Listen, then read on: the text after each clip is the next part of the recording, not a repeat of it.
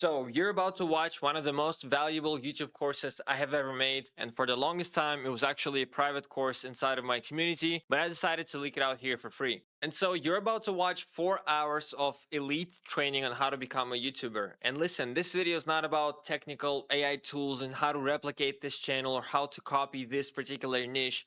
This video is something bigger. This video is going to explain to you what barely anyone even talks about because these kind of things are hard to articulate and gather in the first place. These things cannot be garnered from ChatGPT, these things cannot be Googled, these things can only be gained through experience. And I personally grown this channel to almost 300k subscribers, garnered millions of views, made multiple six figures in profit on this channel, and I've dumped all my knowledge into this single course. And so my guarantee is that by the end of this video, you will come out 10 times more knowledgeable when it comes to YouTube. You're going to understand the rules to this game of YouTube, and you will be able to run up a channel practically in any niche, whether that's personal brand, faceless channel. You will essentially understand the basic principles of running YouTube as a business. And I mean, I cannot wait for what you're about to see in this video. I truly believe that this information is going to be extremely beneficial to you.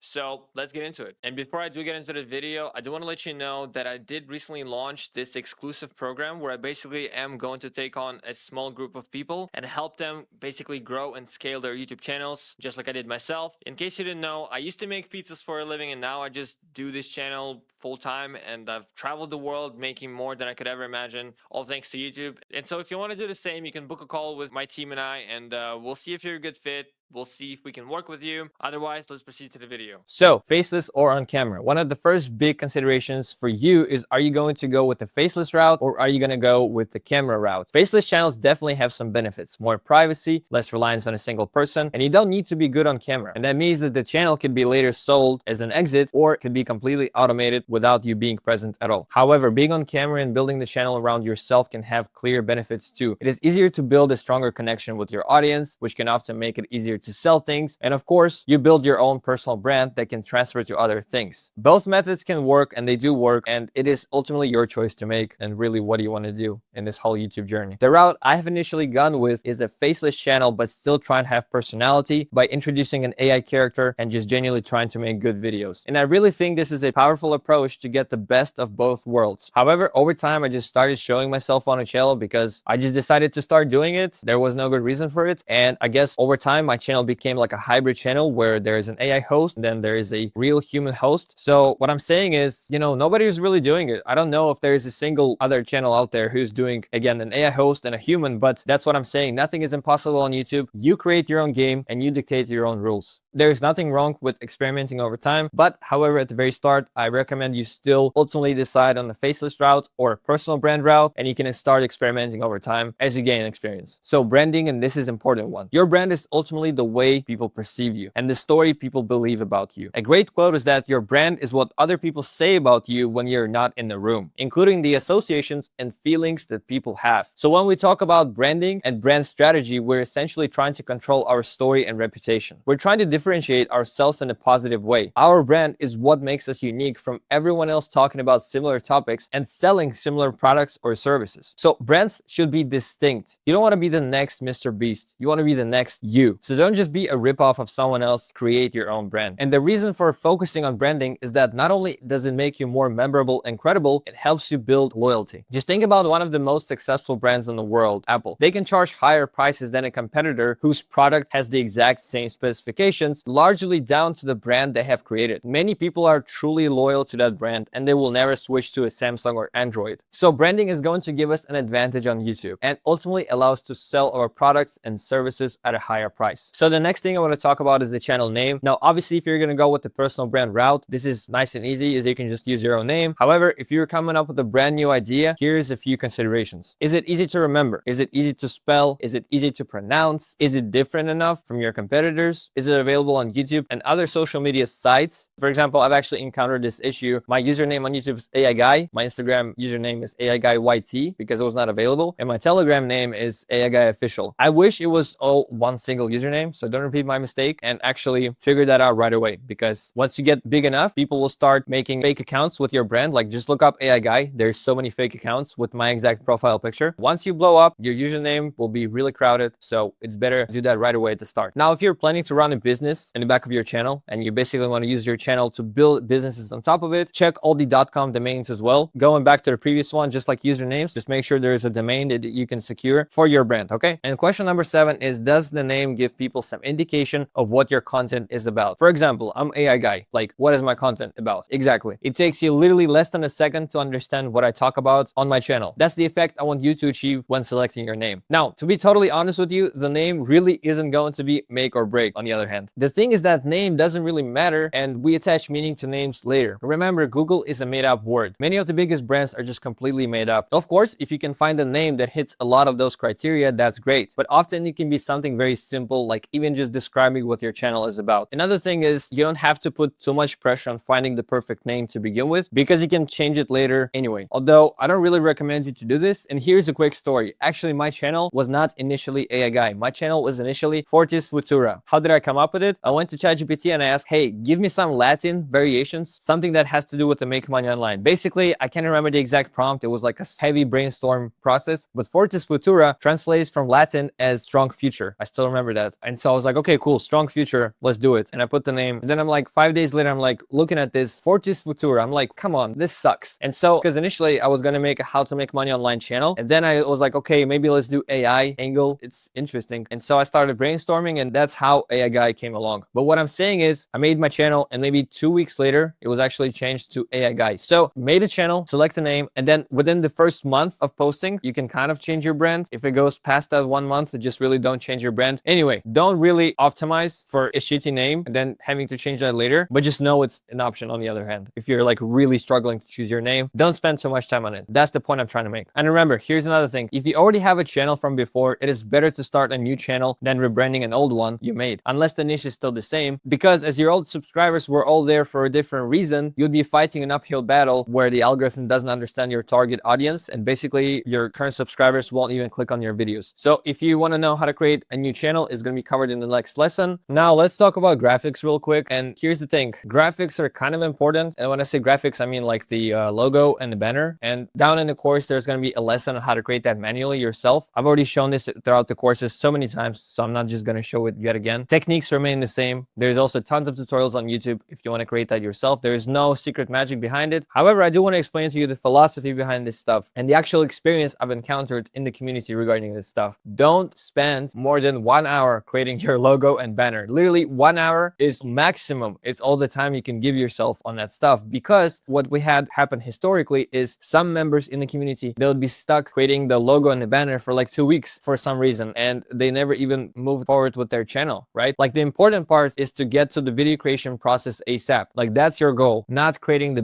best looking banner and logo. It ultimately does not matter. And if you don't believe me, you can go to my main channel and you can kind of see that my banner was made in Canva. Like it looks pretty bad. It looks cheap, to put it the right way. We can go to Mr. Beast channel and look at his banner. His banner literally says subscribe for a cookie or whatever it says. I can't remember exactly, but it was also made by him years ago in Paint, and he doesn't change it because it doesn't matter. Does that make sense? So if you actually want to make it, again, there's going to be lessons down below in the course on how to make it. For making it, you can use Canva, or another thing, a better way is to just go on Fiverr and hire someone to make it for you. It's one of the cheapest things, like $5-10, and the logo and banner is done, and you can move on to the next step, which is creating your channel. So in this video, I'm going to briefly cover the full process for creating videos. To be specific, I'm going to cover 4 key components that make a video, right? So it all starts with the script. The script is typically written by scriptwriter or you and AI. These are the literal words of what will be said in the video. Obviously, it involves researching the topic and turning that into an engaging story or a script that will hold attention. Next up, once the script is done, we get to the voiceover part. And the voiceover is typically recorded by a voice artist, you, or AI. This involves reading the script word for word into a microphone in an engaging way. So the next step is creating the video or editing the video. And it's typically created by the video editor or you. And this involves finding and creating assets to match the voiceover recording. So that includes sourcing stock footage, clips, making graphics and animations, etc., as well as adding music and sound effects. So the next step is the thumbnail, and the thumbnail is typically made by designer or you. And this involves creating a captivating image to represent the video and entice viewers to click. So what are the levels of involvement for each component? So it's important to know that for each different job role we've mentioned so far, you can think of 4 different levels of involvement. Level 1, the task is done fully by you. So start to finish, every single task is done by you, and that's typically where we all start. Level 2, the task is partially done by someone else and they help you with it. All right. So you just outsource some of the processes and you still get the other side of the processes done yourself. Level 3, the task is executed by someone else, but you are the director guiding them and overseeing the process, as well as having input, bringing your specialized knowledge, ideas, etc. And it's kind of what I'm doing right now myself with my channel. So I'm not fully removed. I'm still present in making every single video, but I'm not necessarily clicking the buttons. And level 4, the task is fully automated and you have no involvement. For example, you can look up a channel Brightside. I'm more than positive that this channel is fully automated and there's just a large group of people running this channel. So that's the kind of channel you could fully automate one day. A channel that really has like that personal connection. I don't think you should be aiming to outsource that entirely because it's really about the connection with you and the audience. So just something for you to keep in mind as well. And to begin with, if you don't have money to invest, everything will be level 1 done by you. And this can help you understand each role better. So what I'm saying is I would actually encourage you to do all the videos yourself. Even if you have some money to spend, learning those skills doesn't hurt. So to begin with, if you don't have money to invest, everything will be level 1 done by you. This can help you understand each role better. And there's truly nothing wrong with doing all the work yourself. That's where I started. I did literally everything myself to grow the channel at the initial stage. And that's how most people start anyway. But the quicker you can get more of the tasks to level 3 or even 4, the better, because that's the whole point of the game of YouTube right there, is to get to at least level 3 as quickly as possible. Because a lot of the work is still low leverage. It is low leverage to be clicking buttons. There is nothing wrong with it, but you just don't want to be doing it for too long because yeah, you need people to scale basically. So here's a whole rundown of the video process from beginning to an end. So let's start slightly with the bad news. A bit more effort goes into creating a YouTube video than most people first realize. But the good news is that I'm about to give you a clear system to follow. Throughout this course, we'll be covering each of the stages of production in depth so you or your team know exactly what to do. But in this training, let's start with a simple overview of what happens to go from a random idea to an actual video. So step 1, idea. And we have to be selective about which of those to actually pursue, which may involve a little extra research to make sure it's definitely a subject worth covering. What I mean is we get a lot of ideas, but not all of them are good ideas, if that makes sense. Step number 2, once you've chosen an idea, the research begins. If I'm writing a video, I'll go through lots of different sources and make notes on a Google Doc. In my case, a lot of the research is watching videos of other creators because my niche is just AI. It's a very new evolving niche. So I can't like read books on AI, if you know what I mean. But if you're going for a regular storytelling niche, it might involve checking out sources like Reddit, books, videos of competitors, successful TV shows, you name it. Step number 3, create a separate Google Doc called script and begin turning the research notes into a script. At this stage, you're putting the research into your own words, focusing on the aspects of the story you want to tell and using storytelling techniques to create an engaging narrative. Next, we need to divide the script into different chapters to make it easier to write by focusing on just one key aspect or section of the story at a time. Once you got your first draft of the script, you can go back through and improve it further and do more research on a certain aspects if needed. So in case it sounds overwhelming, and I'm sure it is, here's an example. All right, so let me show you an example. I'm personally planning to create a promotional video on my channel for the very course you're watching right now. So it'll basically be a mini version of this course you're watching now. And so here's the prototype of the script, and it perfectly represents the early writing stage. It is currently just 5 pages long, and the final product will be around 30 to 40 pages long. So yeah, we take this summary and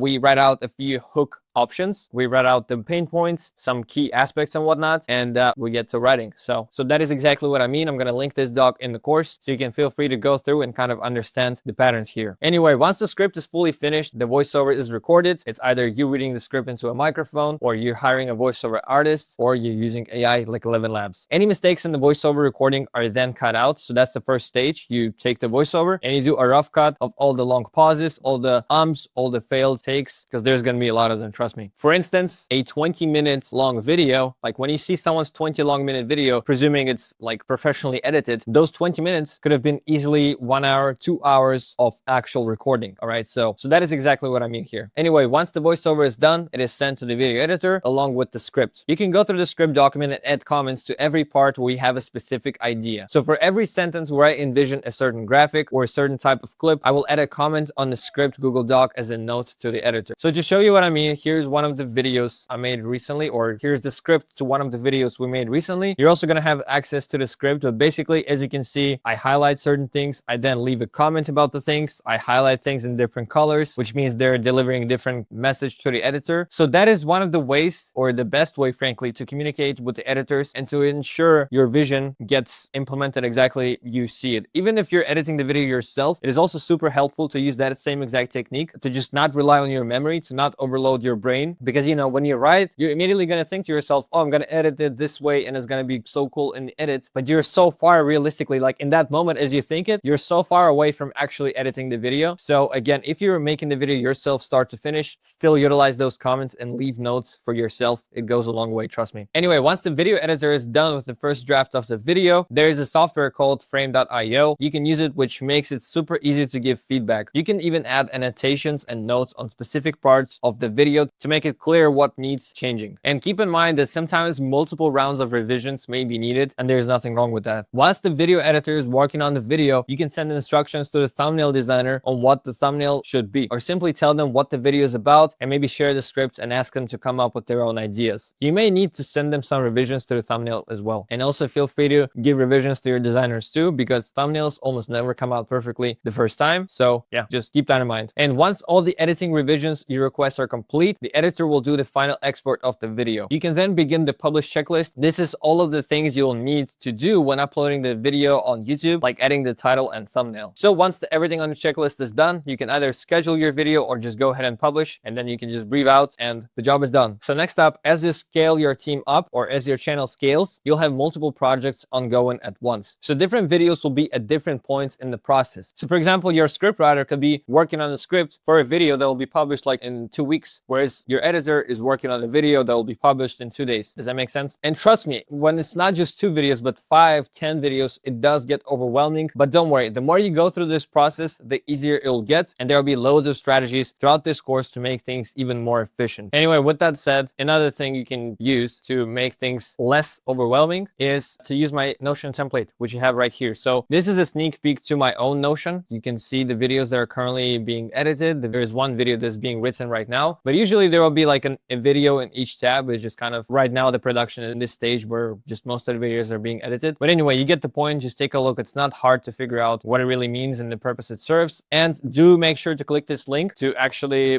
get your YouTube planner template, because again, that is what I use, and it's just awesome. So the next thing I want to point out, and it's a pro tip right here, is you can make the whole process much more efficient by batching, which means that rather than working on one video at a time and going through every stage for every single video, it makes more sense to work on multiple videos at a time and focus on one stage at a time. For example, you can record multiple voiceovers all at once whilst your recording equipment is already set up. Or I mean, I'm making this course right now. I'm not going to make one lesson at a time on every day. I'm going to record the whole course at once. That is also batching, all right? Or you can come up with ideas for multiple thumbnails all at once, or you can write multiple scripts at once. But I prefer to at least get going with 5 videos at once. So it's kind of a monthly time frame. So I aim to post 4 to 5 videos a month. Not every month this target is achieved because I'm working with people. So like there's just so many things to consider in this equation. It gets weird sometimes. But what I'm saying is the goal is to post 4 to 5 videos a month. So at the beginning of each month, like I do start ideating 4 to 5 videos at a time, script them at once. It's just so much better and easier. Now, here is a full publish checklist SOP. So give it a read, take a precise look, and make sure to follow every step during your upload process, because those steps do help your videos to rank better and perform better as a whole. So yeah, enjoy that. And remember to use the YouTube Planner Notion template. Just click here and then make a duplicate of the template, and it'll be yours to use. With that said, I'll see you in the next lesson. So this is one of the most important lessons in the course, and I'm probably going to say this a few more times in other lessons, but trust me, this is a very, very important lesson. So please do not skip this and just have some patience, watch it through. It's probably going to be one of the longest lessons in the course, but let's just get to the point right away. Okay, so coming up with video ideas, how to find topics and never run out of ideas. I want to start by noting that the most productive people tend to be those who have managed to turn their work into something they genuinely love. For example, look at Alex Hermosi, who is absolutely dominating the business space. He talks all the time how much he enjoys the game of business. The more you can transform your work into something you enjoy, the more productive you'll become, and the easier it'll be to actually get things done. For example, I'll speak for myself. I did not mind spending time researching about AI when I was starting out, because I would have wanted decided to watch it anyway, even without making a video. You see, it was interesting to me, so it ended up being interesting to my audience too. Of course, just like when choosing a niche, there are additional factors we'll discuss soon to ensure your idea is truly worth pursuing, since finding something appealing doesn't automatically mean that you should make a video about it. But from an idea generating perspective, I genuinely believe this is one of the most powerful approaches out there. So the next time you find yourself genuinely captivated by a topic, researching it, wanting to learn more, talking about it, you might be onto something. Think about what you are already spending your time learning or discussing. Something that can be turned into a video, that's a strong sign. And if not, it may indicate your niche isn't aligned closely with your personal interests. Does that make sense so far? Basically, you have to be interested in what you do, in what you make content about. So what that means is, and if you're not interested in a topic that your niche is all about, you're setting yourself up for a trap. I promise you that, and you will burn out and you will give up on your channel. So you might as well go with a niche and pursue ideas that you enjoy. All right. So here are some basic research strategies. We're going to cover some of them more in the upcoming lessons, but for now, here's like a brief rundown. So number one is the research tab in your YouTube Studio Analytics. So literally YouTube shows you the trends and what audience is watching. So it's a super cool place to get started. And step number two, and this one will take time for your channel to build before it starts showing up. So if you have a brand new channel, you're not going to see this tab, but once you post some videos and you build some audience, YouTube unlocks the most amazing place in your YouTube Studio. Like when you go to the audience, and then you're going to see a section called what your audience watches. And this is just amazing. My personally number one place of research where I go for ideas. Seriously, literally YouTube does all the homework for you. It shows you what your audience watches actively. And so if you ever feel lost, just come here and you'll always find a good idea. Number three is use the YouTube search bar. Begin typing phrases tied to your niche and you'll see the most common searches. This is a fantastic way to figure out what people are actively looking for and whether there is a gap you can fill. So in case it sounded complicated just now, here's what I mean. So if I go on YouTube and my niche is YouTube automation, so I'll type in YouTube automation and we can see all of these ideas that people are looking for. Maybe YouTube automation is not the best example, so I'll use healthy food. And as you can see, it gives us further ideas. So for example, healthy foods to eat, healthy food versus junk food, healthy foods to lose weight. You get the point. So just type in your keywords, don't press enter, but just keep playing with your keywords and you'll get all kinds of researches. Maybe healthy food 4, and then we get a whole lot more ideas. So now I think you really get the point. Number 4 is look into your most popular topics, questions, stories, mysteries, or intriguing concepts in your niche. So literally go find some popular videos and start your research there. Number 5 is browse books related to your niche. This is not for those who are like in the AI or tech niche, but if you're doing a historical or like documentary or storytelling channel, or looking at books and just drawing inspiration from there is a huge one. Next one is ask the audience. Literally just yesterday, I posted a story on Instagram with a sticker note, like, what do you want to see? Give me some ideas. And people be sending me ideas. Like I already have like a list of 50 ideas overnight just from the audience. So yeah, ask your audience. Where you can do that is grow a side platform like Instagram or Discord or Telegram, or you can go into YouTube's community tab and simply ask questions there as well. Number 7, you can ask AI. Obviously, just what you can do is if you find your competitor, just screenshot their channel, take it over to ChatGPT and ask ChatGPT, hey, based on this competitor and the video titles they're making and their whole niche, give me some ideas. And it could be a cool place of research. And it can be a cool starting point of research as well. Number 8 is look at other languages. There might be content on international channels that will be completely fresh to your current audience if you adapt it into your own language. For example, I do want to show you this case study. So there's this Russian YouTuber called A4, and I know him because I'm obviously from Russia. And what this guy, I don't know if he does it now, but I remember a few years ago, there was a lot of drama around this guy. And what he did, you can obviously tell what he did. He just copied Mr. Beast. And not just, he didn't like get inspired by Mr. Beast, right? He literally downloaded Mr. Beast's thumbnail and used his thumbnail, like Photoshop his thumbnail. Inside of the video is, I'm sure, also copied. And looking at the title, yeah, it's also copied. Everything here is copy pasted. And there's more of that. You can obviously see like this is a copy paste and this. So I'm not encouraging you to copy from Mr. Beast and make it in other languages, but just, you know, if you're doing some niche, like I don't know what niche, really any niche, translate that niche to Spanish, to French, to Italian, maybe to German, maybe to Dutch, maybe to Swedish, basically all the like expensive regions in the world where besides America, like where the RPM is high, go into these languages and do some research there. You don't know what you're going to find there. Okay. And it's like, you have no excuse not to do the research. Like, you know, all the languages because ChatGPT knows all the languages. So you can basically go into ChatGPT and say, hey, this is my niche, like original niche, and I want to do some research in, let's say, German language. So give me a set of keywords in German that I can use to research the German side of YouTube, given the fact I don't speak the language. I think it makes sense. So number 9, keep an inspiration folder. Maintain a list of reliable idea sources, such as certain blogs, blogs or social media accounts that consistently post compelling information related to your niche. When you need inspiration, refer to those. What you can also do is you can subscribe to newsletters from your niche and really all kinds of sources. Just get creative. Now, the list strategy. This one is important. Ideas can pop up from places totally unrelated to YouTube, and often when you're not even trying to find them. You could be watching TV or taking a shower, or you could be at a grocery store just like checking out, paying for your groceries, and suddenly a video idea strikes. For me, like I just said, personally, it's weird, but when I go grocery shopping, I'll get an idea. And so what you have to do is, what happens is if you don't note it down right away, I promise you 10 minutes will go by and that idea will evaporate completely. So that is why you should set up a document on your phone, maybe a Google Doc or a pinned note in your notes app, or you can use Notion app on your phone. It's up to you what exactly to use, whatever is convenient to you, but you have to have that, and you have to call it like idea list and just be always writing down ideas on that list once you get them. This is powerful because we come up with ideas all the time, but we forget them or scatter them across random places. I had that issue early on, and I'm sure a lot of you are going to relate with bits of paper and random notes everywhere. I'll just be writing down ideas. But having one centralized list for ideas really makes a difference, and you'll find you start to notice and record ideas more often when you develop that practice. Let's say you're chatting with someone and they ask a great question or share something that catches your interest. Right after work, you note it down in your idea list. Then when you're ready to make a video, you'll have a long list of potential topics ready to go. So make that commitment to keep a single central list of all your ideas and to write them down as soon as they come to your mind. That way, everything stays in one place and none of your ideas slip through the cracks. So another excellent strategy is to check out the top channels in your niche, basically your competitors, and sort their videos by most popular. This immediately gives you a list of topics with proven viewer interest. And so if the topics are still relevant, and I'll tell you later in the course how to determine that, you can recreate those videos in your own style. Because you know, people want to see it. You simply put your spin on it, share your own perspective, add personal anecdotes, and use your unique style of editing and storytelling. You're not copying, you're putting a fresh twist on a proven concept. And that's important to understand. Every single person on YouTube steals like an artist. At least every person who has seen some kind of success to a degree, they all steal from each other. It's just the rules of the game. Now, here's the thing. If you're going to tell me, oh, well, how do I actually come up with video ideas? Give me more of a practical advice. Okay, if you want 100 video ideas right now, open a spreadsheet like a Google Excel sheet, pick 10 channels in your niche and pull 10 ideas from each channel's most popular videos list. That gives you a spreadsheet of 100 topics that you already know have an audience, and you can make new up-to-date versions of them. There's a saying, success leaves clues. It's incredibly effective to take inspiration from what's worked and then make it better or give it a new angle. The good news is plenty of YouTube content isn't top quality. You can easily surpass it using the tactics we've covered in this course. That's exactly what I did with some of my videos. For instance, this video on my channel that is currently one of the most watched on the channel, the idea was copied. However, I didn't find a way to make it better if we compare it to the video I copied. So I took an already viral concept and found a way to make it even better, aka give people more value at a higher scale. All right, this is the secret recipe right here. And for context, the original video I copied the idea from, I think it's sitting at around 300,000 views, and my video is sitting at over 1 million views. So what I'm saying is, even if something goes crazy viral, and for my niche 300,000 views is already crazy viral, you can still take that, make it better, and have 1 million views. All right, so nothing is impossible. There is a piece of advice many people overlook. Repeat this process for your own channel too. Create more videos around the topics that performed best for you, because that's clearly what your audience enjoys. One of the biggest lessons I've learned is that it's okay to repeat yourself on YouTube. You don't have to make an identical copy paste of your previous video, but you can definitely revisit the same topic or style, especially since new subscribers may not have seen your older content and even long-time viewers might have missed it. So what I'm saying is repetition on YouTube is good to an extent. And for those who did see the original video, they've already interested in a topic, they might think it's just episode in the series or whatnot, so they'll likely be happy to see more of it. Plus, people typically need to hear a message multiple times before it truly sinks in, so by revisiting your strongest content, you're actually doing them a favor. You may also have new insights, stories, or examples by now, and that makes it a fresh take overall rather than just copy pasting your old video. Essentially, you're building on the success of your most popular videos. Okay, does that make sense? The next tactic is become a mad scientist, aka the remix strategy. The idea behind the video isn't just about what topic you cover, it's also about how you bring it to life. YouTube offers a huge range of format possibilities, like lists, for example, 4 reasons to do this, or vlogs, or interviews, or reaction videos, or documentaries, or video essays, or tutorials. And even within each format, there are countless creative decisions you can make that set your video apart. There's a popular saying, steal like an artist, which basically means nothing is completely original and that all new creations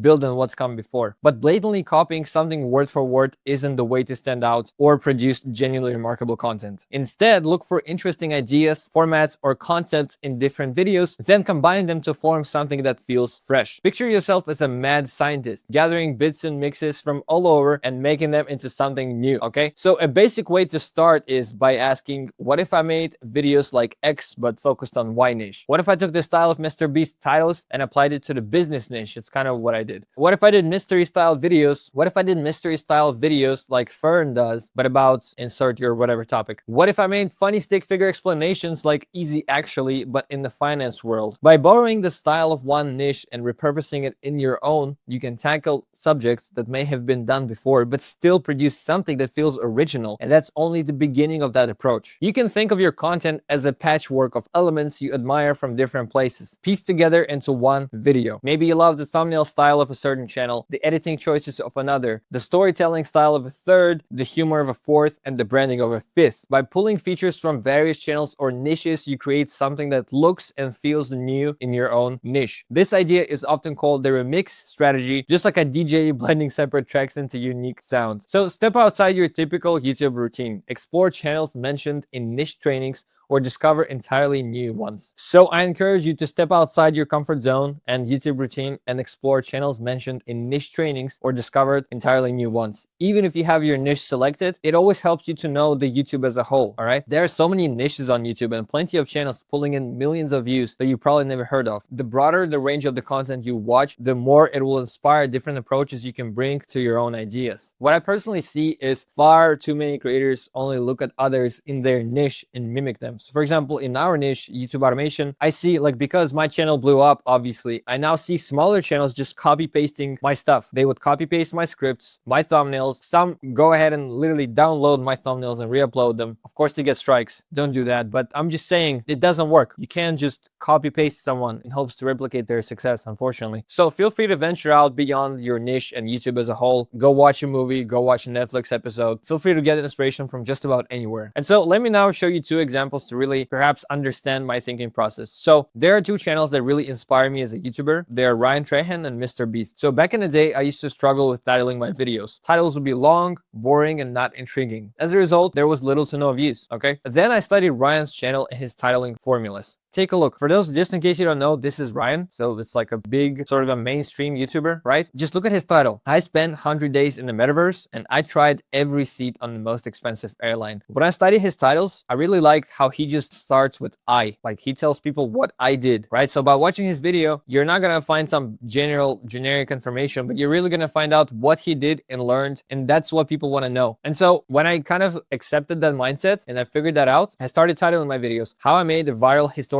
Documentary. And that was one of my first videos to really like blow up heavily. And that's the first video with me on camera to actually get some massive traction. And getting 250,000 views on a YouTube automation tutorial is truly a lot of views. So yeah, it's a successful case. Or this video I made recently, I copied 10K a month YouTube automation channel full course. You can just tell how it's definitely taken inspiration from here. And so that's the point I'm trying to make here. All right. Example number 2. And this one is very interesting. And I'm not sure how you can really replicate this, but I just believe it's going to teach you a lesson and really open your mind to something new. So last summer, in the summer 2024, I want to make like a crazy idea. Okay. I really sat there for multiple days, did nothing but just think about the new video idea. And I accidentally came up with the 10-hour course idea, which is that video, the infamous 10-hour course. Yeah, it got 1.5 million views. Of course, you all know this video, but yeah, so how did it all happen? How did I come up with this idea? So in order to get inspired, I was doing exactly what I just mentioned. I was scouting other channels from different niches in order to discover something groundbreaking. Then I thought to myself, let's go to Mr. Beast, scroll down to the era when he was basically broke in his room, and let's see what it is that he did that made him go viral. All right. Does that make sense? I was just curious and I really wanted to analyze what he was working with when he had nothing to work with or employees to leverage. He had only his ideas and his time. And so when I was doing this research, I found these videos, and objectively speaking, those are like 10 to 24 hour complete degenerate and brain rot videos. Objectively, no offense to Mr. Mr. Beast, but like, come on, counting to 200,000 road to a mil for 24 hours, or I counted to 100,000 for 24 hours. And he was like, it was that era of his channel when he was making these ridiculous long videos. And so I was like, okay, the fact they're so long yet meaningless is exactly what made it work, in my opinion. Like, to me, it was evident right there and then, like, why they went viral, because they're long and retarded. Like, that's why, like, people have never seen this before. So I was like, okay, cool. But then as soon as I saw his videos, I remembered that in November 2023, this video was released, an 18-hour dropshipping course. So I've already known about this video from like the past, all right? But it stuck with me. Ever since Jordan Brown made this video, I was like, wow, like I want to one day create like a long course on YouTube. I knew it back then, but I don't know, it just kind of didn't stick with me. But anyway, once I saw the videos from Mr. Beast, for some reason, I immediately remembered this video and everything clicked. I just decided to make a compilation of my videos and apply a proven to work format from Mr. Beast and the dropshipping case study to my own niche, and the rest is history. It's a weird process. Like, I cannot explain exactly how I came up with this idea, but that's kind of how I did it. Honestly, like, as funny as it sounds, like Mr. Beast and these videos from him inspired me to make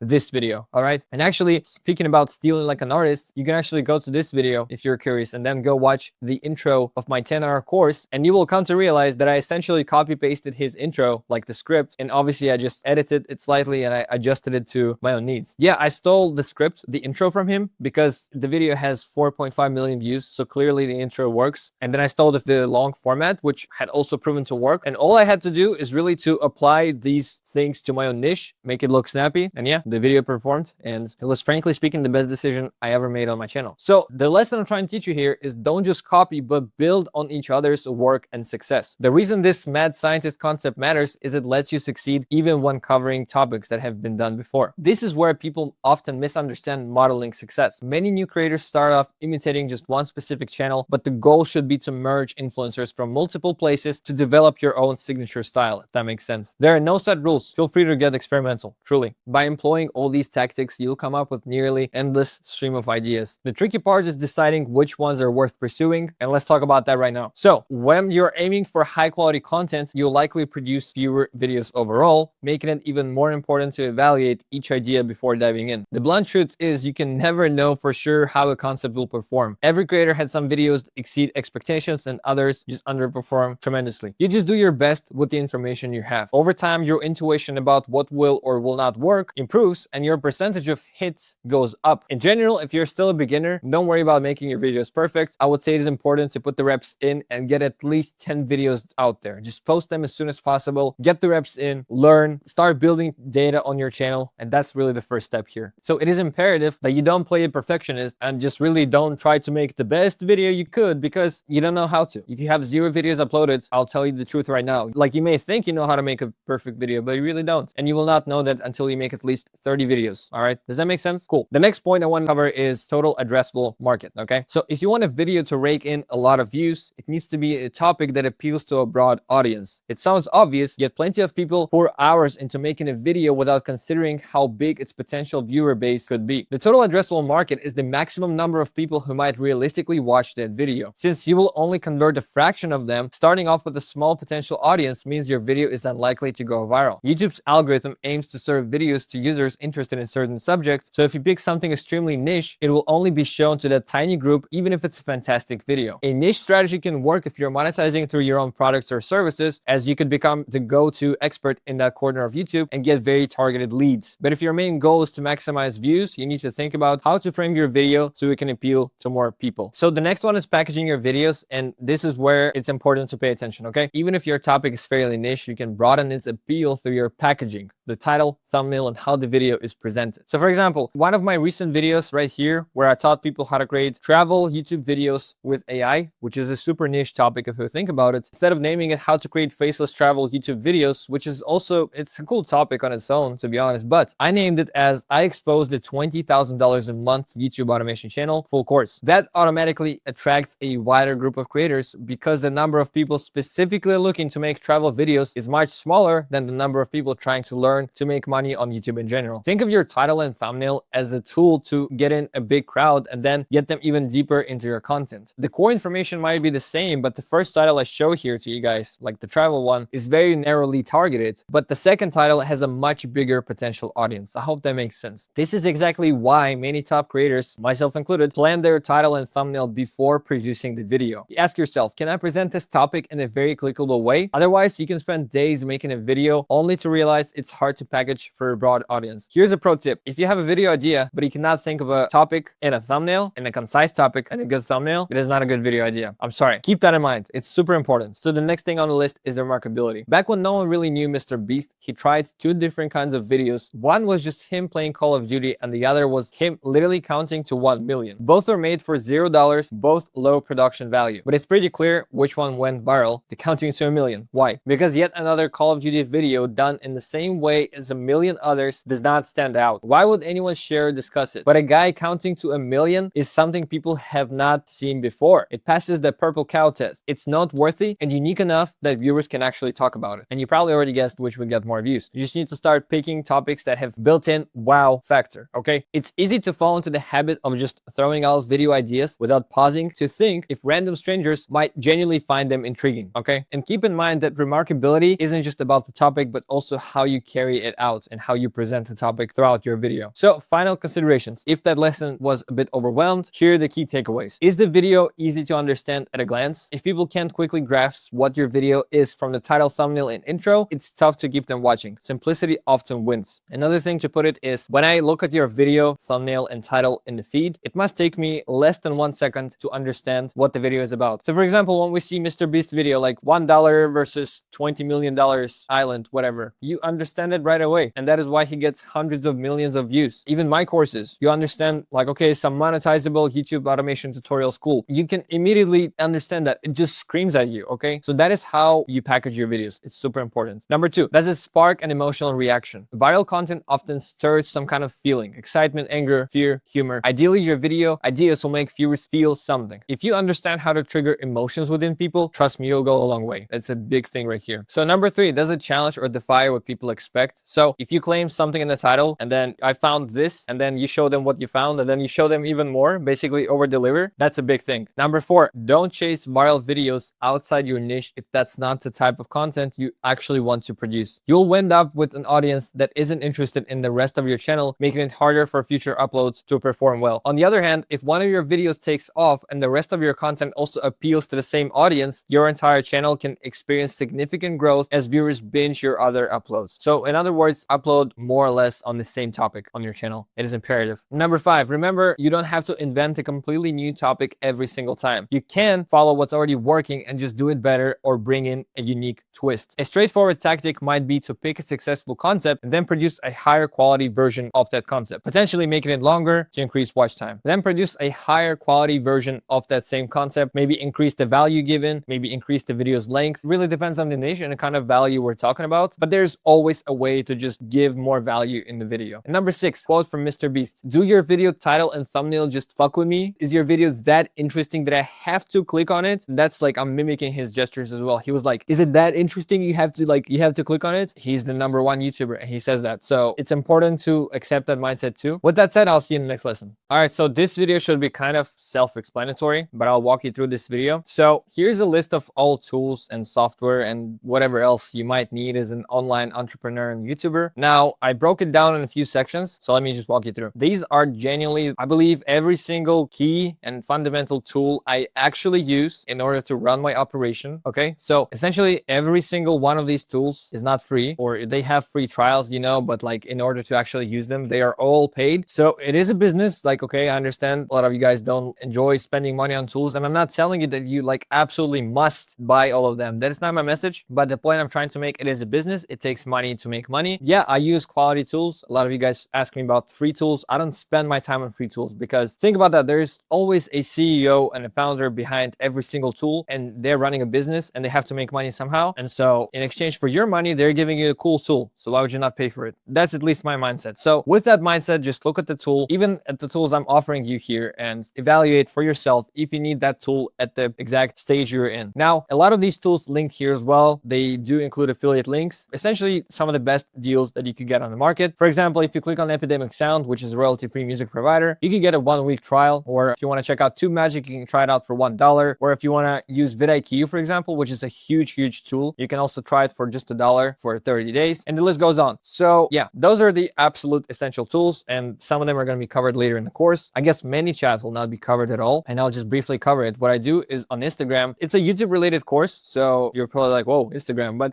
yeah, what I do nowadays is I'm first of all growing my Instagram. The reason I use ManyChat. So for example, just today I posted, this is a snippet of one of my YouTube videos. So you can see it says comment views to get linked to a YouTube video. And so you see all these people commenting views. And so what the AI does, ManyChat does, is it sends them to a YouTube link and, you know, they get funneled automatically to my YouTube channel. So you see all these 100 comments. Well, it's technically half of it because half of the comments is my replies, but you get the point. At least 50 people just today were funneled to my YouTube channel automatically from Instagram, which is a super cool tool. And it's a super cool strategy for you guys to apply. Later this year, I'm going to make an Instagram course, perhaps. So that'll be covered there. But just so you know, FYI, so to speak. But yeah, super cool tools, super useful. Now, if you want to know like all the tools, like if you want to just get like an abundance of tools, you can click right here. I wrote this article in the Academy a few months ago in October. It's a huge list, literally everything you could use. I don't use like probably every single tool. So I don't use these, right? Because I've outsourced design. I don't use Discord for my community, for example. And I use School for my community, but you can run a private community on Telegram, on Discord, or School. So basically for each aspect, I listed like all the good options, regardless of whether I use them or not. Does it make sense? For the most part, I still use these apps, but you get my point. I just really do not, I don't want to say I use every single tool here because it's ridiculous. Like no one would even believe me. So just so you know, and here's the equipment as well, because a lot of you are probably interested, like how do you even do all this? And now I'm here to tell you something interesting. So the two single most important areas of investment for you, no matter the stage, no matter what, if you don't have money, I don't care. You can go get a job. And the first thing you purchase when you get a job, just like I did, I got a job. And the first thing I invested in a long time ago was the computer. This computer right here. At the time, I think it was like $1,500. Now it's a little over $1,000. You don't have to get this specific computer. Just type in gaming laptop and around like $1,000 to $1,500, you can get something nice. Having a quick computer is imperative. It is essential. If you have a slow computer, you're sacrificing your time. Be very open-minded to just going out there, getting a job and investing in your computer. So the second most important area of investment is having a monitor. And truly, it's such a game changer. And in my case, I used one of the cheapest monitors. Like what is it worth nowadays? 120 bucks. I believe that's the price I paid for it. And yeah, it's just the most simple monitor, but it goes a long way and it helps you to just kind of like scheme, write, make videos, not even like editing, like not for that kind of technical stuff. Even nowadays, I enjoy two monitors because you can just see more, you analyze more, okay? Truly a game changer. And do not be cheap. Like again, even if you're broke, go out there, get a job, invest in those two things, because I have to be honest with you, without a quick computer, fairly quick computer, and without a monitor, I don't know if I would be really able to grow so quickly, because it goes a long way. Yeah, these things are kind of basic, whatever, just essentials. But overall setup cost, actually, camera is not necessary. It was just my choice to obviously start making videos. But ultimately, your starter pack setup should be under $2,000. You can, of course, go bigger, but maximum you need $2K to get started. And no matter where you are in the world, I know that you can just go get a job and make that kind of money. It's not that much money, all right? It's really not in the grand scheme of things. And so there's, again, no excuse to not have at least somewhat acceptable gear, those 2 points, when you're starting out. Now, here's the gear I use nowadays, and I don't regret really spending. My current setup is probably worth like over $7,000, $8,000. You could count. Actually, I didn't count, but like it's probably even approaching $10,000, anywhere from $7,000 to $10,000. And so let me just break it down why it's the case and how do I utilize the setup. So laptop, the one I'm using now, this beast of a laptop, wow, it's so cheap. It's on crazy discount. I bought it for $4,000 and now it's less than $3,000. Amazing. Go grab it and make sure to use my link, by the way, this one right here. So yeah, I mean, jokes aside, thanks to this beast of a computer, like actually this is something not many people understand. So I obviously have this 10-hour course posted, but do you understand it's rendered in 4K, by the way? Do you understand the computing power it requires to render a 10-hour video in 4K? No, you don't understand. Let me tell you that, because with this beast of a computer, and it's truly a beast, like if you just look at these stats, but it took me over 24 hours to render the video and another like 12 hours to get it uploaded. All right. And my old computer would not be able to do this. I know as a beginner, you're probably not gonna go ahead and just upload a 10-hour video, but hey, if you ever decide to, if you ever want to, this computer will not allow you to do so. And same goes for the 25-hour course. I was able to render it on this computer, which took like 48 hours. So the more expensive your gear is, the bigger your computing power is, literally, the stronger you become as an entrepreneur, the bigger moves you can make, like literally the bigger videos you can render, process, right? Does that make sense? I hope it does make sense. Also, another, like buying a cool monitor, not cool, but like higher quality monitor, because yeah, the previous monitor was an absolute garbage. Like it did get the job done at the start, but ultimately it's garbage. But this one is amazing because it's very wide. Actually, I now treat it as 2 monitors.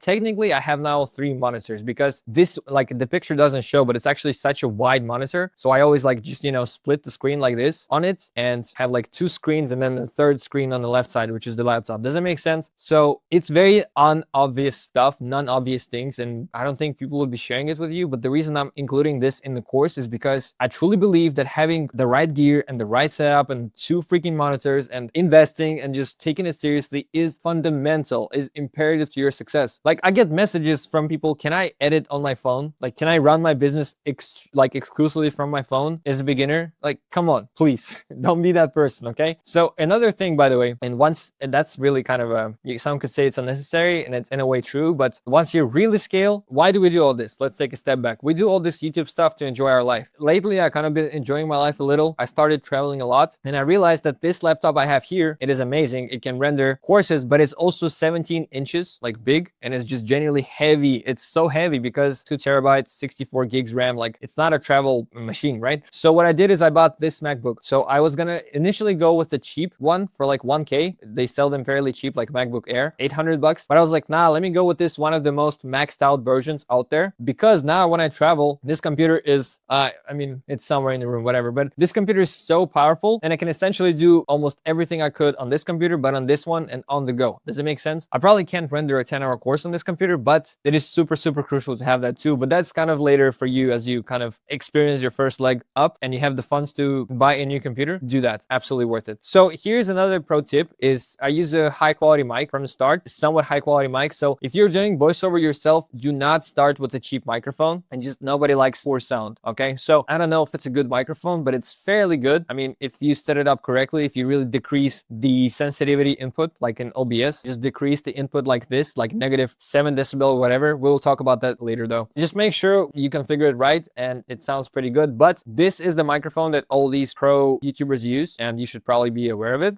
Not this one, but yeah, this one. So this is like the most mainstream cliche high quality microphone. I'm gonna buy it soon too. It's kind of on the list. I'll purchase it because I want to start making more of the narration videos. Another mic I use, the one I'm using right now, is this one, wireless mic. And here's actually the microphone I just mentioned. So this microphone right here, or right here, yeah. So this is the one. This is the OG mic I used to make the old courses, the old videos, and it served me well, but it's very limiting. When I use this microphone, I can really just sit here like a robot and just speak at one angle into it, and I can't really move. I can't really be myself. I just sit here like a robot and I just talk, because like it really has to be like angled out. If I talk like in a different direction, the sound will be off. I promise you that. But with these microphones, obviously I'm just being myself right now. I'm just like goofing around and whatnot, and I'm just talking, and I have the full freedom of movement, and it's quite an amazing feeling. Not only that, it's portable, so if you want to shoot some content, it goes a long way. So check it out if you want to. I'm just gonna link all these other things I use. I bought a new camera, so it's probably worth mentioning, but all these things are rather secondary. Like, yeah, I did buy a cool mouse, I did buy a cool keyboard, but you can just as well type, like, it is $200, but you could just type on a $20 keyboard and you'll be fine. Okay, to sum this lesson up, I know I was probably yapping a lot and I apologize for that, but if you made it to the end, again, here is the most critical area of investment from the start. Laptop, period. Can't afford it, get a job, I don't care. Number 2, monitor. You should be able to like afford it too. Like, come on, you can buy like a pre-owned monitor on eBay for like 50 bucks. You'll make it work if you want to. And if you're doing voiceovers towards yourself, it is imperative you buy a microphone that is at least at this price level and it is at least that good. And with all that being said, the gear is done. Let's continue to the next lesson. All right, so here we are back with another mindset woo-woo lesson. With all seriousness, I encourage you to stick to this lesson because, yeah, like I said, I'm mostly going to be dropping mindset game in this lesson, but I truly believe that without the right mindset, you have zero chance to succeed in this game or in any segment of the online business. So with that being said, let's dive in. So how do you maintain motivation and consistency with content creation, even if progress feels slow? Firstly, I highly suggest creating a pinned list in the Notes app on your phone called Motivation List. I've already created a video idea list. Do not confuse those. In this list, you will include anything that makes you feel genuinely motivated, excited, or determined to succeed. This should also feature the deeper why behind your decision to do YouTube. For instance, sure, everyone wants to make money, but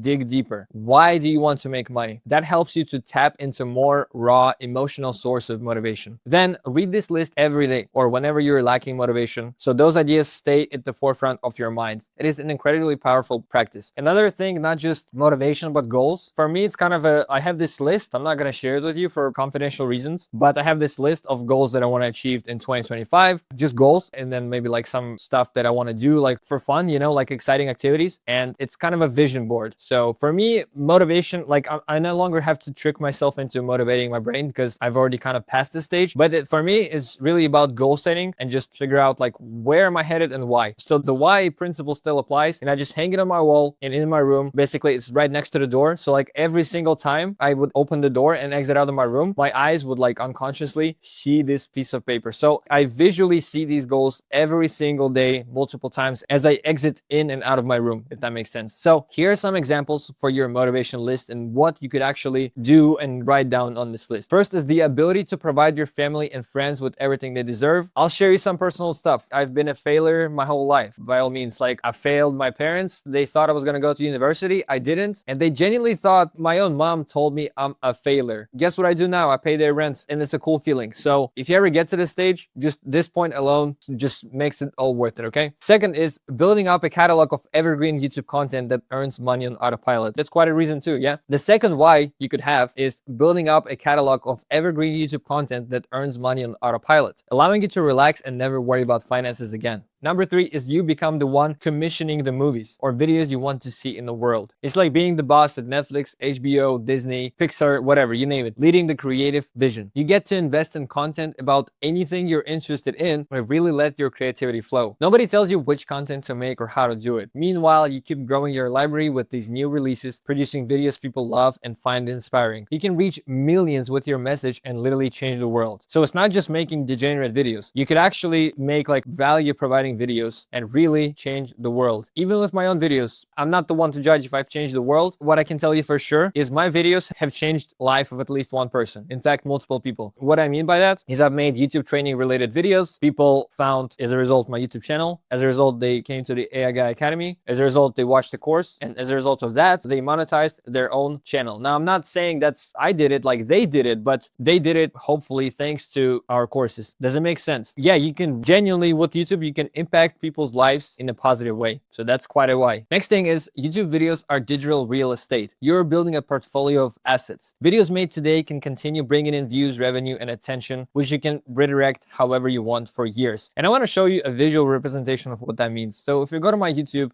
studio and then we go to analytics and we go to see more, you can see that the videos that are getting most of the views are the videos that were published fairly recently, but not all of them. So for example, this video, how to create a viral scary story videos, is just getting 100 views like every other day, but it was made in May and it's been like almost a year basically, or whatever, 7-8 months. A video that was made on December 1st 2023, it's been well over a year and it's still getting views. You know, video made a couple months ago is still getting views. You get the point. It is actually a library, a collection of videos that just get views for a long period of time, which all compounds. Number 5, and this is a tricky one, I don't recommend you to setting money as your goal, because once you achieve the monetary goal, it might lead you to a tremendous burnout, because However, you can still visualize what you can do with the money. So for example, for me, I always dreamed of being able to travel freely whenever I want, wherever I want. Now I've achieved this. I can truly go wherever I want, whenever I want. And it's awesome. And it was worth all the struggles I went through. So picture the possibilities that open up. Really picture your why, like what do you want to do with the money, why you want to make the money, and go from there. And in the meantime, here's an interesting quote I love that says, entrepreneurship is living a few years of your life like most people won't, so you can spend the rest of your life like most people can't. Entrepreneurship is living a few years of your life like most people won't, so you can spend the rest of your life like most people can't. And no, this was not editing mistake just now. I did explicitly and purposefully said this twice so that it really stakes in your brain. Please remember that. Okay, number 6 anyway. With a talented A-player team making fantastic content, there's no limit to YouTube's scale. It can become a machine that basically prints money on autopilot. Your YouTube channel turns into a cash cow that unlocks countless opportunities to do whatever you want. Now, that one is tricky. I don't want to make it seem easy. The start is always not easy, but truly, once you start and grow and scale, it gets easy. Anyway, ultimately, your list can contain anything that genuinely fires you up. It could even be a short video clip, like a specific movie scene that puts you in a creative, motivated mood. Or you can make a note to yourself, like record a video of yourself just like talking and setting your goals to the future. And then a few months down the road, if you're feeling overwhelmed or you want to give up, just look at this video, look at how far you've come, and think twice if you want to give up or not. Anyway, the main point here is that YouTube is the absolute toughest at the beginning. Not only do you lack momentum, but as a solo creator, you're juggling so many roles at once, like idea generator, scriptwriter, video editing, graphic designer, producer, videographer, analytics analyst, community manager, brand deal manager, marketer, backend guy, front-end guy, CEO, customer support, you name it. Literally, like if you want to scale your brand, actually do it all the way. All these things you will have to learn and do. It's not just making videos. So no wonder it feels challenging at first, but trust me, it's worth it. And your future self will be grateful for the work that you are putting in right now. As your channel grows, you'll hand off more tasks, so the process becomes easier once you have a team supporting you. The main issue is that most people quit before they hit the tipping point where everything starts flowing and the momentum builds. Now, with that said, I want to draw your attention to this picture. Self-explanatory, the picture. I mean, this is the guy at the top is a guy who has like 10 videos posted, right? And the guy at the bottom is the guy that has like 35 videos posted. And the video number 36 would be his groundbreaking video, but instead he just chose to give up, all right? And this guy, as he keeps digging, it doesn't matter if it's going to take him 20 videos, 50 videos, 200 videos. Like I hope it does not take you 200 videos really, but even if it does, he's still going to be posting them, and slowly but surely he will get to the gems, all right? Now, if you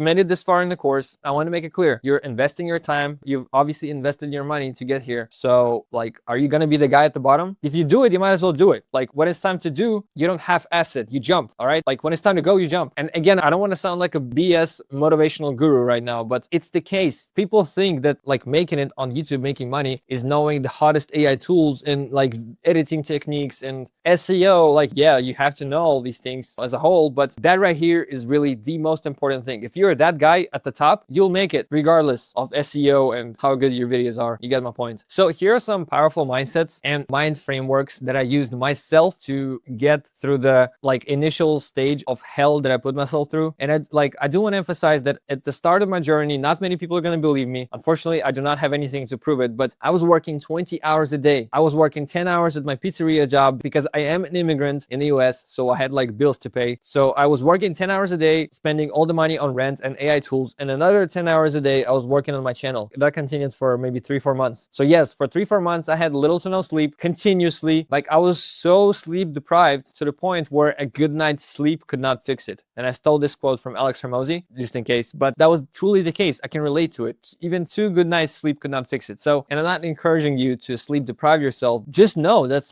what it took me. Okay. So I want to just point you to the fact that maybe just what is going to take you as well. It's not easy ultimately at the start. Now, back to the mindsets. Number 1, imagine trying to compete with me. Like what I just said, imagine you want to compete with me. Like imagine you want to compete with AI guy, like genuinely. AI guy, the guy who worked 20 hours a day to start his channel. Like imagine how can you compete with me? You can, but it's going to be fucking hard for you. And that's the point. When I was making my channel, I kept saying to myself, like, imagine the person who's going to compete with me. Good luck. Compete if you want to, but good luck. Heads off. That was my mindset. Kind of pivoting into the next one. Use your anger as fuel. I realized I was angry at myself. At the time I was 24, and I've had so many like previous entrepreneurial ventures that I've just failed. and I hated myself for it. But that hate for a long time was just an excuse for myself to just be lame. You know what I mean? But as over time, I looked at it as fuel, like as anger. I was angry at myself for being lame, and I wanted to fix it. I was like, okay, I'm no longer lame. I want to become the best version of myself that I possibly could be. So let's use that lameness as the anger fuel, or the fuel to feed that whole thing further. Step number 3 is user envy. There are people less qualified than you doing better than you. Instead of complaining, push yourself to work harder and smarter. You do not need to be a genius to make it happen. I'm not a genius. Like, I dropped out of school essentially, or I finished high school just barely and I dropped out of college. I'm not a genius by the society's standard. So number 4, recognize that anything worthwhile is tough, which is a good thing. If it was truly easy, it wouldn't be much of an achievement. Plus, the more you push through, the more you learn what you're capable of. So if you're stuck, remind yourself that the difficulty keeps YouTube from being oversaturated, giving you a real opportunity. Step number 5, think about that. You will be making money from the content that you are enjoying to make. And hopefully you chose the niche, or you're going to choose the niche where you like the content. And if that's the case, you're making content that you enjoy to make. All right, like, it's not a job, actually. You get to make this content. You wake up and you choose to make this content. You can choose to not post for a month. Yeah, it's going to hurt your channel. Your business won't really thrive, perhaps. But once your channel is up and running and you have like millions of subscribers and you'll have like evergreen views, you can chill out for a month. Nothing is going to happen, and you'll continue making money as you're chilling out. And then as you decide to stop chilling out, and then you'll again be able to make a video, like you'll get to make this decision to make the next video. I don't think people really understand this concept. Anyway, number 6, if you're feeling bummed about your view count, imagine all those viewers in a real room. 1,000 people listening to you talk would feel pretty impressive in real life. Even 20 people in a room is significant. Yet we get discouraged by these numbers. When I had like 100 views, I was pumped. And then when I went from like 100 views to 500 views, in the grand scheme of things, that's still nothing on a long form video, 500 views. But in my mind, I was like, wow, my views just did like 5x. I just 5x'd my business essentially. So that's the mindset I have. Or even if you go from 20 viewers to 30 viewers, that's a 50% increase in your business. And you just apply this mindset and you start building and building and building. And over time, your views will just get bigger. I promise you that. So number 7, YouTube growth is not linear, it's exponential. It took 4 months for me to get monetized. The beginning is always the toughest stage. Even Mr. Beast dealt with this. He made shitty videos for many years until he just figured it all out, okay? With the strategies in this course, I do want to make it clear though, with the strategies in this course, you'll definitely grow faster than most, but the principle remains. You have to do the groundwork before the snowball effect kicks in. No real overnight success exists. Please throw this out your head. You just don't see the behind the scenes work before the crazy growth happens. Just like those who blew up, you can too if you stay consistent. Don't compare your day 1 to someone else's day 500 on their journey. Another mindset hack you could adapt here is just you're only one video away. This is one of my favorite truths about YouTube and a mental trick when things get tough. Remind yourself that you're always just one video away from everything you want. YouTube evaluates each video individually. So even all your past uploads flopped, your next one could be the game changer. The one that explodes in popularity, draws thousands of loyal subscribers, or makes you a surprising amount of money. Each video is like a lottery ticket. If you ever think about skipping a video, just don't. Remember that. So let's talk about the productivity hacks and time management secrets of the 1%. Number 1, set goals you can control, like posting a certain amount of videos and then reward yourself. A mistake I used to make is setting unrealistic goals, like posting 4 videos a week. You know, I would write out like a list of ideas, like 30 videos, and I'll be like, okay, in this month, I need to post 30 videos, whereas I can only realistically make 1 video a week, you know? And then I obviously couldn't keep up with it, and I was disappointed in myself. So I let myself down for no reason, which you should not be doing. Instead, if you're just starting out, a simple objective might be post 1 quality video per week. Of course, you can tweak this based on complexity and your schedule, but it should be realistic and measurable. Then give yourself a small reward when you succeed. Enjoy a meal with family or treat yourself to a small purchase. That right here is, I mean, maybe like business related purchase. Don't be spending money on anything else but business and on your come up. Really don't. Having something to look forward to helps you keep on track anyway. So yeah, maybe that's a new camera, a new microphone, a new computer, but I don't really mean like a trip to somewhere until you are making 10K a month. You don't need to be taking trips. You need to make 10K a month, you know? So productivity hack number 2, the 5 and 5 rule. Count down from 5 and then just start, right? So don't delay, don't procrastinate, since that's usually the hardest part, starting. Remind yourself that you only have to do the task for 5 minutes. We often trick ourselves into thinking we need ideal circumstances to start working. Even myself, I'm guilty of trying to get into the zone, but the best way to get in the zone is to dive into the work. High achievers tend to be able to start regardless of how they feel. Here's how the 5 and 5 rule works. Identify a single task. Don't be multitasking, just one thing. Count down from 5, 4, 3, 2, 1, and then begin immediately. No overthinking or waiting to feel ready. Set a timer for 5 minutes. You only have to stick with it for that long along with the task. The idea is that your brain stops picturing a massive daunting workload because 5 minutes seems doable. If after 5 minutes you truly want to stop, go ahead. But often you'll find once you've started, it's not as bad as you imagined and you'll keep going. If you find this easy, you can bump the timer to 30 minutes, and during that time you commit to working non-stop on that one task and then take a break before starting the next chunk. Here's my summary. Basically, I never really work for 5 minutes, but I genuinely often just put a 5-minute timer, and just like no matter how hard it feels in the moment, I have to overcome myself and force myself to work for those 5 minutes. And from there, it doesn't make sense to stop because like I'm already working. So stopping is like a waste of efforts, if that makes sense. Number 3, that one is cheesy. Preparing to do the thing isn't doing the thing. Talking about the thing isn't doing the thing. Watching videos about people doing the thing isn't doing the thing. Writing down the thing on your to-do list is not doing the thing. The only thing that's doing the thing is doing the thing. And it's not my quote. I can't remember who said this. I remember hearing this on a podcast on YouTube. But yeah, nothing does the thing besides doing the thing. Okay? It's a reminder that no amount of planning, talking, or thinking matters unless you actually take action. If you're just learning without implementing even this course, I'm sorry, you're wasting time. Face the work head on, just do it, and you'll become unstoppable. Number 4, mastering your environment. We want the tasks we do want to do to be simpler. For example, if your camera and mic are set up and ready to go, it is far easier to press record and begin. For instance, in my room, like I'm currently at a hotel recording this. This principle applies to anything. Trying to eat healthier? Well, don't keep junk food in the house so it's a hassle to get it. If you truly want it, you'll have to drive to the McDonald's, which adds extra friction. You might wonder why we are diving into personal development when we should be talking about business or YouTube, but they're connected. Eating better, warming, solid routines, and improving yourself as a person all help you do more on YouTube because YouTube is a business. And so in order to run a good business, you need to become a good person because your life is the reflection of your business. So if your business is doing well, you're doing well as a person, and vice versa. If you're doing bad as a person, your business is just so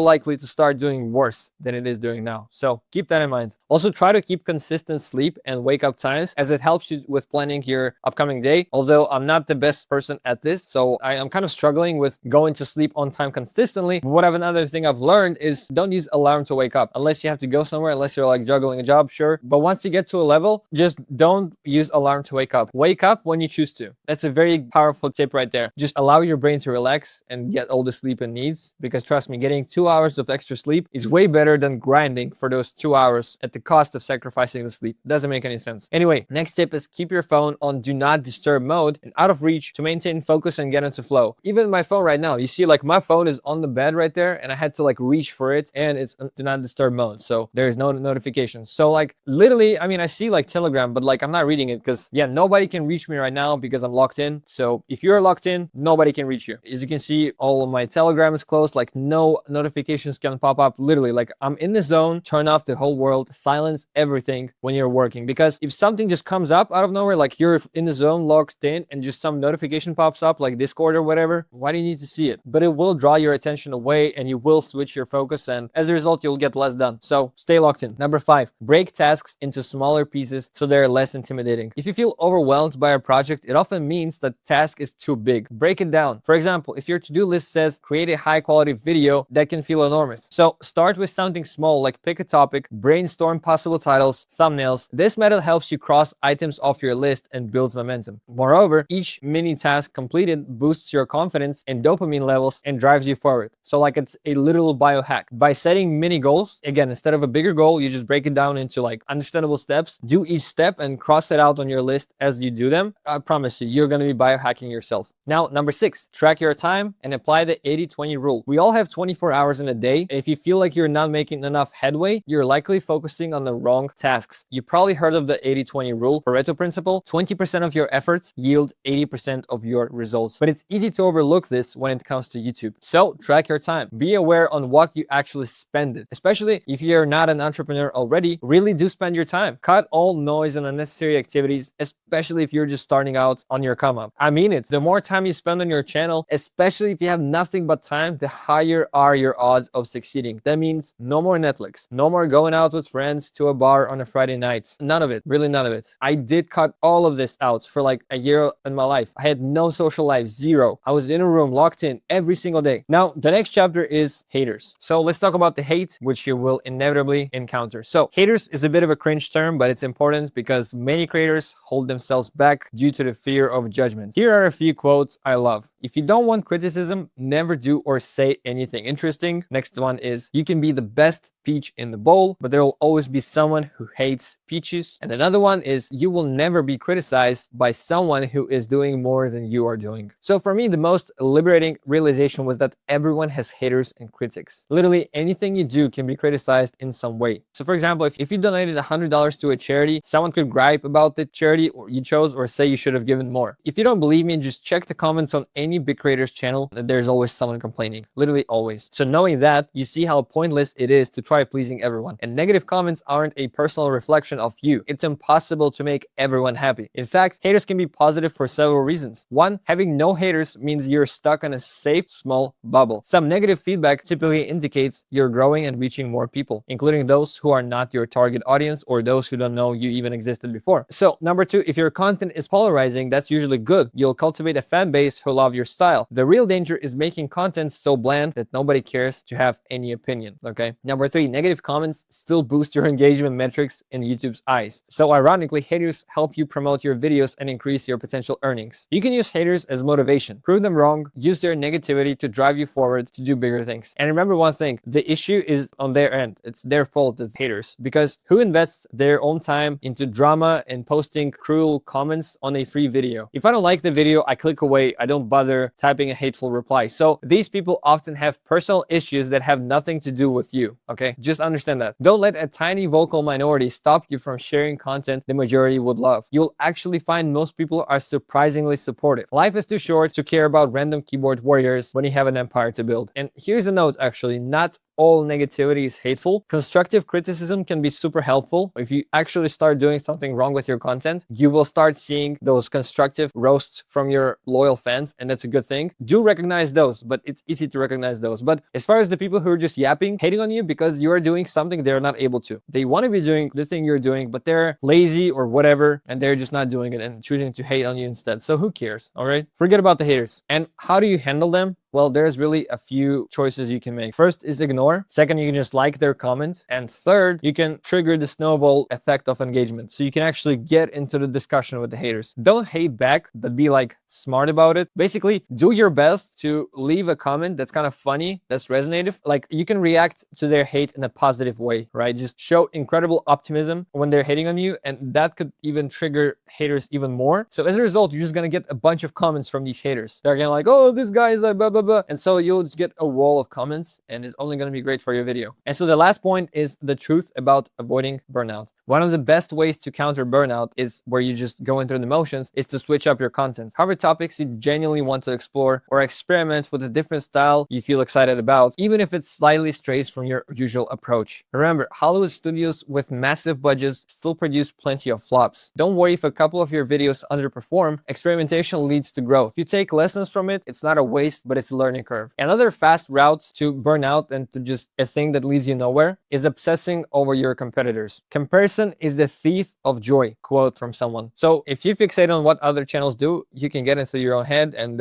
it's gonna be mess. But here's the mindset I want you to adapt. If you see a video of your competitor do well, there's a chance you might show up in their suggested videos too on the right side, which we'll cover soon. So you might benefit. I'll say this again. If your competitors' videos do well, your videos will do well because they will get ranked too and showing up in their suggested feed. Does that make sense? So don't focus on competition. Of course, recognize the competition, know who they are, follow them because you want to know what videos they're making, but don't obsess over their results. I'll tell you a quick story what I mean. There is a channel, like another huge channel with an AI avatar. One of my biggest competitors, I'm not going to say his name, but I'm sure you've all seen his videos. He started earlier than me. And so I think when I started, he had like 10K subscribers. And there was a point I actually blew past him. So I surpassed him in growth. He was behind me. And then he blew right back, like past me to basically reclaim the #1 position in the niche. And it was killing me. I was like, wow, he has got more subs than me, blah, blah, blah. And then I made the 10-hour course and now my channel is higher than his channel. And so does that make sense? I blew again right past him. So like our growth was like this. Over time, I realized it doesn't matter. Like, why am I even stressing about this? What does it matter? I have this many subscribers. He has this many. We're both living our lives to the fullest and everything is good. So like, why stress about it? That's the mindset. Okay. With that said, I'll see you in the next lesson. All right. So in this module, we're about to start getting a bit more more technical, and we're going to start talking about the art of niche research. And in the very first lesson, I wanted to talk about supply and demand on YouTube. So this is probably one of the most important principles when it comes to YouTube automation. What I mean is we need to start looking at YouTube as a marketplace. Just like any market, YouTube has both supply and demand. So the supply is the creators making the content, and the demand is the viewers consuming it. So what I'm trying to say here is when it comes to selecting your niche and video topics, you really do not need to be a creative genius and come up with 100% unique ideas. What we can do instead is basically look for existing audiences and simply try to figure out how to reach them and fulfill that demand by serving them videos. So looking at YouTube like a manner of solving a supply and demand is really what it's all about, and that's how I see it. So here's some principles of how supply and demand works. So here's an example, and yeah, even I left a note for myself here that I need to point at the fact that these are super small channels and their videos blew up because of the supply and demand case, but these are not ideal channels to model. Don't model them unless you choose to, but like that's not my message here. So anyway, let's look at these channels. So when I was preparing for this module, I did a case study and I just tried to find some cool channels, and I typically go to the medical niche because it's just one of the most saturated ones. So there's a lot of like, we can just see a lot, right? We can learn a lot. And so I found these 3 channels. Those 2 are barely over at 1K subscribers. So they're just starting out. But what's interesting about these channels, first of all, like their videos, for example, this video got 40 views, but this one got 40,000 views. This one got 100 views, but there was one video. Let's sort them all by popular, and you're going to see what I'm trying to show you here. So for example, this video 3 weeks ago, 200,000 views. And so during the research process, I found this video that really blew up for all of them, which is 10 early signs of dementia you should never ignore. So 10 days ago, 40,000 views. 3 weeks ago, 500,000 views. So I guess what happened is they made this video first and they got all the views because I guess they just hit that amazing spot of supply and demand. But what these 2 guys did is, okay, they got all the views, but this guy, he saw them posting 3 weeks ago. And as you can see, 10 days ago, he posted the same exact video. And yes, it didn't get 500,000 views because it already got the majority of views, but still he recognized the fact that there's a crazy demand for this topic and basically no supply because, well, obviously if he got 500,000 views on this topic, there's just one video to serve that topic. So this guy made a video on this, he got 40,000 views. And then this guy made 2 weeks ago a video on it and he also got 70,000 views, whereas an average video on his channel gets like a couple thousand views. And in his case, he barely gets like even 1,000 views sometimes. Like his latest videos get like 100 views, like it's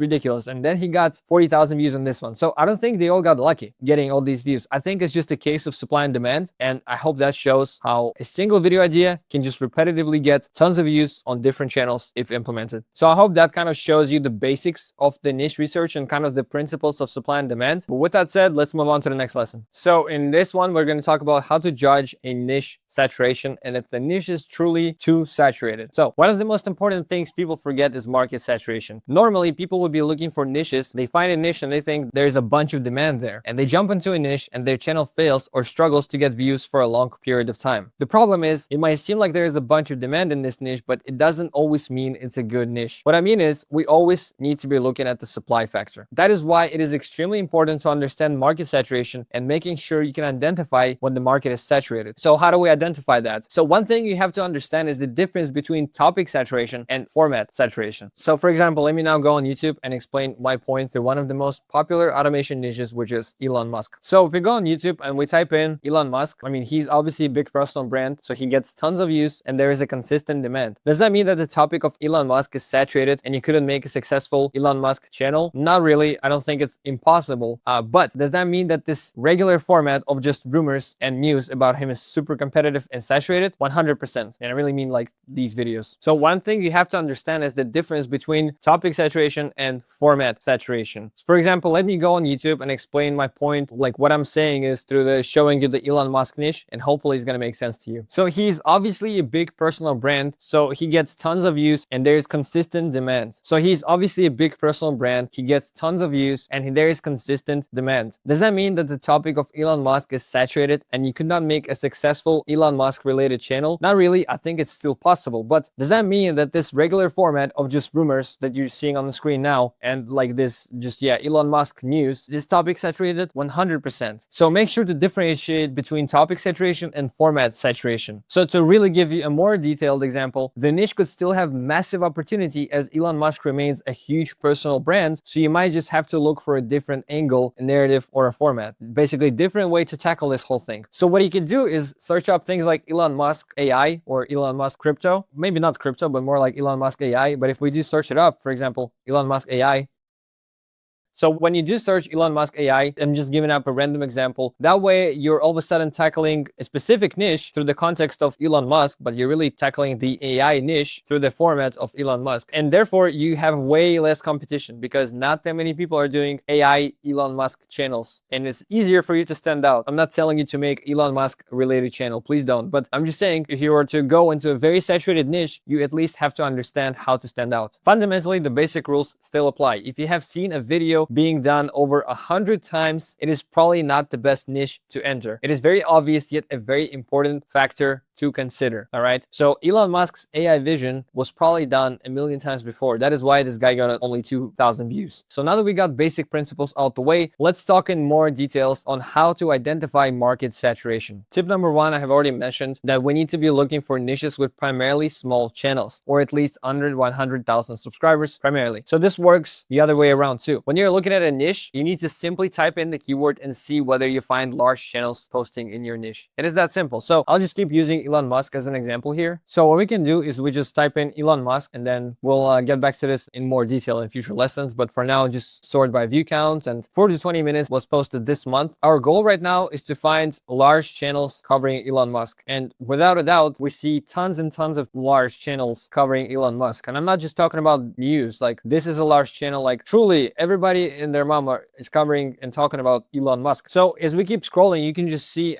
endless amount of channels. And yes, they're all working, but if there is already a ton of big channels existing, chances are there is hundreds and hundreds of small channels doing the exact same thing, and many of them have failed because there is so much supply on this topic. So if you can find at least 10 big competitors, they're all doing the same thing, it means there's again 100 channels, 100 smaller channels copying them, which means you should probably just avoid this niche. Tip number two, another incredibly easy way to determine market saturation is to look at the level of editing, and it will tell you a lot. So the more saturated the niche is, the higher the video quality is, and the harder and the more expensive it is for you to enter the niche and to stand out in the niche. It's like business in general. The more saturated the business niche is, the higher the entry barrier is. Really, the same concept applies here. For example, you want to get started in a documentary niche. Now, unless you possess like a budget of 10-20,000 per month, or you have some insane hidden stories that nobody has ever heard of before, which I don't think is the case, it'll be incredibly hard for you to stand out in the mainstream documentary niche because it has a lot of established players. So for example, Magnanimous Media here, it goes back to one of the previous lessons I told you, like, you know, the mindset tip, like, good luck trying to compete with me. Same thing goes here, like, good luck trying to compete with him. He's investing so much money into his editing. His editors and people that work with him are so talented and they do such an amazing job. Like, good luck trying to compete with him. You get my point? Like, you can still compete with him. It's just the entry barrier is ridiculous. So it's probably not the smartest niche to enter ultimately. So in order to compete with his channel, you have to put out videos that are at least of a similar quality level. Honestly, if you're someone who has the budget of 5 to 10,000 per month, and let's say you run another business that just generates the money regardless, and you have like cash flow, by all means try it out. If you don't care about the money, if you can afford to lose that money, potentially, go for it. I can tell you based on my experience, his production costs roughly $45 to $60 per minute. That means if you make 1 hour video, you need to have at least $3,000 just to have it edited at the very minimum. So not to mention the cost of thumbnails, scripts. Now I'm thinking about it, 1 hour video on his channel probably costs like at least 4,000, not even 3,000. So it is not a beginner friendly niche, and I hope you get it now. On the other hand, if you see videos with bad editing, tons of views, it is a clear indicator of an unsaturated niche. And so on the other hand, now that we looked at the extreme, like the extreme upside, how Magnanimous does it, by the way, he gets 3.5 million views per month. We should keep that in mind. Obviously, he makes money from sponsors and affiliates, so like he's doing well. But in general, he gets only 3 million views per month. Whereas there's this another case study channel, Extinct Zoo. It's probably not the best channel to model. It's not so beginner friendly due to its specifics. But as I was researching this channel, I found this channel as well, and we can take a look. And you can see that this channel, right away, I'll say that they're not posting shorts. So only from long form videos, they get 10 million views. At the time research, it was 10 million. And so 10 million views. And with my understanding of YouTube and understanding of this world, their RPM is anywhere from $5 per 1,000 views up to $10,000, which means, and I know it sounds ridiculous and I have no way to prove it to you, but just believe me, in my humble opinion, they're making anywhere from $50,000 all the way to maybe like $90,000 per month from ad revenue, and they've been doing it for a minute. They've been quite consistent, because if we go to Social Blade, they're just dominating an empty niche. Just look at this. Like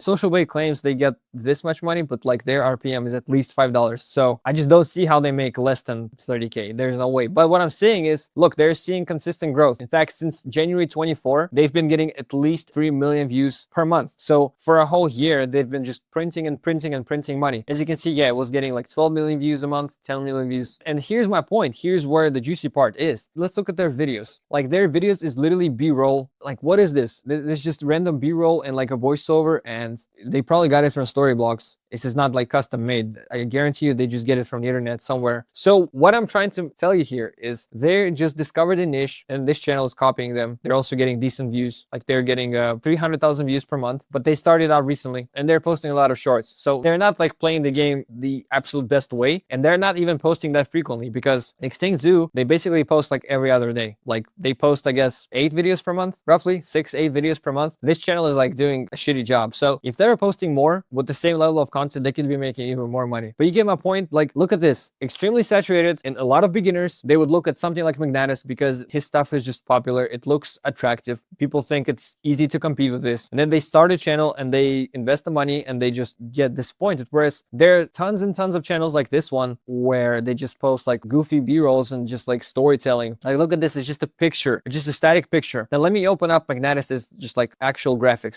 So we can take a look. Like, we can just take a look. Like, all these are custom made animations in After Effects. I can guarantee you that. So I hope that makes sense. I hope it truly shows you the concept of how to enter a niche and how to determine if a niche is really overly saturated, or on the other hand, it's fairly easy for you to enter. So in general, here are some niches for you to avoid and hardest to grow due to high overall saturation. Number 1, crypto, like in the broad sense, crypto. Okay, if you are knowledgeable about crypto, by all means go with this niche. But if you're just thinking about crypto, like just want to talk about Bitcoin in general, don't. But if you know like specific coins, specifics of the niche, go for it. Number 2 niche to avoid is like Elon Musk, Donald Trump rumors, all these like celebrity bullshit niches. Just don't do them. Stay away. They might be printing money in the short term, but they're not there for you in the long run. Okay, so waste of time. And niche number 3, motivational stuff. Anything that has to do with motivational stuff, maybe like cat videos, like animal videos. Don't post these things. However, I do want to say that these niches are amazing for you to take some time and study them. So again, the whole Elon Musk, Donald Trump rumors niche, go through, research those niches. Like, they'll show you exactly what I was showing you here. Supply and demand. You'll see how some channels dominate, how small channels blow up. What do they do to blow up? Because these are some of the most competitive niches. So there's just the most amount of people competing, performing. And so there's just so many results of others that you can like look at, analyze, and come to some kind of conclusions yourself. With that said, I'll see you in the next lesson. So in this lesson, I want to talk to you kind of a mindset of choosing a niche, basically high overview of choosing a niche, because yes, there are technical things that go into behind choosing a niche, but ultimately it's, again, like I've said multiple times, it is about what you want to do, and you are starting something that you should ideally be doing over a long period of time. So we have to be aligned here. We have to know that what you're starting is truly what you want to start, and not because you just saw a viral video and you have like a shiny object syndrome and you're just chasing the views. Okay, and I want that to be very clear. So here is I'm not gonna read them all out, but here's a list of questions you can ask yourself, and really sit here and ask yourself every single question that's on this list. You'll find a lot of answers in those. So once you do analyze those questions, here are some points to reflect on. First of all, do you enjoy it? It's so important to make content you're interested in. So once you do reflect, then here's another point. I just said it, but like just to say it again, do you enjoy the niche? Something you truly like? Once the answer is yes, we're aligned. Move on to the next point is, are you good, knowledgeable about the niche? That's important. So spend some time just looking up and looking at these criterias. Figure out if the topic you want to pursue is worth it. And once you do, I'll see you in the next lesson. So in this lesson, I want to talk about the Incognito research method, which is ultimately the most OG and like, I guess, the most popular YouTube research method. Let's get it. What is it? First of all, why do we do it? Or how do we do it? First of all, you need to open the Incognito tab on your Chrome. If you don't know how to do it, you press Ctrl-Shift-N, and that's how you open the Incognito. The reason you do it is because if we go to our normal YouTube collects data about us. So it knows who we are, obviously. It recommends us content. If we want to go and research a brand new niche, the results we get on our normal accounts, they're going to be biased. So YouTube will still push push in the videos that you tend to watch, yeah, the results will be just not accurate. Whereas if you create Incognito tab, where you can also, another thing you can do is there's another method, which is called the burner account method. You just go on YouTube and create a new channel and use that channel, and it's basically the same thing. Yeah, as you can see, I'm on the homepage, but YouTube is not recommending us anything because it does not know who we are. So let's say I want to get into a niche. Let me think about some popular automation niche. For example, Navy. What we can do now is we can type in Navy, and that's really our start. Now, immediately we're going to see an ad. We're going to see shorts. We're going to see some large channel with like a check mark. Yes, so complete garbage, nothing specific. So we need to apply filters. So go to your filters tab here in the top right, and we can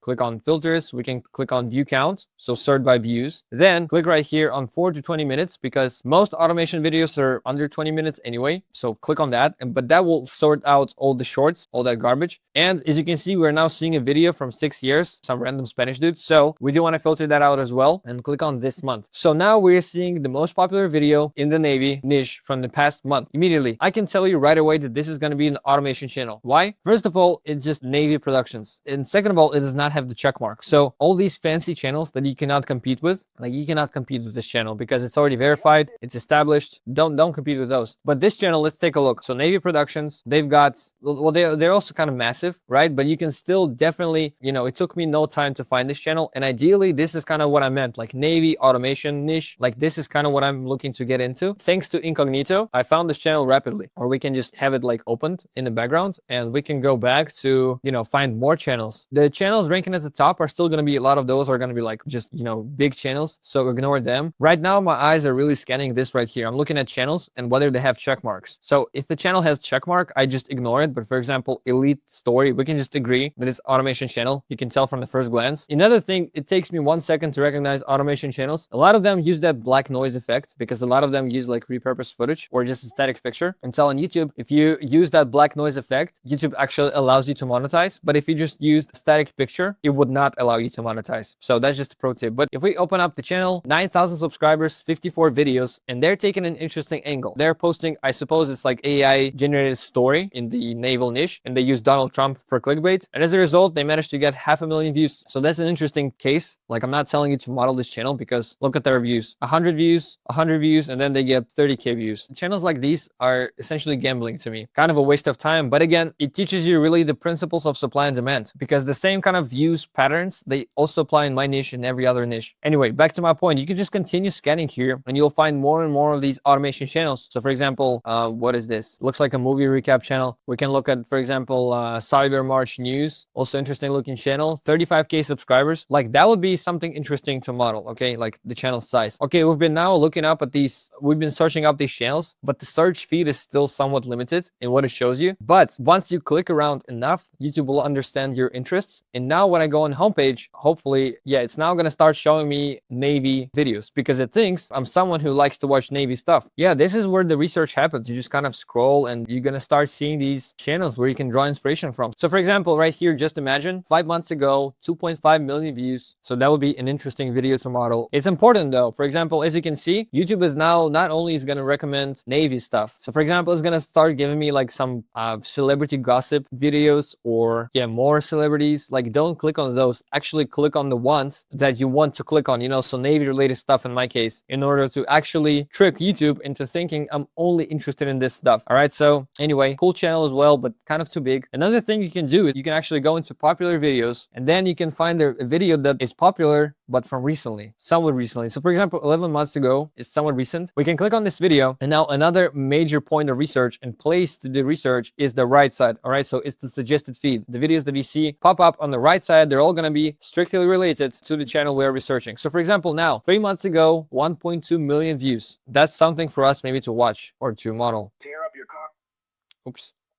You get my point now, right? So you can go here and you can find this channel. We already found it pretty much. So to sum it up, when it comes to Incognito and I guess YouTube research in general, there are 3 major points or places where you do research. Open up the Incognito and you start by typing in Navy or obviously whatever your keyword is. Yeah, to begin with, you have to have a keyword. So you have to know the niche you're researching to begin with. And then you just set up by view count, 4 to 20 minutes, and then this month. And you're going to see all the good stuff from the first month. You click through enough in order to build up your history. Over time, it's going to be showing up on your homepage. And once it does show up here, here, you then click on videos, and to really go down the rabbit hole, you start looking on the right side, and you will find all the videos you want. It takes time, but over time, you'll find really cool and small channels that stand out and dominate in a creative way. And that is how and where you will find those supply and demand gaps in the YouTube market. And that'll be an amazing place to draw your video inspirations from, besides all the other ways I've already mentioned. So I hope that was useful. I hope that was some sauce, and I'll see you in the next lesson. So guys, another cool way I want to show you how to do research, and it's not really about finding viral video ideas, but you know how I preach that you need to find competitors and blah, blah, blah. For that, I'm just going to use this specific video as an example, because this video as a whole has been like all the AI creators have copied this video from each other. I have personally copied this video from someone else. So what I'm saying is, if you see a video and you suspect it was done before and a lot, what you can do, you can actually copy the title of the video, and then you go into the Incognito again. You can also kind of do it in your YouTube, like normal YouTube, but I would go to Incognito, simply search the exact title. And then once you type in the name, you can see obviously my video shows up first, but then this dude, another, like if I was looking for new competitors, he's kind of technically my competitor. Yeah, I mean, he's posting actively, so why not? Or this guy, Minted Wealth, whatever it is, or this lady, or you get the point. I'm all of a sudden now seeing all these other AI channels. They're doing the exact same thing as I'm doing, more or less. And that's just a super quick and efficient way to discover them all at once. So many of them, so many options to choose from and to get inspiration from. So I hope that was some sauce right here, and I'll see you in the next lesson. So in this lesson, I will teach you yet another way to research YouTube with the help of AI at this time. So for that, you're going to need vidIQ. In case you don't have an account just yet, my link is going to be down below or somewhere around this video. I'll make it easy for you to find the link. And if you click the link, I will obviously make a commission, but in return, you will get $1 trial for 30 days. That's a win-win situation. And let me tell you this, I'm not being salesy right now. I promise you that vidIQ is one of the most, if not the most essential YouTube related tool, just because of what it offers and what it does for you. So I can almost guarantee you that you will end up paying for this tool and trying it out. So if you don't have an account, you might as well like go ahead and try it out for just $1 with my link. Or if you already have an account existing, you can just shut it down and just save yourself some money for a month and just enjoy my link with $1. And again, all the commissions made are straight up reinvested in productions. So it does go a long way, and it does help with serving you guys this kind of content. With that out the way, once you sign up, you will end up here. The immediate thing you want to do is connect your YouTube channel to vidIQ. It's super simple. I don't think you need a tutorial for that. You just sign up with your Gmail with my link, obviously, and then you connect your YouTube channel. And before I get into the research part, what it does is you can see it just scans your channel. It gives you cool data and it shows your competitors and keywords. Keywords we'll also discuss later in the course. But yeah, the reason we're here now is the Outliers section. So the mechanics here, they're kind of similar to the Incognito research method. So without no configurations, basically what this tab does is it shows me outliers for my own niche, because it understands that I post in YouTube automation and AI niche. So it's just kind of what it shows me. So now by default, the videos shown are rather weird. So I do have to kind of configure them. For example, I'll actually continue using Navy. So I'll just type in Navy. Now we can already start seeing outliers. And so, yeah, it's just compared to, like, ultimately it's the same mechanics as Incognito, and you could notice it. However, what's different is just the amount of data that we can control and customize during our search. Therefore, the speed of finding those outlying channels is just increased tremendously. So for example, it immediately shows us a channel with 1.5K subscribers with a video posted 17 days ago that got 17K views. Like, that's exactly what I was talking about in previous lessons. Like, that's the channels you need to be looking for. Like, not this channel with 138,000 subscribers, because they are already very well established. So it is hard for you to compete with them. When you see a channel that has 1.8K subscribers and they're managing to pull decent views, and for 1K subscribers, it's very good views, that's telling us that they're onto something, and that's a good channel to model. All right. So I'm not telling you to model this channel. It's weird, but you get my point. Like, that's the way it kind of works. So to be specific, how do you actually set it up? Now, depending on the niche and depending on how much competition and supply there is, the settings might differ, but it's really not that hard. So outlier score, ignore, doesn't matter. Views per hour, ignore. Views in general, ignore. The 2 or 3 important settings that do matter is video length. You want to pump it up to at least 4 minutes to just kind of ignore all the random weird videos. You keep it as long as possible, because why not? Subscribers and publishing date, that one is huge, because first of all, the YouTube Incognito filters, they don't offer you subscriber filter at all. so you cannot sort channels by subscribers. I remember we were seeing all these like weird like check mark. Like here's what I mean. When you search up in Incognito, you're gonna start seeing all these like weird established channels like American Navy, right? We're not gonna compete with this channel. Like it's ridiculous to think that we can actually outperform them, right? But when you do Incognito manual research, you will have to spend your time filtering those channels out. So here you can just simply type in like, or set, you know, maximum 10K subscribers, and you will not see a channel with more than 10K subs, which is super crucial. And then publishing date, YouTube offers us last year, and I think this month, and I think this week. But vidIQ, for example, offers last 3 months, which I'm going to select and hit apply. And so with these kind of filters in place, the results we get are way more targeted, and they will tell us way more information about the niche, and they will truly show us like real supply and demand market gap opportunities, if that makes sense. Because that is how I see on YouTube.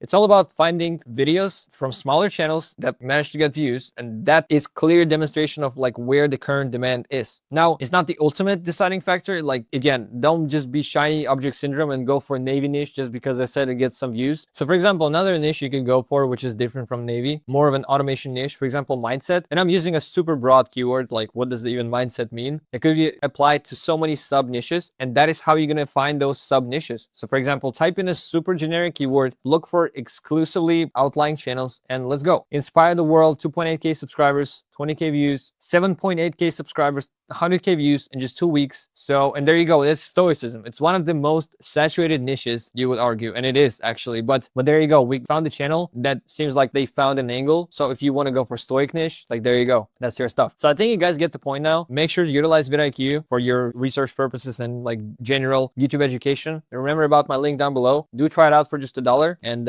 I'll see you in the next lesson. So in this lesson, let's talk about writing 101, just some basic touch points, so that in the next lesson, I can present to you our custom AI chatbot, which is super exciting. To begin with, the tool I use to write with is Google Docs. If you haven't figured that out by now, it gives a history of document versions, so you can revert back anytime if you don't like any recent changes. And that one is huge right there. In case you don't know what I'm talking about, in any Google Doc, you can go to File, you can go to Version History right here, and then see Current Version. And you can literally see every single version that was ever made with this doc. And so if you mess up or something happens to your doc, or you just like, oops, you delete something on accident and you don't notice it, or you notice it like a month later, you can always go back. And I'm speaking from experience. Having this has saved me numerous times, prevented me from wasting my time on rewriting that stuff. Okay. So it's also great for collaborations. You can share the link to others, and others can read, edit, or suggest changes, and it updates for everyone in real time. So this is super handy when you're going to start working with other people. Everything becomes super transformative. And third, you can access Google Docs from any device with an internet connection. There's no need to juggle multiple copies of the same document. It also automatically syncs across devices, and you can edit offline if you have to. And lastly, it's completely free. And my personal process for each video. So I do a brief round of research to confirm the topic it's worth pursuing. It's all too easy to latch onto an idea, invest tons of time, and then realize the subject matter. So step number one is I just kind of do a brief research, and I really confirm that the topic is worth pursuing. I verify if it was done before. If it was, how was it done? Can I bring value? I've covered these points before, but I really start thinking, I guess, and just looking around. Once that's done, we enter the research collection phase. So for me, I'm kind of doing tutorials. So I just collect like model channels, because usually in my channels, I break down like YouTube automation case studies. I will gather like all the information about them. So I'll gather their name, their stats, their social blade links, what kind of numbers they're making, what views they're pulling, names of their videos, how they make their videos, the tools we're going to be using in this tutorial, things like that. But if you're doing a normal channel like storytelling, documentary, whatever, you want to go deeper, looking for angles or facts others haven't covered much, as I just said. So that means using multiple sources, articles, books, YouTube videos, podcasts, tweets, and so on. More sources equals more unique insights and better fact checking. A good starting point is watching lots of existing content on your topic. Search YouTube, watch the top 10 videos, look for books and articles, get a broad understanding of the subject. While you're researching, anything that seems significant or especially interesting, you write it down. One tip here, don't just copy and paste massive blocks of text into your research doc. Rather, keep just,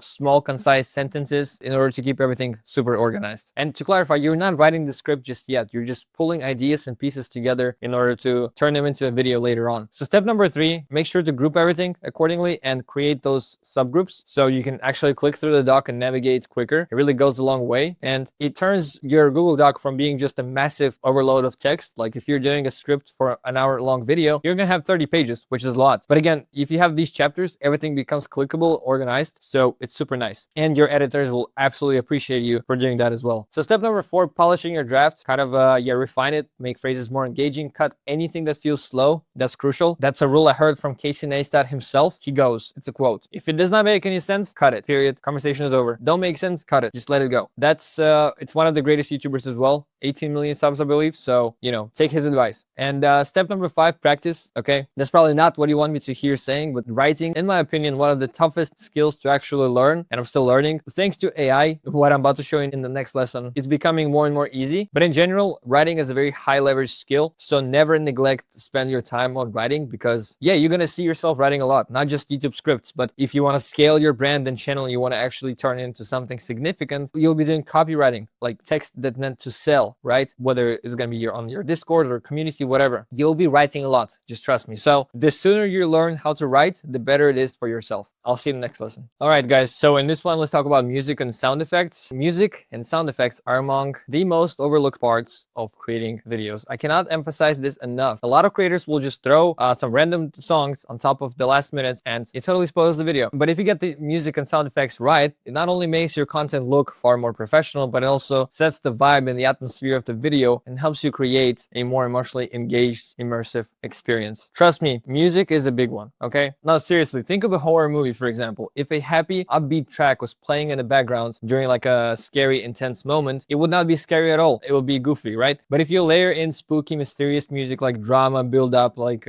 piano music, you name it, it draws you in and defines the entire mood accordingly. The music essentially tells viewers how they should feel, all right? Understand this. And music is a way for us to manipulate viewers' minds. As you guys are my viewers, I kind of messed up saying this, but it's the case. Script writing is a heavy area of manipulation psychologically. Video editing is also a major one, but music is even a bigger one. I would argue that music and text is like 2 biggest areas of manipulation, a way for us to make viewers to stick around and a way for us to make the video more engaging. So I cannot stress this enough. Music is truly imperative and fundamental to have in videos and have the right vibe in your videos, okay? So now that we got that out the way, what's the good music for you, or what are some musical services for you to use? Now, if you can invest, you can do Epidemic Sound. It's the music provider I've been personally using since the day one. Literally in my first video, I was already using their music. So I'm their customer for multiple months, and I'm happy to give you guys this free trial. If you also want to become the customer and go with their services, you can try it out for free for a week at no risk. So if you want to cancel out, you can cancel out. But if you're going to become a customer, I'm also going to attach 2 of my playlists right here. Yeah, these are the actual songs that I use in my videos, and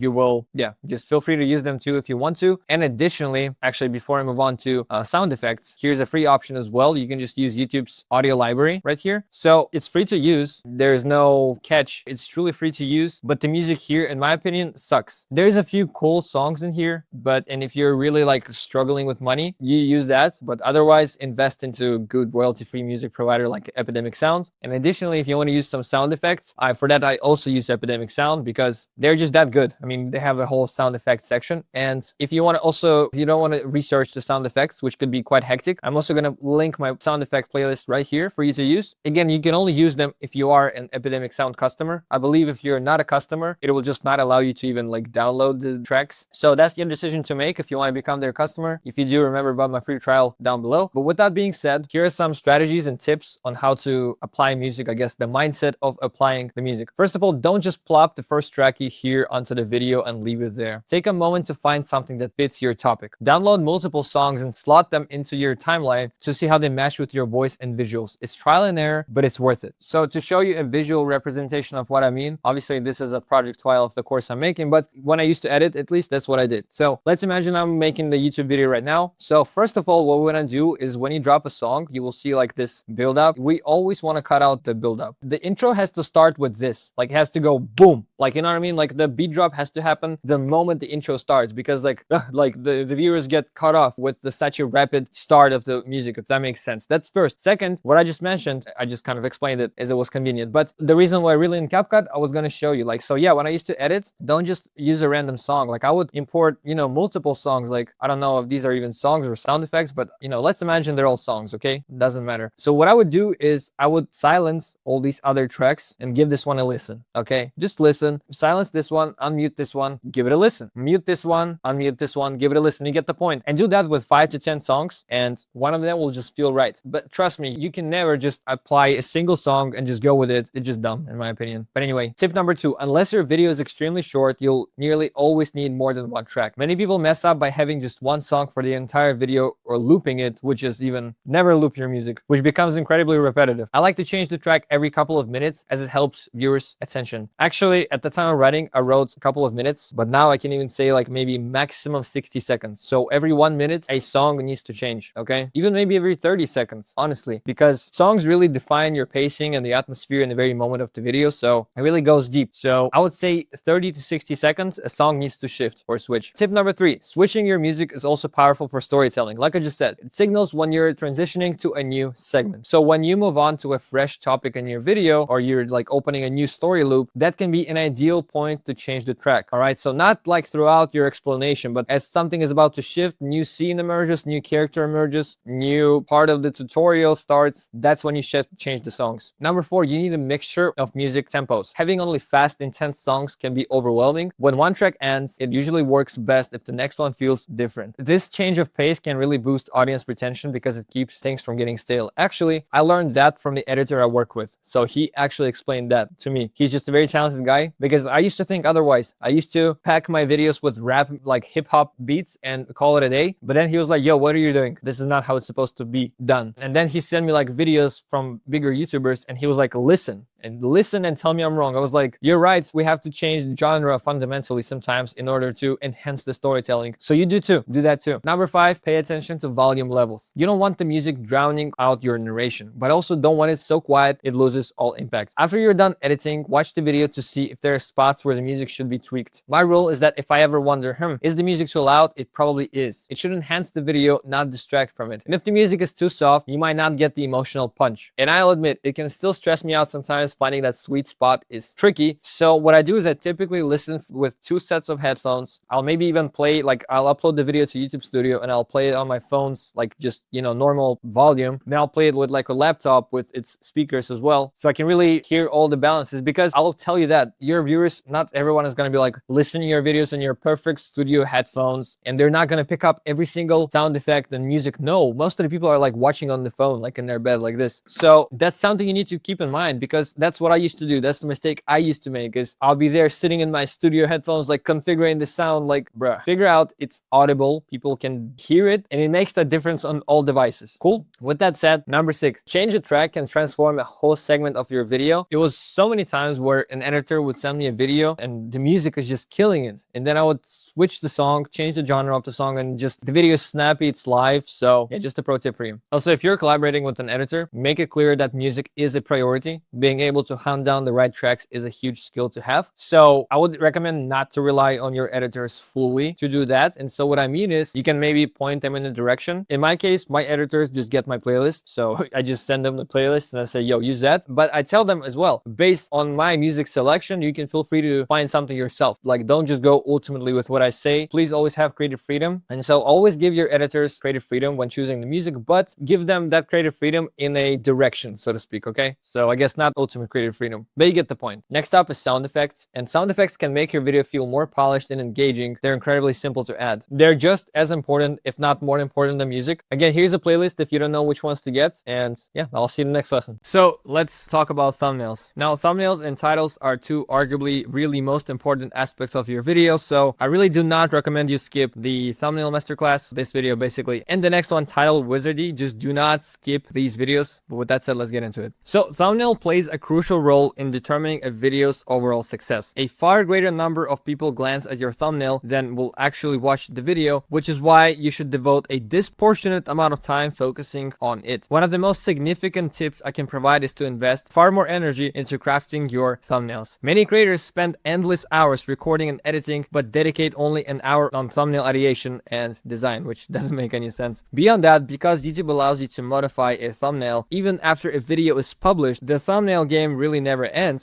And so trying out various thumbnail versions to see which one gets better results is one of the highest return strategies on your channel. Designing thumbnails is relatively quick and there is no limit to how many you can try. If you're wondering whether it's really worth uploading older videos with new thumbnails, the answer is a resounding yes. It can indeed yield improvements. It's not the act of swapping the image that does the trick, but rather that a new thumbnail might prompt more people to click. If YouTube's algorithm observes higher viewer interest, it's more likely to recommend the video to a broader audience. However, there's a lot of conflicting thumbnail advice out there, and because the ideal approach can differ based on the video category, target audience, and the overall context, there is no universal template that works for everyone. Ultimately, the best thumbnail is the one that entices your specific audience and really serves their needs and interests and the overall niche's context, I guess. So let's outline some universally true points in this lesson and get started with these. A thumbnail's job is to grab attention and get viewers to click. In other words, it should stand out from all the other thumbnails on the screen. They're asking for the same exact clicks. So the core test is when you look at your thumbnail, you ask yourself, can I scroll past this thumbnail without thinking, wow, I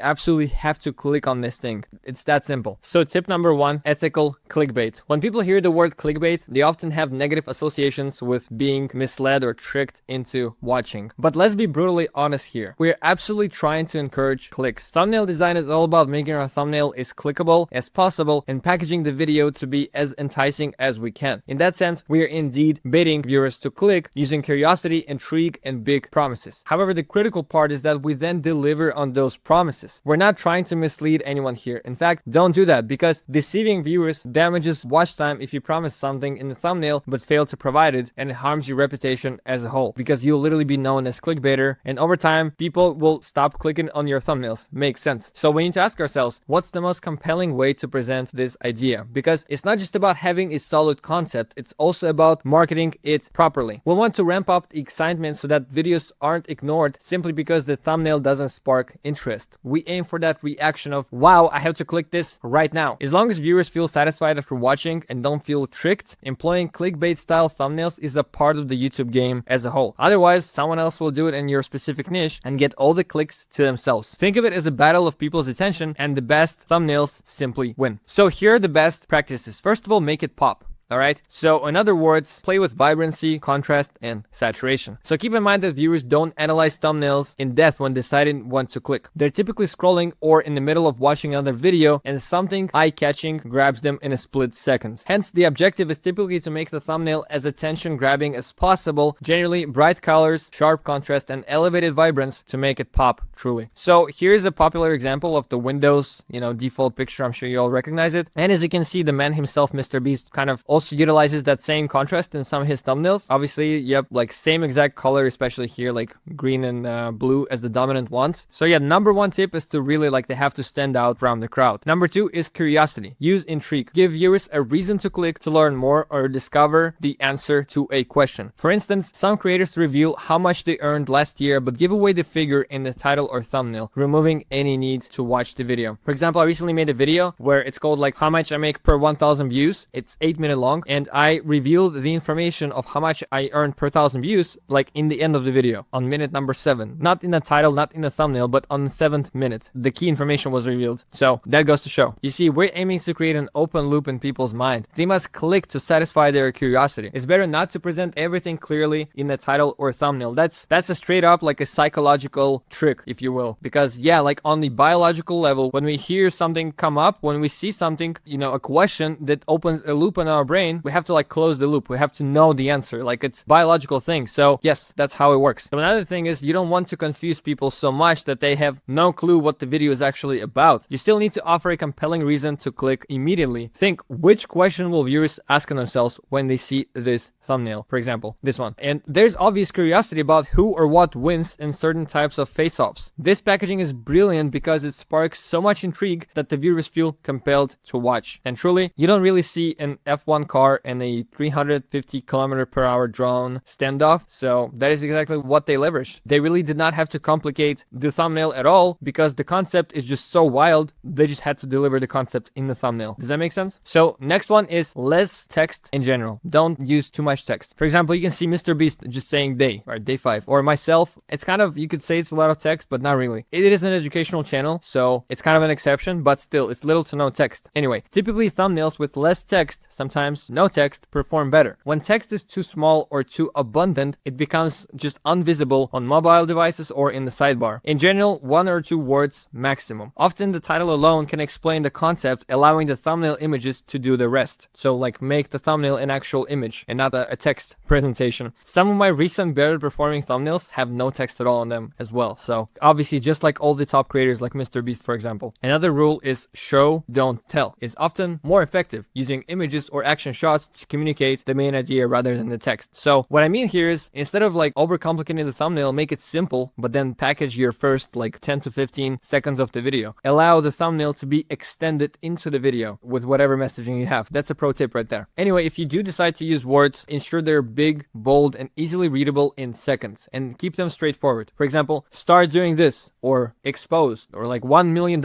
in 12 months. I see like in finance niche. Usually you just want to convey one main idea so viewers can instantly get it. For example, Mr. Beast once noted that it's better to show just a single large object than a bunch of objects. So in this case, he was talking about these thumbnails, how they perform better compared to the one with like a lot of Lambos from years ago. And I guess, I mean, at the scale of his channel, yeah, it's truly a different performance because in 4 years, this one got 146 million views. In 2 years and in 1 year, this one is getting just way more views. So clearly it works better. Now keep in mind, people only scan thumbnails for a second, so we want them to process the concept easily. Fewer elements, but bigger and clearer is the way to go. It's about simplicity that looks professional. There's a difference between having minimal elements and producing a poor quality image. In fact, some of the best thumbnails contain no more than 3 main elements. Look at these examples, each with millions of views, but presented simply and uncluttered. Yeah, just amazing thumbnails, so you can take a look. This one is especially interesting. I learned the world's deadliest skills. It says pencil and it's like inside of his skull. So here in this case, thumbnail is rather an extension of the title. Like if you think about it, it's truly the part of the title, which makes it so powerful and which got its 7 million views. Anyway, next point is color theory. Now, understanding color theory is imperative. So, and briefly, here's the color wheel, but I suggest you really dive deep into the subject and spend the time to learn it once. And here's an amazing video I found for you to watch if you want to. It's 7 minutes long and it explains color theory fully. I personally watched it through real quick, so yeah, I can affirm it's a good video. So once you do that and you kind of understand the color theory, we can continue. High contrast color combinations are especially important to make various elements stand out. For instance, if your background is dark, use bright text like yellow or white, or go for a red and white mix. Another example is sometimes a simple tweak in color can significantly increase a thumbnail's impact. If a subject is wearing a bland gray shirt, consider having your designer make it bright red. I sometimes even request enhancing eye color for extra pop. The aim is to grab attention, and color can definitely help accomplish that. For instance, this thumbnail was initially done with a normal AI guy in a gray hoodie, as you know, but as the background is already gray, it didn't look great at all. So I requested to change it to white, and in my opinion, it now looks way better. And the video is definitely performing good, like 90k views from my channel in just a month. Quite a good result, so the video is on track to hit bigger numbers for sure. Therefore, it means that the thumbnail is clearly working. So it just simply means that the video is performing well. It's performing well because the thumbnail has to be at least clickable, right? So another thing is super important, and it'll be covered more in the next lesson. But yeah, the thumbnail has to align with your title. It's a huge one, okay? So in summary, if I really have to summarize like what a viral video is, it's a combination of title plus thumbnail plus the video's first 15 to 30 seconds, okay? Viewers typically see the thumbnail first, then read the title. If both combined spark enough curiosity, they will click. Hence, the thumbnail and title must work together. So don't just independently pick them, but rather make them some kind of a alliance with each other. Another thing they do is they simply mirror the exact text of the title in the thumbnail, but generally it's more effective if each offers something slightly different. So always ask, do those two pieces match well and reinforce each other? Is there consistency in style or message? Sometimes you can even get creative where the thumbnail and title play off each other. So for example, this one, the asteroids to worry about, and literally pointing at the asteroids, or this is not yellow. I think this is genius, honestly. So another thing people overlook is looking at your thumbnail thumbnail from different devices POV. So the way you can do that is you can go to any of these websites, upload your thumbnail, and you will see how it looks on the mobile, on computer. And yes, a lot of people, if not like half of YouTube's users, they watch videos on phones. So you really have to keep in mind how the thumbnail is going to look on this small screen. Like when someone is staring at it like this, you know, amongst many, how is it actually going to look? You have to keep it in mind. That is why you don't put small text. That is why you have to make it vibrant. That is why it has to pop, because yeah, there are just so many scenarios where people can actually encounter your thumbnail. So you have to keep them all in mind. Next up is experiment often and then double down on success. You see, it's easy to get attached to a single design and only make small modifications, but sometimes you need an entirely different concept. Ask yourself, how else can I represent this idea visually? That said, once you find a thumbnail that generates above average views, it is smart to lean into what's working. Some creators make the mistake of always switching styles, losing any sense of consistency. So if you see something working and just being a successful format, don't be pressured to change it drastically. Use the same general framework, make small adjustments, and remake it as a new thumbnail. For instance, I frequently feature a pile of money at the bottom of my own thumbnails because it worked well for my channel. So there is no need to reinvent the wheel every single time. Another thing is, if you're just confident, if you have a crazy idea and you just want to say, you know what, I don't care, let me just try, you can try. And people see success, like this channel blew up and their thumbnails make no sense in a sense of like general thumbnail rules, right? But they're getting good views. But ultimately, of course, you want to follow the rules I laid out here because they've proven to work consistently across all channels, all sizes, all niches. But it is an exception. So, I mean, it's done by a professional artist nonetheless. So there's tons of ideation and creativity that goes in these thumbnails. You know, they're not just randomly blowing up. It's still an amazing work that was just done against all rules. So it's rather a creative decision that was made here. Now, in this chapter of this lesson, you can find these links that will take you to the so-called thumbnail libraries, and you can feel free to go through all these links and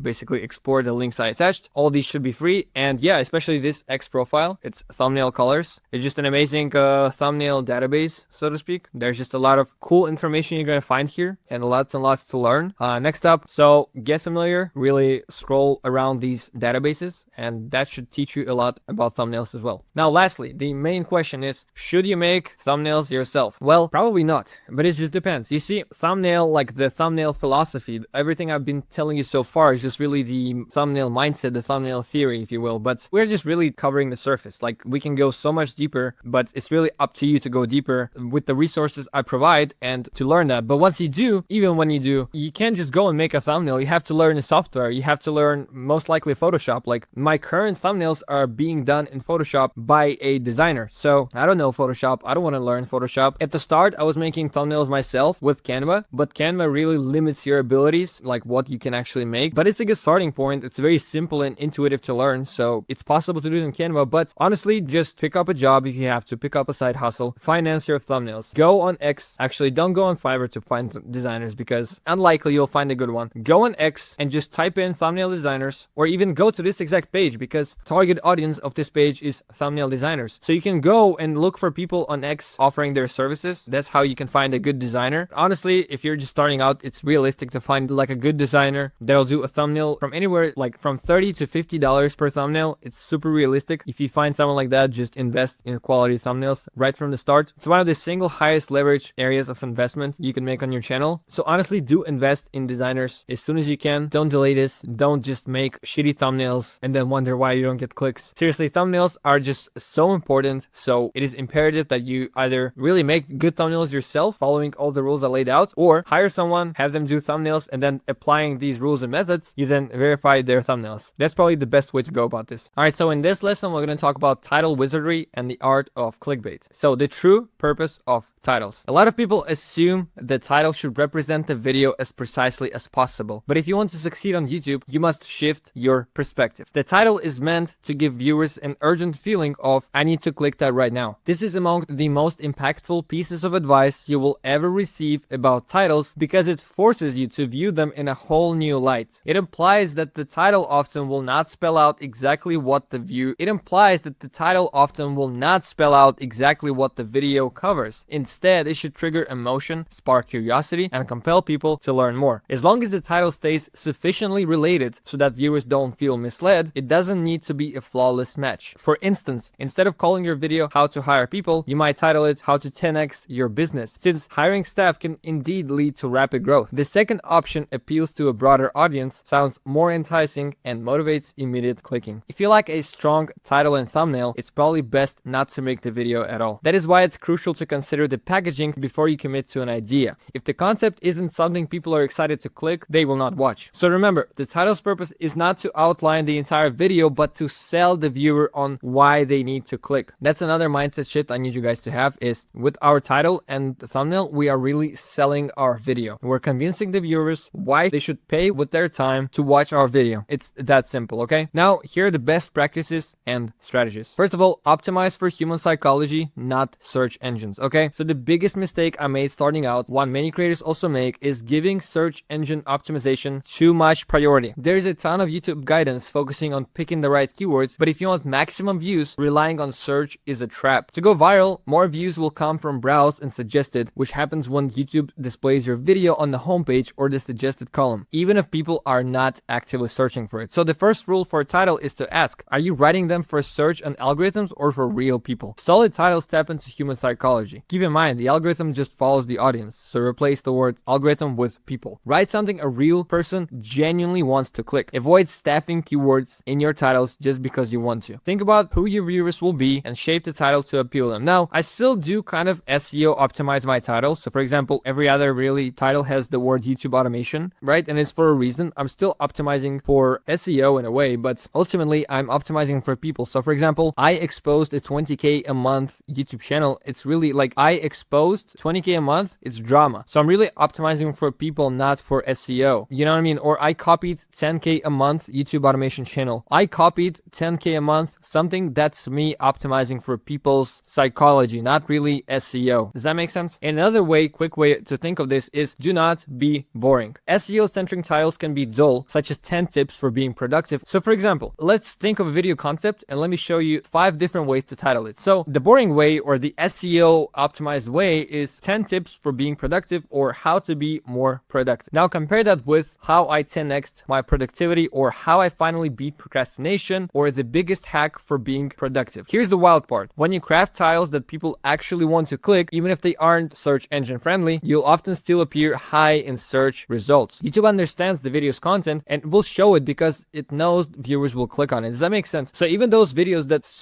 rank in search, they have to rank first, and the ranking happens from people clicking on the video. In fact, I'll tell you this, a little insight. For example, my videos, yes, they get a fair bit of search traffic, but as you can see from the 1,200 views it got from the last 48 hours, really the majority is coming from the browse feed. And so if we go to advanced mode of this video to the traffic source, we can really see that 48%, 50% basically came from the browse feed and only 15% came from the search. So you really need to optimize for people after all. So the next one is shorter and simpler titles. And when I personally started on YouTube, I thought adding more information in the title would give more reasons to click. In reality, it had the opposite result. Time and time again, I found that shorter, more concise titles that quickly get to the point perform noticeably better. There is data backing this up. An analysis of over 261,000 titles discovered that those under 54 characters can get 30% more views. So with that said, try not to be too wordy. Ask yourself which words you can remove or compress. Shorter titles are easier to instantly understand. Another thing is lengthy titles get cut off, leaving a ...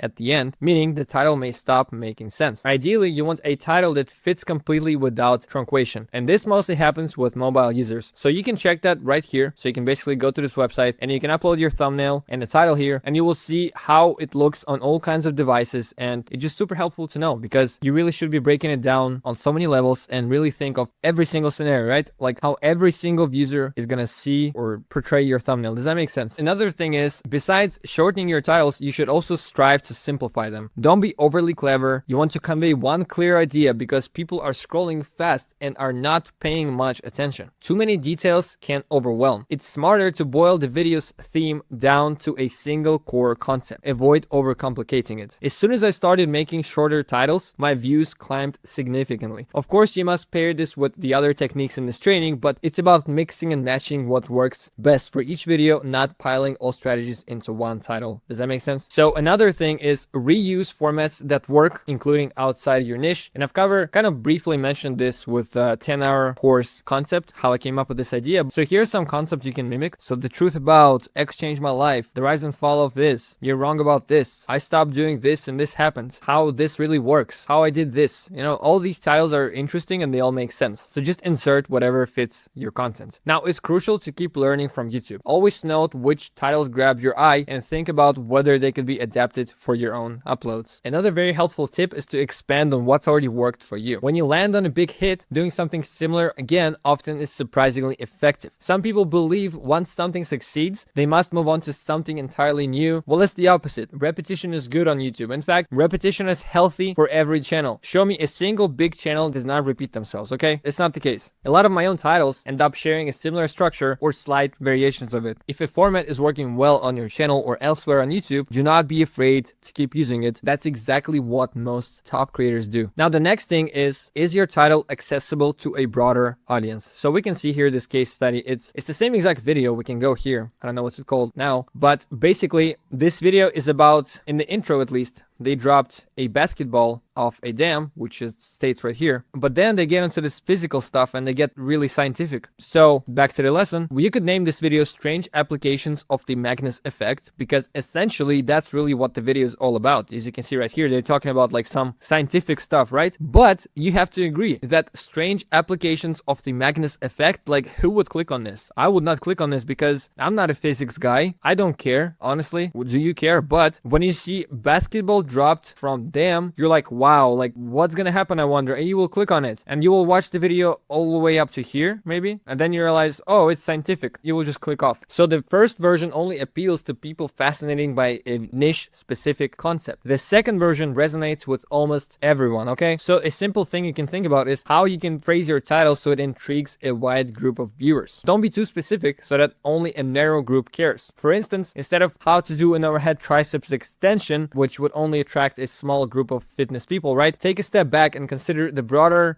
reasons someone would click. So for example, how to get huge arms faster, or how to get a body like Brad Pitt. So the original version would really only attract like fitness fans and like super niched fitness fans, right? But those two titles, they truly attract a large part of the audience, which ultimately is what allows your video to go viral right here. So another thing you can do is fame jacking. Yeah, including the names of well-known individuals or popular brands in your titles is always effective. As discussed in the thumbnail section, you're basically harnessing the fame of someone viewers already recognize. Now, be brutally honest with yourself. Why should the audience care about what you have to say if they've never even heard about you or your channel before, or if you're still small somewhat, right? So what I mean is, for example, you're making AI videos and you have no subscribers, and so you say, my opinion on AI, it doesn't really resonate with anyone. But if you say, is Elon Musk wrong about AI? That could be extremely clickable, and you can still share your own perspective on AI inside the video, but you're leveraging Elon Musk's recognition, and all of a sudden you're making it a much more broad appealing topic. Okay, another example is, let's say you're making a video, my tips to run faster. Sure, it could work, but if you're gonna use how Usain Bolt runs so fast, and for those of you who don't know, this guy used to be like the fastest man in the world at some point. So if you use his credibility on how to speak, on how to run fast, given he's the fastest guy in the world, he definitely has the credibility to be speaking on this subject. Therefore, it will definitely get more views. Of course it would. Does that make sense? So fame jacking is an amazing strategy, and you guys feel free to use it. Now, the next one is similar to the thumbnail. We do want to open loops and curiosity gaps. And in general, I suggest you to research the topic of open loops, because that will, like, if you really understand this, it will allow you to like psychologically manipulate people, basically. And that's honestly what all the scriptwriters do and what all the biggest YouTubers do. And they just constantly open loops in their videos. So let me explain what I really mean. Pose a question that can only be answered by watching. It must be something genuinely intriguing, where viewers feel bothered if they don't find out the ending or explanation. Many novice creators give away the answer in their title, so there's no need to watch. For example, how much money do I make from YouTube is far more compelling than mentioning the total amount up front. Or you could even say, I made this much money from YouTube in a year. You only reveal a portion of the story, so viewers must watch to close the loop. In general, guys, it's a very powerful strategy, just like in life in general. Open loops, it's insane. Next up, you want to sell the end result. People usually want to gain a benefit or avoid some pain. So a potent strategy is to highlight the main problem your video solves, the end result, rather than describing the steps.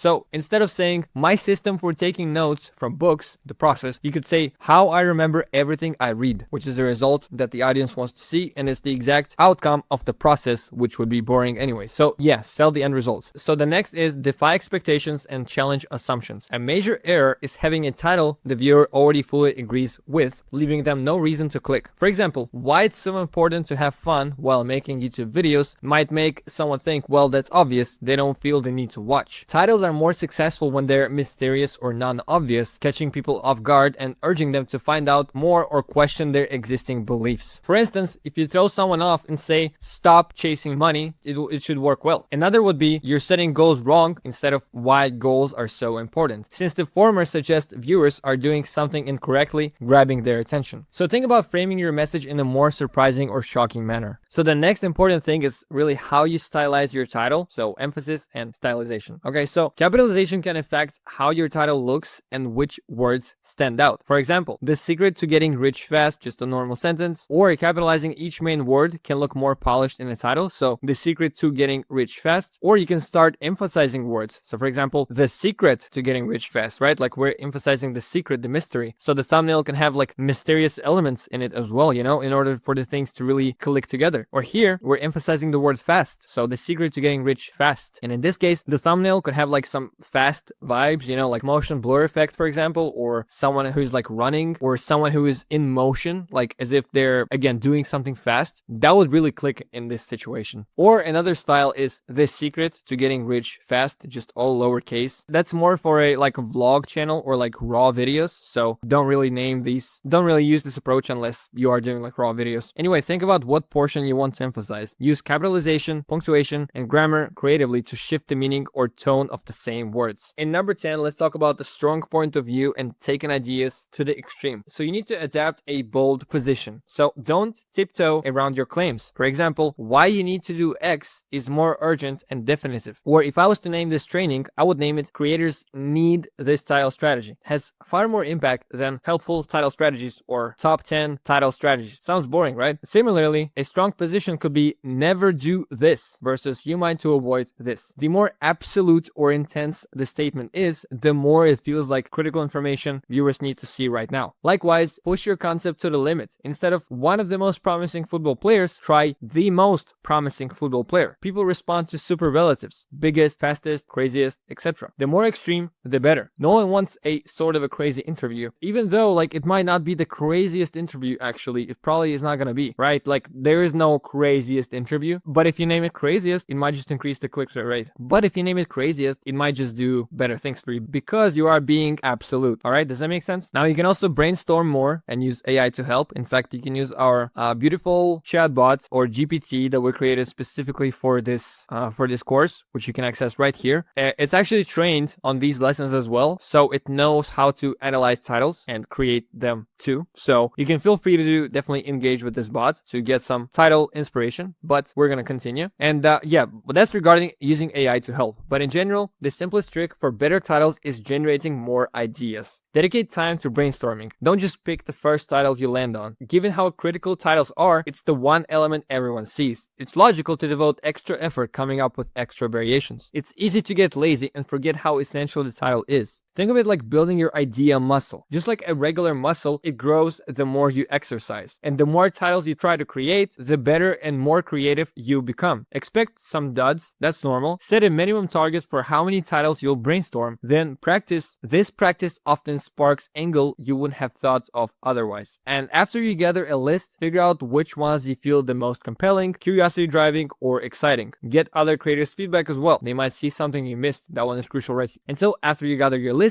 figure out which ones feel the most compelling, curiosity driving, or exciting. You can also reach out to other creators and gather their feedback. There might be something you missed. Also, keep a running note of any appealing titles you encounter. Examine the biggest hits on other channels. Success leaves clues, so if it worked once, it's likely adaptable. And again, yeah, using ChatGPT, you can use our GPT, and these are kind of the criteria. Probably for the best results from AI, you just need to like give it some kind of a bullet point maybe about the video you're trying to create. clickbait and maybe some information about your competitors. And that way, I'm sure our custom GPT will give you outstanding results. So yeah, let me know how that one works. Finally, research, copywriting, and headline writing in general. Both are strongly linked to crafting attention-grabbing YouTube titles, since you're essentially selling people on watching the video. Number 12, emotionally charged. Speak a strong emotional reaction. Fear, sadness, excitement. People often click because they feel something, not just because it's rational. Viral videos typically have some emotional hook. Unfortunately, negative emotions do especially well. People are drawn to drama, conflict, and controversy. However, positive or heartwarming topics can also go viral. For example, emotional or uplifting titles can work wonders. A touching title like "Son tells his parents he has paid off their house mortgage" has over 8.6 million views on a channel with under 20,000 subscribers, purely because it resonates with viewers. So ask yourself whether your title stirs any emotion. If it doesn't, consider reframing it to pack a stronger emotional punch. It's all about triggering an emotion within your viewers. All right, so number 13, secrets and FOMO urgency. So yeah, you can also tap into FOMO, aka fear of missing out, and viewers who see a title that implies urgent or vital information might think, wow, I need to see this before it's too late. Finance channels like Graham Stephan excel at this by using urgent sounding phrases. For example, government shutdown imminent, rates spike, stocks collapse. Or urgent, Federal Reserve freezes rates, stocks decline, housing fails. These titles might highlight fear or urgency, pushing people to click, wondering what's going on. But if you actually look at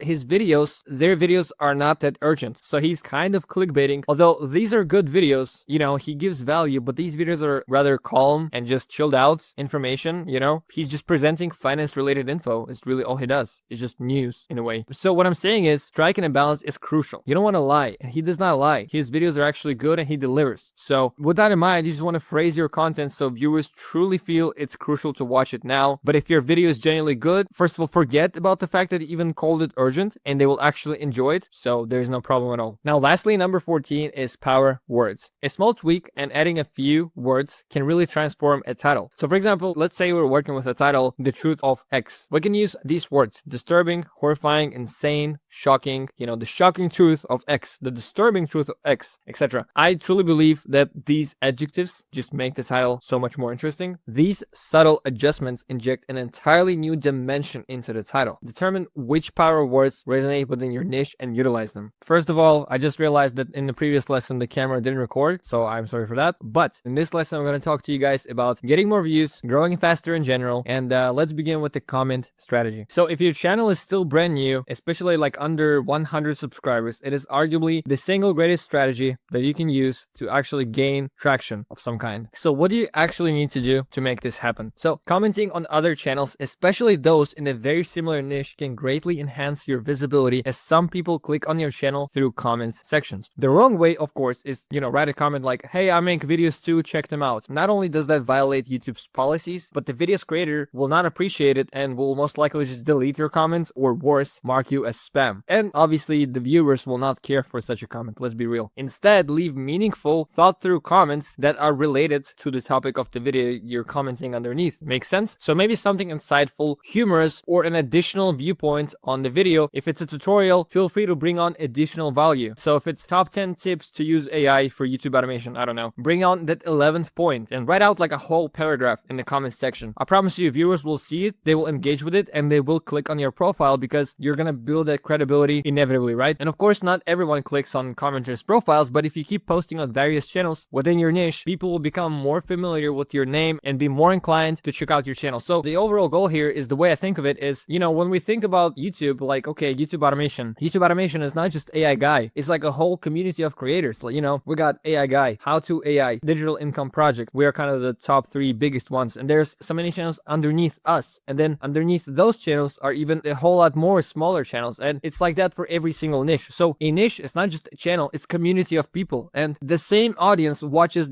all these bigger YouTubers. So your goal is to really establish yourself within the community, show your presence, show that you now exist, and do your best to genuinely become a part of community. That's all you got to do with the strategy. Now here are the exact top 3 methods that you can use that will actually help you grow. So number 1, find all the bigger channels in your niche and turn on notifications, like the ring bell, you know, like when you go to subscribe to someone, like that, the subscribe and the ring bell, subscribed, all notifications. So that way, when they upload, you actually get notified, and at that very moment, you leave your comment. So that way, it is much simpler to land a top comment if you post early. I've done this before myself, leaving a quick joke or a compelling thought within the first 10 minutes of the video being published, and if it picks up with a few likes, the comment is gonna hold the top spot in their comment section. Does that make sense? Because if you go into anyone's comment section, we can see that the comments are being ranked by the amount of likes they get. Not like really, it's not like an exact chart or leaderboards. You can see 6K, 11K, 2K. There is no correlation, but they're getting ranked. That's my point. And only the popular comments are really being shown to us at the very top. You can see I scrolled here, for example, under the very video I showed you, and we can see a channel with 8 million subscribers, leaving time for some knuckleballs. I guess it makes sense within the context of this niche. Or incredible, 12 million subscribers, or 3 million subs. Phenomenal demonstration of this effect. Great video. Yeah, you can see, I mean, it's probably not the best example of this, but you get my point. Another thing is, sometimes from popular channels, I leave multiple comments to increase the chance that at least one does well. Observe which type of comments typically thrive, or I mean, repeat them as well. You know what? But in general, I see this even at a bigger scope, because I said this is a beginner-friendly strategy, but as I'm explaining you this lesson, I just realized that I do this strategy to this day. In fact, if you go to a lot of YouTube automation channels, like I still have this habit, like I'll go on the homepage, and if I see some YouTube automation channel, like let's see, so for example, whatever, this guy, I could go on his video and maybe leave a funny comment here because he's also a YouTube automation channel. Does that make sense? And so the way I see it is, you know, YouTube has that long-term growth effect and whatnot. Of course, your videos can grow exponentially, but what about videos of others? By leaving comments early on, you will enjoy basically their parabolic growth to an extent, if that makes sense, because as their videos experience parabolic growth, like the comment section, the way I see comment section is just a place where eyeballs land. Like it's just people lending their eyeballs. And so as their videos grow, and this section is going to inevitably and consistently get views, your channel will be exposed to those extra views, which in return will lead even to a more and more impressive and higher scale parabolic growth for everything. Does that make sense? I hope it makes sense. I hope I'm not just yapping. I'm not going to edit this out, but it's truly some gems, right? You truly want to become a part of community and a part of these channels. Like, you know, leaving a comment sometimes can actually turn into a long-term asset. You can't really track it, but it's just going to be there forever and doing the work for you. So this strategy also works for smaller channels too in your niche. Like you can actually pull up to someone's small channel and leave a comment, but timing here is not as crucial because they in general get less comments. So, you know, there's less competition in their comment section. In that case, what I actually do, given that my channel is now, you know, AI Guy is literally one of the biggest AI channels. So what I do now is I go to these smaller AI avatar channels and I would leave like a comment like, hey, you're doing a good job, like keep growing. And so in people's eyes, they're like, wow, this huge channel just pulled up to the comment section and left a comment. Like, let me like his comment and go visit and go watch AI Guy. But if you're not a huge channel, still go to small creators, support them, show some love, and other people will pick this up and see you as a nice person, click on your profile and watch your videos. And of course, not just for selfish reasons, it's also nice to support smaller creators in your niche because why not? They're also grinding. Third point is go to the comment section of a large channel in your niche and reply to comments. If they have a question, answer it. If you share their viewpoint, let them know. Those users, when you reply to their comments, they will get a notification from YouTube about your response. And if your channel name plus profile picture like stand out in, you know, in a combination, they look decent, it just increases the chance of them clicking on your channel, right? Most people don't receive that many replies on their comments, so chances are they will actually go ahead and check you out, especially again if you're gonna leave value. Like my channel is actually in the educational niche, so I associate everything with value immediately. Giving value is just the easiest way, but if you're more in the entertaining niche, just make someone laugh, I guess, provoke an emotion, and that's enough to actually get people to click on your channel. In general though, like to sum up this comment strategy, I am not encouraging you to go out there and spam 200 comments a day. I am not encouraging you to spend most of your time, you know, doing it because it's retarded. You should be spending most of your time making videos. But as a little side gig, side strategy, like when I'm sure you're like on a bus or just walking somewhere and you'll randomly open your phone, instead of scrolling on Instagram or wasting your time watching shorts, develop a habit to actually do meaningful things for yourself on social media, because literally 24/7 at all times you can go on social media and actually create leverage for yourself. Assets like these, random comments here and there. It might seem ridiculous to you that I'm even showing you this as a strategy and telling you to do this, but trust me, it just works. Or it's something I used to do myself, and so I don't know if that exactly helped me to grow the initial subs, or I'm absolutely tweaking out and it's just the videos that drove the subscribers. That's also a possibility, but I figured you should just know about this strategy. Although do not overdo it, really don't. Also, you don't want to get flagged by YouTube as a spam account, so that's another reason I'm telling you not to overdo overdo it. But so the next little trick is the community tab. So for those of you who don't know, now it's called post, by the way, but it used to called community. Yeah, I want you to start utilizing this tab ASAP. All right, ASAP, because I have this strategy. It's a bit weird, but basically with the help of AI, me and my virtual assistant, we created tons of these posts, tons and tons of these posts, and then we just scheduled them ahead until like August 26, 2026. It's a bit brain rot, you know, I'll admit it. We're just getting leads, we're just getting traffic. Well, not like nobody cares, but I'll be honest, this is just our way to schedule ahead a bunch of random posts. Some of them could be like even AI brain rot in a way, but they still get leads. In the game of social media, it's all about getting eyeballs and leads and attention. So as you can see, this post made a day ago 159 likes. You know, I just promoted my Instagram for out of blue and it got 56 likes, meaning at least 500 people saw the link to my Instagram, which helped it to grow, hopefully. Or this video I posted recently, that's the one, that's the strategy I want you to be using, is posting your videos to the community tab, because not only it encourages your audience to go watch the video, they receive a notification that, hey, AI guy just made a community post. And most importantly, if you haven't noticed in your own feed, I don't know if I'm gonna see them right now, but the community posts, they show up as like in the actual feed right here. I don't know like how long I gotta scroll to see them. So another thing I forgot to mention, that's what I did at the very start of my channel, is I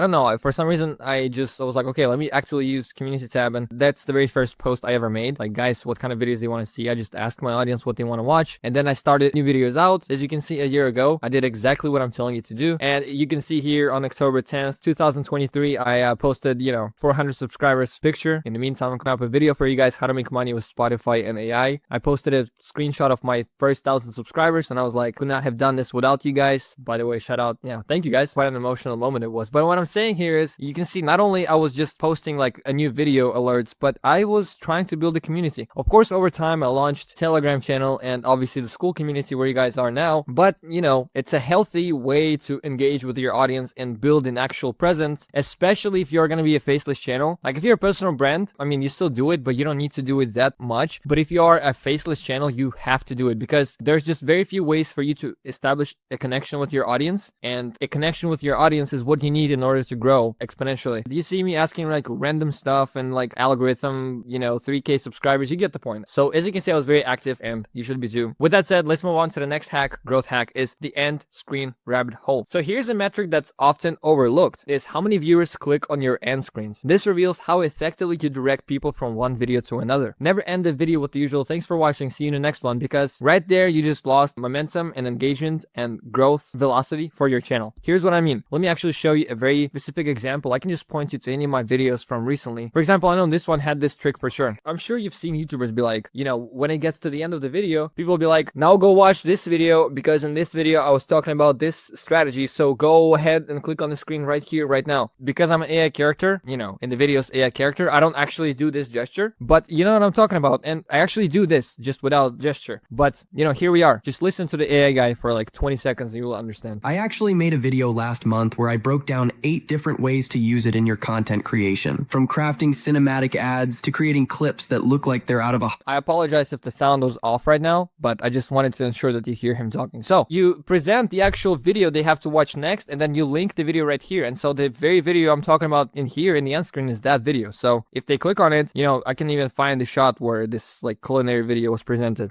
And so as you can see, this like culinary part is like right here, a part of this video as well. So yeah, just show them what's coming next and encourage them to click. Now, how you do that is you go to end screens and you go right here and you scroll down, you choose a specific video and you just choose it like that. So it's super simple, super effective, yet not that many people do it. Even myself, actually, sometimes I forget to do it. So for example, in the Poppy AI tutorial, I don't think I did it. So make sure to utilize that trick. And actually, since we are now on the subject of end screens, another thing I would recommend you to do, which can also increase your growth, is doing video cards, right? So click right here on the video card. I guess it can only have 5 cards. So let's delete one. I'm just going to delete this card. And so I want to add a new card. I will go to video. You can either add a video or a playlist, this video, whatever, random video, and put it here. And you might be wondering why. What's the point? First of all, it's going to show up here in the top right of the screen. So I would recommend you to place these cards in strategical places where people click off. When I say strategical places, on average, videos get watched about 4 to 5 videos. Like a good video's AVD is about 4 to 5 minutes. So around the 5-minute mark is where the click off happens on average, and people leave your channel. So instead, what you can do is around the minute 4 or 5, but I would even push it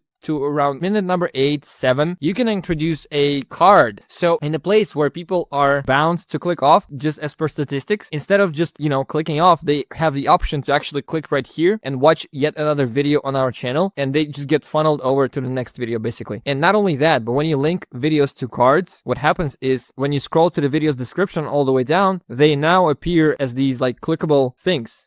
So actually people can go ahead and click and, watch this video. And you can also add normal links. So as you can see, I have Academy linked here. So yeah, people can actually go to Academy, and I'm like promoting my business that way, which is kind of sneaky. And I think it's pretty unique. So, and not that many people talk about it. So there you go. Use it, promote your businesses, promote your videos. So yeah, that's it for this lesson. I'll see you in the next one. The next thing I want to talk about is not only you want to be open-minded to showing yourself in a bad state. Like you might think that right now you are in a bad state, and clearly again in those pictures, yeah, I was definitely in a bad state because, well, I was broke, and I really had nothing interesting going on. So I'll come up with is just make this video in my room, and that's what I did. So yeah, but like over time it actually is interesting. People, like, once you blow up, people will want to know your story, and having those videos and play a tremendous impact for you. I cannot stress this enough. But okay, on the other hand, you also want to celebrate the milestones. Post in your community tab or mention in the video when you reach 100k subscribers and thank your viewers. Present it like we did it, so it feels like a group achievement. But also be open about challenging moments. So honestly, really be as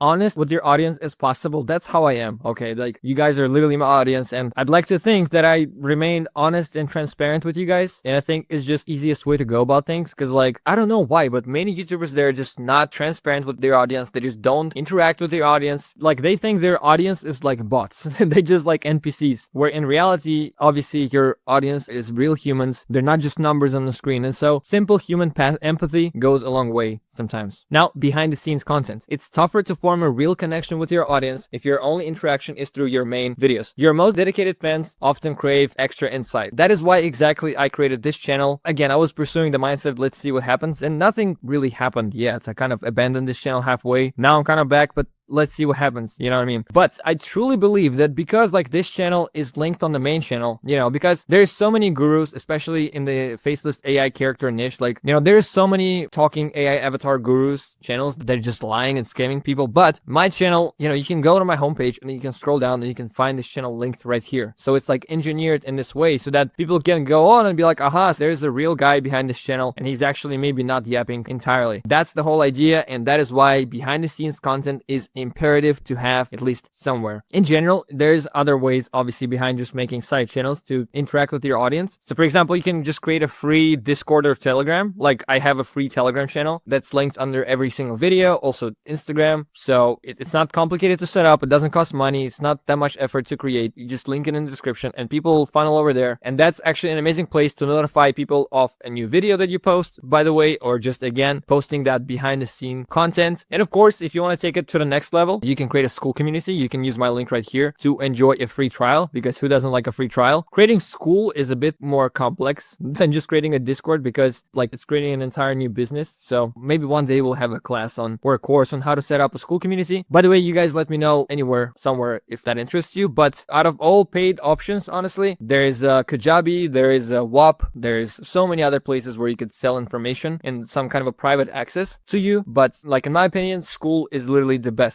It's simply the best. So if you're thinking about selling a course or just building that private community, look no further than school. Now, community tab, I've kind of covered it, so I'm not even gonna bother. And next one is thanking your audience. Like their comments, reply to their comments. Like I said, show them some attention. Even to this day, people will leave nice comments. Hey, guy, I will go in like, thank you, like their comments, or just drop an emoji if you're busy, but it goes a long way. Actually, another pro tip, if you're gonna have a habit of replying to people consistently, others will see it and it will only encourage others to leave a comment, because they're like, oh, this guy replies to all the comments. Let me see if he's going to reply to my comment too. That's a common trait I see on YouTube. Now, another thing is assume people are new viewers. It's usually best to presume the person watching is not familiar with your channel and write your script accordingly. If your video does well, YouTube will promote to a wider audience, many of whom have not seen your content before. So what I'm saying is generalize every single video. So you cannot say, oh yeah, guys, so we did this in the previous video and that is why we're just going to do this. Like you can mention your previous videos, of course. You shouldn't, in fact, because that will spike curiosity and people will go and look at the other videos, but you cannot make it so you assume that they watched the previous video in order to understand the context in this video. No, that's a big no. Every single video, if a viewer lands on your channel, no matter what video they watch, they have to understand it fully A to Z. There can be no pre-requirements in order for the viewer to qualify to watch the video, if that makes sense. That thing right here is imperative to understand. On the other hand, you can engineer, like in my videos, I do, I'll be covering a tutorial. Let's say in this tutorial, like I exposed 20K a month channel, I very briefly covered the talking avatar creation part. I covered it enough for people to understand, but then I'm like, hey, if you want to know like really in depth on how you can just create avatars, I have this amazing video on my channel. And then I will literally have a screen recording just pointing to this video, and I'll be like, if you want to learn more, just go ahead and watch this video. And I could even link it with the card like I showed you in the previous lesson. So that way you are actually promoting your other videos, which will, kind of manipulate and force viewers to go watch your other videos, but that will not ultimately hurt your current video. I truly hope it makes sense what I'm saying. Actually, I had this realization from Alex Hermosi. He always says like, if you watch his videos, he'd be like, yeah, hi, my name is Alex. I own a bunch of companies and we make like $100 million a year in revenue, whatever. But he'll always say that super fast in every single intro. I guess it's especially important for him because he's teaching people the subject of business. So he has to show the credibility, and he does that every single time, and he gets incredible views. So I guess it works for him. Now, next up, I don't do this, but I see other YouTubers do it. So I figured I'd put this on the list, is naming your audience. So plenty of fan communities have a specific name, making it feel like a united group of a genuine community. For example, Logan Paul had the Low Gang, or Alex Hermosi has the Mosey Nation. People enjoy feeling part of something, all right? They also like the feeling that they're insiders of the channel. So it really does create that ultimate feeling of the community. And by the way, if you guys have an idea of what I should be calling my audience, you guys let me know. I just say like, okay guys. I think in the videos, the character says, okay guys, and that's really all I say. But yeah, we should really develop a word. So let me know anywhere in the community what you think the word should be. So another thing I want to draw your attention towards is the underappreciated importance of the notification bell. I've mentioned it previously when discussing my, the comments strategy and whatnot. But over the years, YouTube has evolved and subscriptions are not as powerful as they used to be. Just because someone subscribes does not mean they'll automatically see your videos. And you can really see this pattern across many channels. YouTube noticed that many people subscribe to hundreds of channels, so the algorithm suggests videos it believes the user wants to watch the most. That means if you want to ensure people actually want to see your uploads, you need to encourage them to click the notification bell and enable all the notifications. This way, they'll receive an alert every time you post. While creators might think this is obvious, many casual viewers don't realize it. So one of the strategies I use is basically straight up call to action, tell people that hit the subscribe and bell notification, or at the very least tell them to subscribe. But here's the main points and here's how you do it specifically. First of all, don't show it or say it too early. So first, provide some value or entertainment for a few minutes, and only then you ask people to subscribe to your channel, only after providing some value up front. Next, clarify to people that subscribing by itself might not ensure they see new videos. Many viewers aren't aware of this. And keep it concise. Offer a quick reason why they should subscribe. For example, if you like X and want to see more of the X, please enable notifications so you don't miss on the next video. That's it, done. Move on. Continue with your video. Conversation is over right there. Do not drag this out more than 2 sentences because nobody likes self-promotion. So here's the next tip. Connection for faceless channels, humanizing the brand. All these strategies work for channels featuring the creator on camera or those that don't show a face at all. However, faceless channels typically find it harder to build a strong connection and loyal following, but it does not have to be that way. In faceless channel circles, there is a hot word that's being thrown around, is branded channels, and the tactics we've gone over can shift you from a run, and the exact tactics I've been covering in this course so far can really shift you from being just one of many like trash automation channels to an actual branded channel that cares about their audience. Rather than churning out random videos, a branded channel stands for something, offering a clear value proposition. For example, when people see the name AI Guy, they hopefully think of a well-informed YouTube automation or AI tools tutorial. Just recognizing the name builds a deeper bond, encouraging viewers to come back for more, and it really establishes loyalty. You cultivate a brand by continuously giving your audience positive associations with your channel over time. I know many faceless channel creators, and especially people in this community, they value their privacy, and we're not really a personal brand community, but the ideas I've mentioned do not require disclosing your personal life unless you choose to, and they're about adding a human touch to your brand. You could go something with like my strategy, and you can run a faceless brand, and then you can run a channel about running the faceless brand, or you can run your faceless brand and then eventually show yourself like I did here and in some other videos, or you could remain completely completely anonymous and just introduce some other humanizing methods and tactics introduced in this course. It's all up to you, but keep in mind that brand is everything, all right? You want your brand to be strong and recognizable, and that is how you will win at the game of YouTube. I'll see you in the next one. All right, now let's briefly talk about search engine optimization with AI, of course. So keywords, talk of the town. I've mentioned briefly in the course that I've genuinely officially shifted from being a huge and obsolete keyword nerd to I care about keywords still. SEO is important, but it's only important to an extent. It is fundamentally important, but to an extent. And in this lesson, I'll explain to you exactly what that means. So there is a huge ongoing argument in the YouTube community whether you need keywords or not. Well, the answer is both yes and no. You see, keywords is not something that will bring you that exponential growth that make you the big buck. As we discussed previously, you need to consistently hit the browse feed in order to achieve that. However, YouTube is just so different. There are channels that use no keywords whatsoever and gets millions of views from the browse feed, and I'm sure you've seen these channels. They will just like put a title, a thumbnail, there's like literally no description, no tags, like a brand new channel, and a million views. No, you cannot explain this, but it just happens, all right? Alternatively, on the other hand, on the other side of the world, there are channels out there pumping out low quality AI generated tutorials, and their one and only source of traffic is search. They do not hit the browse feed with these kind of videos, trust me on that. And I have here case studies, and actually one of my friends runs a very similar channel to them.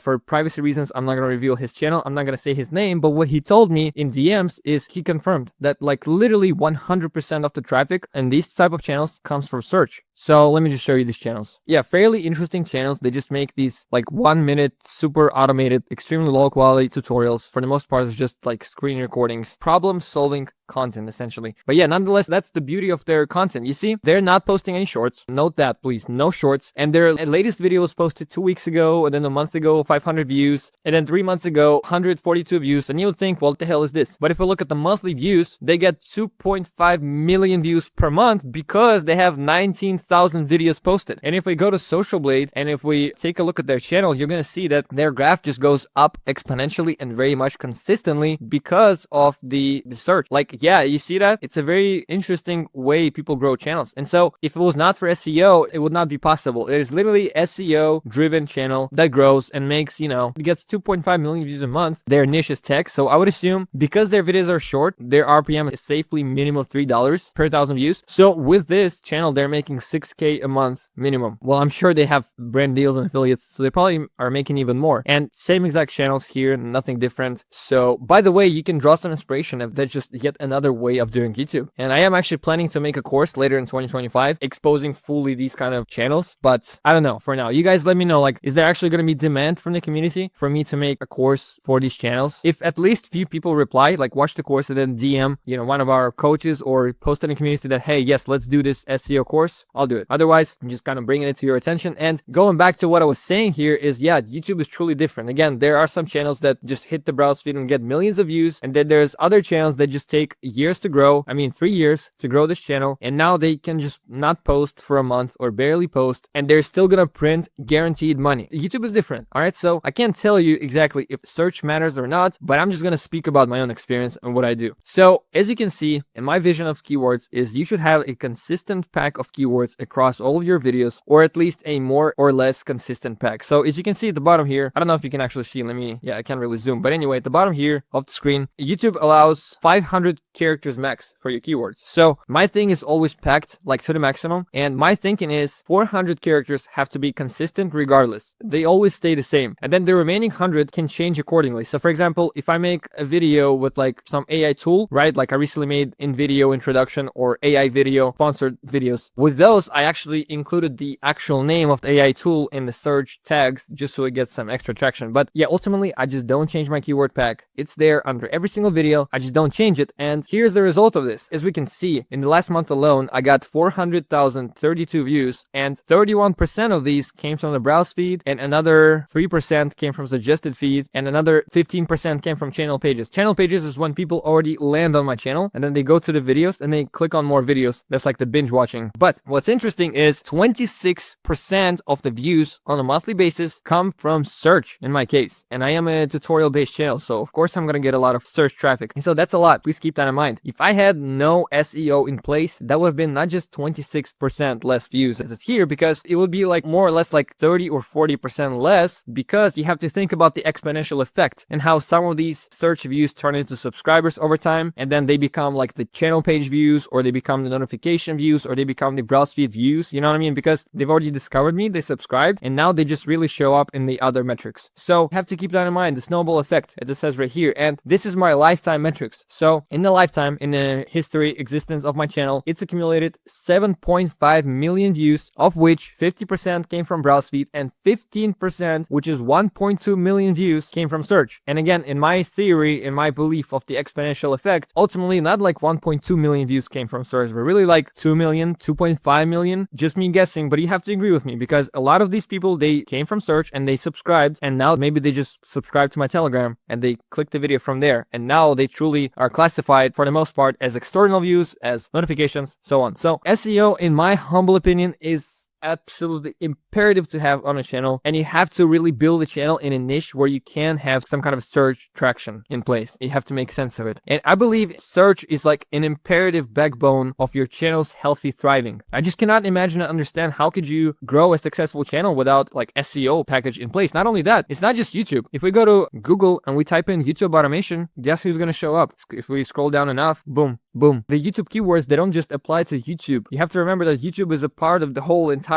like web SEO system. So the point I'm trying to make here, the keywords, is not just like some fancy stuff inside of YouTube. It's actually beyond that. It's like globe, it's like worldwide in terms of internet. So if someone searches up YouTube automation on YouTube or on other browsers, my videos show up, and that's just awesome. And they would not show up if it was not for the search and the keywords that are in place. Now, okay, we figured out we need the keywords. How do we get started? First of all, in case you are skipping around the course, I've already introduced this tool once, but just in case you don't have this tool in place, it's called vidIQ, and it's genuinely what I use as a YouTuber. Like, honestly, every video I make, vidIQ is involved. Not being salesy, it's truly one of the most, if not the most ultimate and needed tool to you as a YouTuber. So if you do not have an account just yet, my link is down below or somewhere around this video. You can try it out for 30 days for just $1. It does support the channel, and most importantly, it gives you the opportunity to try it out for just $1 instead of paying the full price right away, and you save money and you get to try it. And so once you sign up, you have to go here on the left side to the keywords, and so from here it's kind of self-explanatory. You just have to know at least your one major keyword. So for me, it's YouTube automation, but let's say you want to run up a channel in, I don't know, in the fitness niche. So you would go in and just type in fitness. So let's type in fitness. We can see that fitness is getting 1 million searches per month, which is good. Actually, here's a good indicator for you to determine if a niche is worth pursuing. And you know, we've obviously covered the mindset part of the niche research, and then we covered the Incognito method, and then I kept telling you, like, you have to like the niche, you have to enjoy the niche. All these things, they still relevant, but another crucial thing you need to be sure of is there enough demand for your topic? All right, so for example, my niche, YouTube automation, in the summer, I remember it was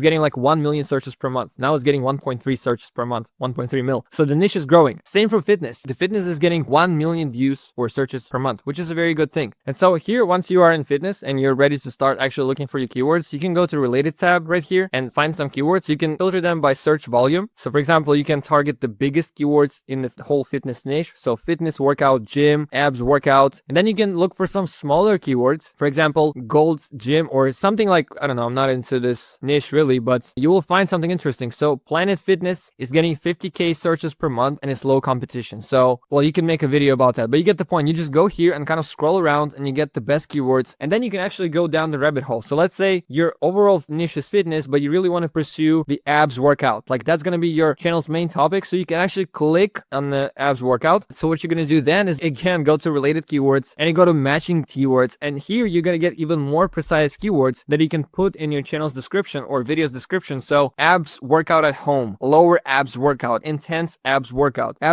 for women. All these make sense to me. And you can see they're getting reliant and consistent keywords searches or search volume. And what I recommend to do is actually, like, we are looking at the perfect case scenario where some keywords are getting 172,000 searches per month, and then another keywords is getting 3,000 searches per month, and here's another one that's getting 400,000 searches per month. So what you do is actually, you don't target only the biggest keywords. You want to have like a beautiful mixture. You want to have like half big keywords and half smaller keywords, especially if you're starting out, because what it does is, well, when you have big keywords, you're just ranking for that like broad niche, right? And then when you place those smaller keywords, by definition, they have so much less competition because, well, this, I mean, you're competing with, look, 3,000 people are searching for this. So it's not going to have like tons of views. It's not going to have huge demand, but the demand is there and there's little to no videos to serve this demand. Therefore, you can get a lot of views. And by the way, ignore this competition ratings. Like it says 35, but I can assure you that it's actually a pretty good topic to pursue if you're going for this niche. Now, I think that kind of makes sense. So it's really like that. You just go in, yeah, you observe, you kind of collect the keywords. Another thing you can do is actually, once you sign up for vidIQ, you can actually install its plugin. So just type in like vidIQ plugin. And just, it's super simple, just like install it, whatever. And then we can do is, for example, let's say she's our competitor and we're looking to enter the fitness niche. With the help of vidIQ's plugin, we can actually go in and ethically steal their tags. So once you have the plugin installed, you're going to have this menu on the right side, as you see. I think I'm covering it in OBS. Yes, I am. So let me just get myself out of the way. And yeah, so if we scroll down on the right side, we can see the video tags they use and we can steal some of their tags. Now, they're using 20-minute workout. So I guess 20-minute workout is her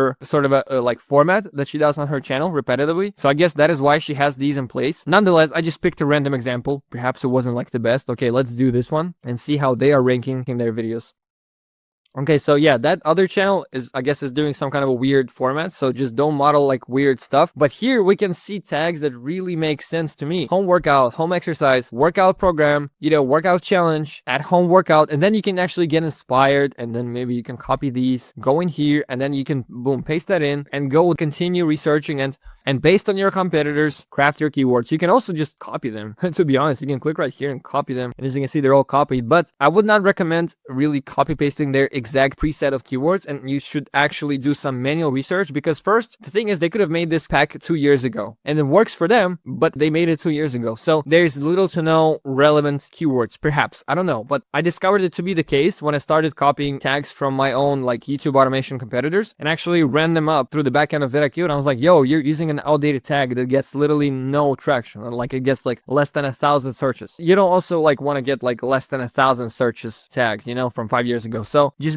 be mindful of that. And one last tip in this lesson, actually, I just remembered about it. It's good that it's going to be at the end of the lesson because truly those that watch fully will get this insane information, but the information is truly insane. So what I suggest you to do is from the day one, you basically, let's just continue using the fitness example here. From the day one, you associate your channel's name and brand name to the niches, keywords. So let me just explain to you. So if we go to YouTube automation, you will see that like I already showed you, it's getting like what, 1.3 million searches per month. And is my channel going to show up now? I wonder. You can see AI guy gets 900,000 searches per month. That's crazy. You want to know why that happens? Is because I put tag AI guy on all my videos. So you can see now, if we look at my own tags, I put YouTube automation, faceless YouTube, blah, blah, blah, and then AI guy. Literally every single video that has the YouTube automation pack has AI guy. And so what happens is AI guy is my channel's name, but the SEO algorithms, the way they interpret this is that they think that, hey, AI guy is directly affiliated with the YouTube automation space. So let me now recommend basically AI guy stuff to other YouTube automation people. You can even see AI guy academy here. I recently started using AI guy academy and now it's also showing up, and it's showing up next to like, you know, YouTube automation keywords, as you can see. So now the term AI guy academy is now directly associated with YouTube automations. That's just so crazy. Like if you really boil it down, what I'm telling you right now, it's like guaranteed cheat code to grow on YouTube. Now, I'm not telling you, please don't take it the wrong way. Please don't just like go in and think that, okay, now I need to just use AI guy keyword and I'm gonna grow. No, but like do associate your brand's name with the major keywords from your niche. So for example, again, if you're trying to grow in fitness niche, every single keyword should include Lily Sabri because it's your channel's name. Let's actually see if she puts her name in tags because not that many people know it. And even some major players like herself might not do it. I mean, she's got 6 million subscribers, so it doesn't really matter, I guess. But let's see. I'm really curious if she does it.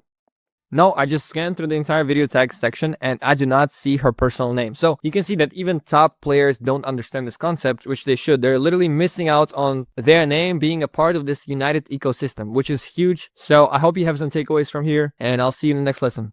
So in this video, let's talk about brand deals, what they are, how to land them, and all things related. So we've all seen plenty of videos where a creator briefly stops their usual content and starts talking about a sponsor. This is because sponsorships can earn creator significantly more than simply ad revenue or simple ad revenue. When you produce content, you have something advertisers want: attention and eyeballs. And reminder, we are in the attention economy, so it really makes sense here. And they're willing to pay for that. Unlike standard YouTube ads where random advertisers bid to show up on your channel, a sponsorship is when you work directly with a specific brand and you obviously, introduce them in your video.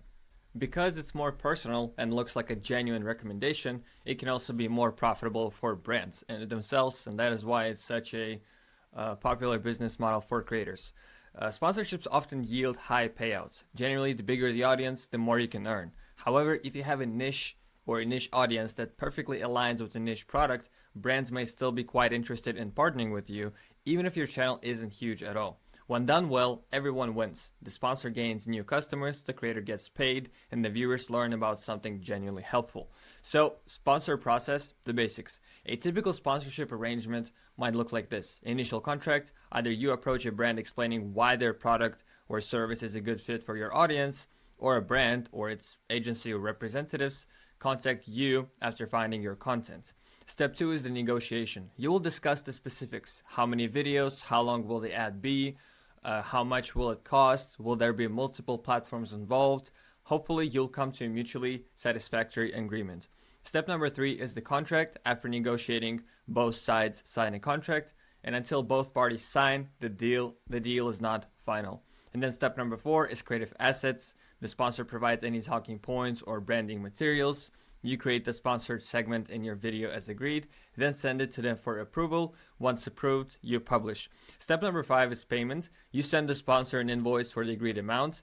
Standard payment terms, which is typically thrown around and offered, is net 30, meaning payment typically arrives within 30 days, although it can be longer if specified in the contract. But I also suggest you guys to always push for upfront payments as well, or really just don't agree for net 30 if it's possible, and really push alternative payment options, especially if it's not a large brand. If it is a large brand, there is really nothing to worry about, but if it is a smaller brand, I always recommend to try to get at least something out of them upfront.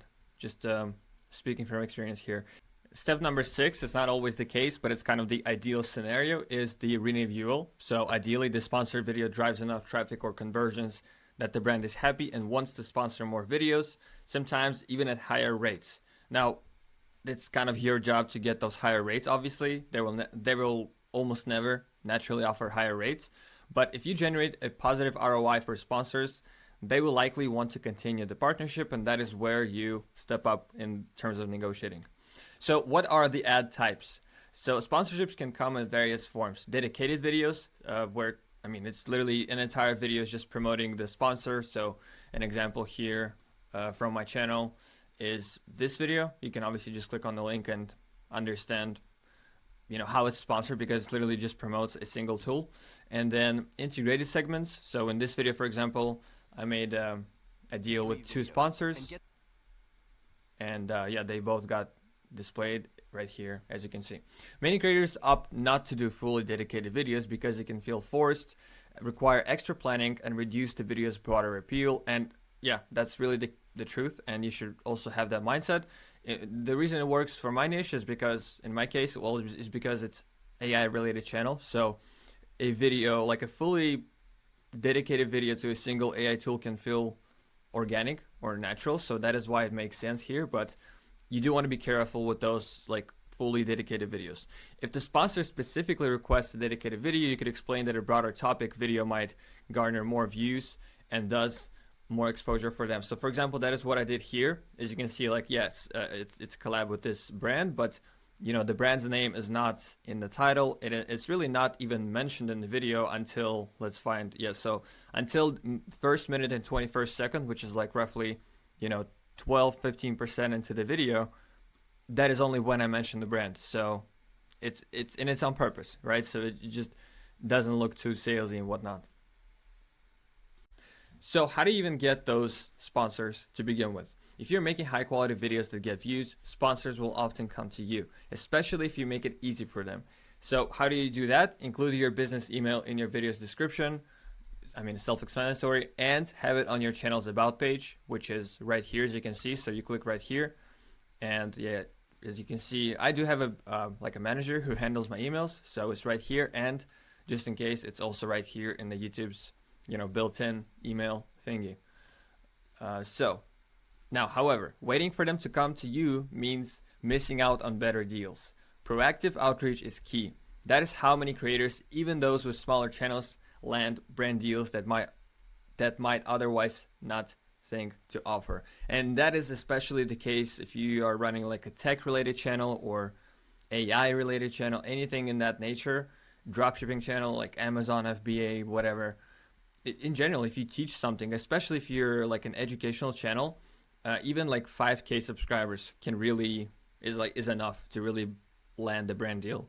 So yeah, how do you really find sponsors? First of all, look at other creators in your niche, watch their videos, and note which companies sponsored them. Those brands are proven to spend money on sponsorships in your niche. It's so simple, right? Make a spreadsheet of potential targets, do your research. Step 2, there is a general list of mass appeal sponsors. So some brands sponsor a wide variety of channels, regardless of niche. For example, online skill platforms, VPNs, certain subscription services. And by the way, you have that list right here at the bottom, so you can check it out later. And yeah, you'll see these sponsors everywhere, especially like odd, you know, services like VPNs, right? Literally, you see VPN sponsors, sponsor integrations, and channels of all kind, I'm sure. Add them to your spreadsheet whenever you notice them. Method 3, your dream sponsors and logical fits. Consider companies you personally love or that would be a perfect fit for your audience or niche. Don't assume they're not open to sponsoring just because you haven't seen them sponsor others. If it's a great match, it's worth reaching out. So speaking of reaching out, how do you do the outreach? Once you have a large list of potential sponsors, you will likely start with email. Because cold emails can have a low reply rate, send a lot of them. So draft a template, but always personalize the first line to reference their brand and why you admire or see a synergy with their product. Emphasize what's in it for them and why your audience is a perfect match. So in other words, do not ever just send AI looking emails or just act like a bot, because it's literally a waste of time. So maybe take the time to study the brand. Again, I cannot stress this enough. Please don't ever send like bot emails or AI generated stuff, or just anything that does not look like you took at least 10 minutes to write it and actually took your time to study the brand. You'll just simply waste your time. But how do you find those brands to begin with? That's probably a question you have on your mind right now. So the number one place is probably LinkedIn. And LinkedIn lets you search for specific people in marketing or influencer relations. And then tools such as Lusha, Apollo, Zoom Info, or Rocket Reach can help you find direct emails. Next up is referrals and networking. Talk to other creators in your niche. Truly, that for me is a big one. They might share contact info or refer you if they worked with a brand before. Number 3 is agencies.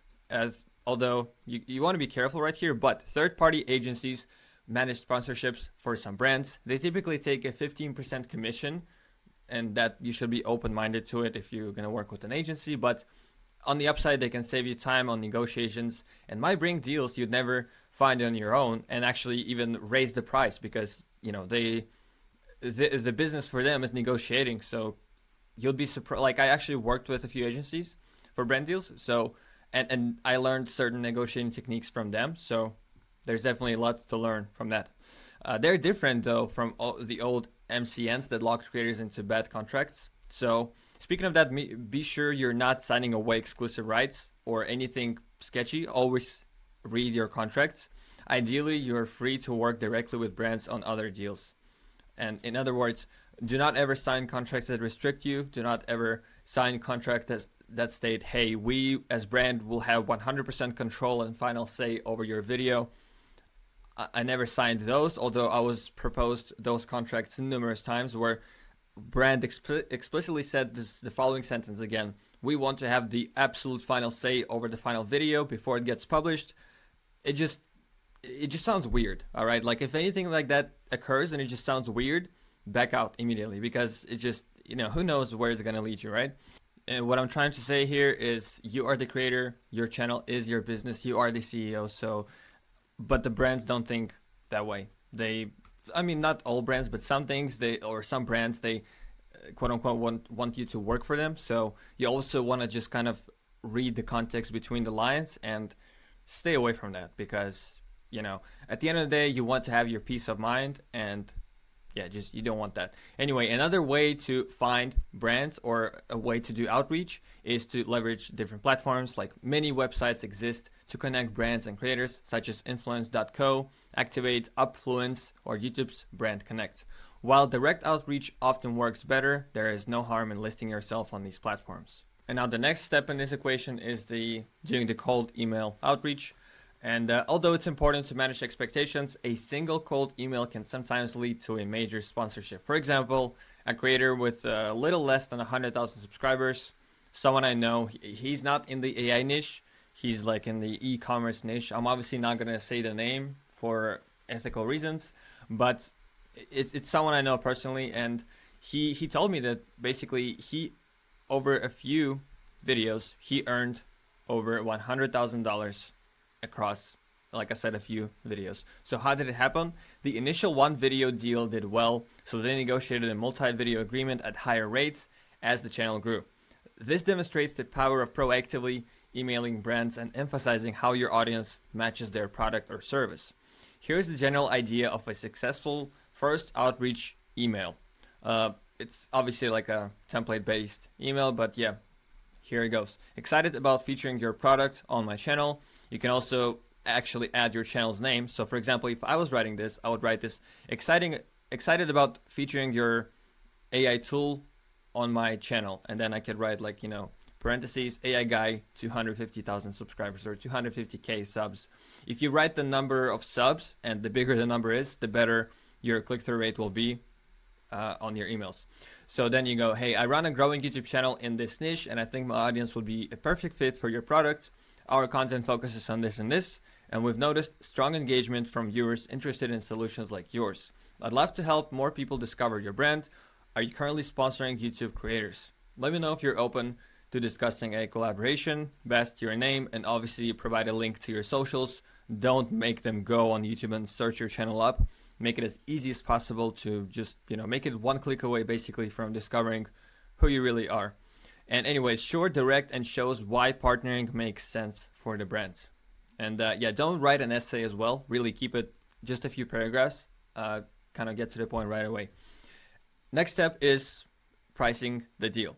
Creators can earn far more from sponsorships than they do from YouTube's ad revenue. The big question is, how much should I charge? Unfortunately, the answer depends on many factors, but here's a rough average. Let's say you have a $20 to $30 CPM on average, cost per 1,000 views, and that's typically measured by a video's performance in its first 30 days. So for example, if you usually get around 100,000 views per video in its first month, you might negotiate around $2,000 to $3,000 deal for a 60-second sponsored integration.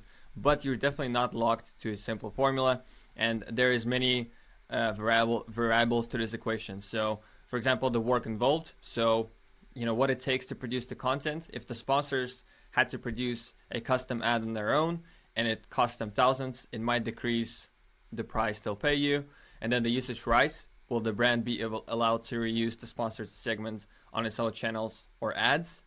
If so, charge more. So what I mean is, like, if you create the ad fully on your own, you should not by default allow them to reuse your content for their own ads. And if they do, once again, do charge more, because it's sneaky. Exclusivity, so that's something I talked about previously here. If you're agreeing not to promote a competitor's product for a certain period, that is extra value. All right, so you're basically dedicating your brand to their brand, so to speak, and that truly creates additional value, and it should be most definitely compensated, because brands will often approach you with contracts and they'll just list all their competitors, and they'll be like, hey, we don't want you to partner with them. Like I said, you can just tell them, well, no, I will still partner with them, but if you just are not planning to partner with them, that's a point of leverage for you right there. Number 4 is bonus placements. So including pinned comments mentioned on your community tab or other platforms like Instagram can justify at a higher rate. It's also called deliverables. So sponsors will often ask you for the deliverables. And again, that could be just in 60-second integration, or just like a hidden promotion or a dedicated video. Now myself, for example, I'm now growing this Instagram, so I can now use this Instagram as a part of deliverables, and just let's say make an extra reel and charge extra for that as well. Number 5, something to obviously consider is the video length of ad. So obviously a 90-second ad costs more than a 60-second ad, or a dedicated video will cost significantly more than a 60-second integration. So the reason I'm telling you all of that, instead of simply lowering your price if a brand says your rate is too high, consider adding these perks to increase the value of the deal. That might get them to pay your asking price. So the next step of this process is negotiating. And here's the basic rule. The party that needs the deal the least has the advantage. If you rely on only one sponsor, you might be at disadvantage, logically. Ideally, you want to have multiple potential sponsors so that you can be selective and, in other words, always just feel free negotiating, because you're basically not desperate to get that deal. That's really the first principle here. But here's some practical tips and approaches. For example, first of all, you never want to be the one to mention your price first. Try to get them mention their budget first. If you state your price of 5,000, for example, but they had like a maximum budget of 7,000 or even 10,000, you just missed out, because, well, they'll just go with the 5,000, obviously. Next up is provide multiple packages and basically give them something to choose from. For instance, a high-end deal, multiple videos, usage rights, exclusivity, pinned comments, etc. And then a mid-tier option with, less options, and a basic single video package. I meant to say with a few deliverables in the mid-tier option. Basically, presenting tiers can anchor prices higher and give you extra room for negotiating. And here's a little sales trick for you, for example. It's or rather like a manipulative trick or a way to manipulate, or in other words, just really dictate the deal on your own terms. Let's say your real interest is to push a single video package at, let's say, $3,000. It's all you have in mind.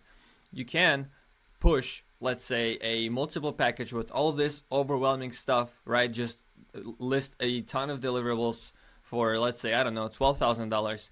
First of all, be ready to deliver that, and be ready to, agree for that and just do what you promised. But again, in mind, we really just want to score a single video for $3,000 or $5,000, which is realistic. And you can push this crazy package for 12,000, 15,000, like something outrageous. And if brands will naturally reject that and ask you what are the alternatives, or then that is how you can actually get them to name their budget, going back a few steps right here. All right, so start with an outrageous deal, offer multiple deliverables, name a crazy budget. That way they can respond, hey, this is too much and our budget is really like 7,000. And then you can be like, okay, well, I can also give you a single video package for that 7,000. Does that make sense? I hope it does. Anyway, let's move on to the next one, which is consider bulk discounts. If they're asking for a lower per video price, offer that if they commit to multiple videos. For example, one video, you can charge, $5K for one video, but you can offer a retainer. So you post a video every month for a year or 6 months, whatever, and you can charge them, $4,000 per month. But and that way you are obviously charging less per video, but in the long run you're gonna earn 4,000 over the span of 6 months or even 12 months. But if you go that way, make sure you obviously have a contract in place, or they will rarely pay you that whole the whole sum of money up front, but definitely make sure that there's a contract in place so that they don't just back out of it. So what could be your unique selling points? Now, you don't want to be judged purely by views. Emphasize why your channel is special. Does your content have a long shelf life, continuing to bring views for months or years? In other words, are you creating evergreen content, which I've emphasized the importance of it so many times throughout this course. So that's really where it comes down to, or that is really why it's important, truly. Next up is, do you have a very engaged niche audience with strong influence? It's really important to take into consideration where your channel stands in terms of your niche. Like I said, my own channel, okay, I only have like 250K subscribers, and in the grand scheme of things, like compared to Mr. Beast, I am a nobody. But at the same time, in the AI niche, I am like, third, fourth, fifth biggest channel, if you will. So yeah, in that sense, within my niche, it's actually a very big channel. So that's something to keep in mind. Next up is, have you earned awards or press mentions? What are your achievements? Any social status that you can just flex, whatever.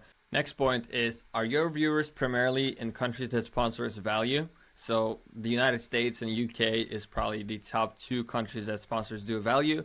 In my case, the top 2 countries are India and Pakistan. These are good countries that obviously, but not something that sponsors do value. But anyway, what I'm saying here is, I don't never really show these metrics up front because it might scare the sponsors away, the fact that I only have 10% US audience, but I obviously show it when I'm asked, but I never show that up front. On the other hand, if you have like 50% US audience, it's just, you see, the reason it's like that is it's just because the specifics of AI niche. It just so happens that, like, it's not like my channel's fault. It's just the reality of things. Like, even now I'm growing on Instagram, these like metrics are identical on there. So it's just, it just shows like the people that are interested in this topic. But again, if you have like 50% US audience, you should be definitely including that and mentioning it always upfront as a point of huge leverage, because it is. Next up is, do you have prior sponsorships where partners had positive ROI? In other words, can you show some dashboards or like affiliate dashboards or metrics where you actually brought sponsors some good return on their investment? You can also compile these points into a professional media kit, a neat PDF or page that shows demographics, growth metrics, or what makes your channel worth sponsoring. You can also just go on Figma and create like a whiteboard and just do that. Literally just open up a Figma and throw on things on here and just throw in screenshots or your experiences and do it that way. Objection handling. Brands may object to certain stats. For example, your last few videos got fewer views than normal. You could explain that your channel has evergreen growth patterns, so views often ramp up over time. Or if those videos were experimental, for example, in my case, truly the last 2 videos are experimental. If I'm negotiating, I will reassure that my next video will be in a more proven style. So for example, something like this or something like this. And now let's talk more about pricing. Creators rarely share exact sponsor rates publicly because rates change as channels grow. Prices vary per deal, usage rights, frequency, etc. Some sponsors require NDAs to hide how much they pay. NDAs, non-disclosure agreement. So they don't want other creators to leverage that info. And number 4 is, some creators don't want audiences to know their earnings, obviously. Many deals are a flat fee, but you can also try a CPM-based approach where you get paid per 1,000 views. This can be higher risk if you get fewer views, or higher reward if the video goes viral. Some brands insist on a view guarantee and reduce payment if you don't hit the threshold. This can be risky. If they push for it, you might propose a CPM model instead, or some kind of affiliate model. Now here are some tips and strategies. So number 1, have a minimum rate you will not go under. If a brand can't meet it, you can always circle back to them later, no problem. You don't have to go for anything lower than you have in mind. Number 2, do not let sponsors dictate your content. You can align them to your topics, but they should not ever control what you create. Creative freedom is everything. Always emphasize that you prioritize creative freedom. Your topics will not be dictated, and before you even start negotiating, before signing any contracts, agree on the topic. Obviously, if you are insisting on creative freedom, it makes sense for you to propose the video's topic. Agree on everything. Make sure you are aligned before putting yourself in a trap, so to speak. Next up is, be mindful of high-risk sponsors, crypto gambling, all this stuff. Just stay away, really.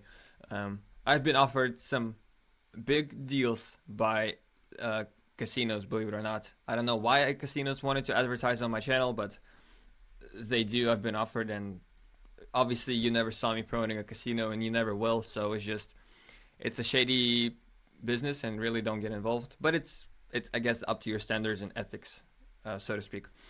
Because on the other hand, these do earn tons of money, so yeah, it just depends on your on what you value and how you value things. But in general, again, stay away at all costs. Number 4, some sponsors are easy to work with while others request many revisions. Factor time and effort into your quotes, and you could often charge extra money for extra revisions. You can even write that in the contracts.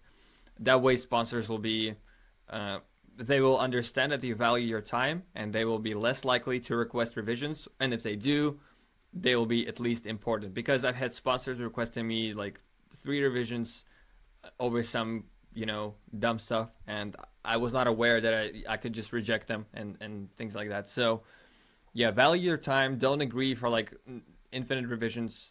Make sure the revision number and terms are written in the contract.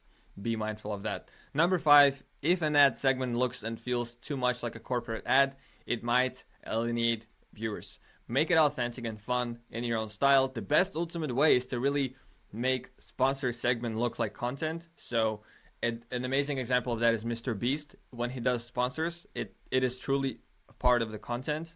That way it reduces the viewer click off and it just looks more organic.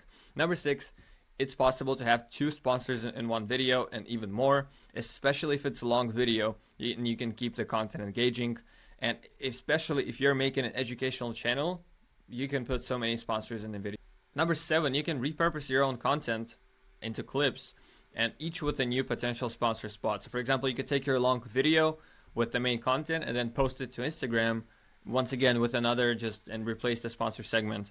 So a little trick right here. Number 8, your reputation is everything. Do not risk your credibility by promoting sketchy brands. If it meant for viewers to go and purchase a monthly subscription, for example, go ahead and try things out yourself. Check out the customer's experience, pretend you're a customer, put in your card details, see how easy it is to cancel the subscription, things like that. So for example, one time I partnered with a brand where unfortunately I did not do my due diligence, and it turned out it was a shady AI tool where it was challenging for people to cancel their subscription. So essentially it was a scam, and I promoted a scam. Of course, I had to take that video down, and it's not currently on my channel, so you cannot find it. But ultimately, it was not a great experience. I definitely got some comments that rightfully called me out, and it was just, yeah, bad experience. Number 9, sponsorship revenue is a huge opportunity. Do not feel guilty. Just make sure you stand behind what you promote, and that one is crucial. So every single tool that I show on my channel can be, or even in the academy, can be used in one way or another, and these are truly cool tools. So there's nothing wrong, in my opinion, with featuring them, and it's a very, very key principle right here.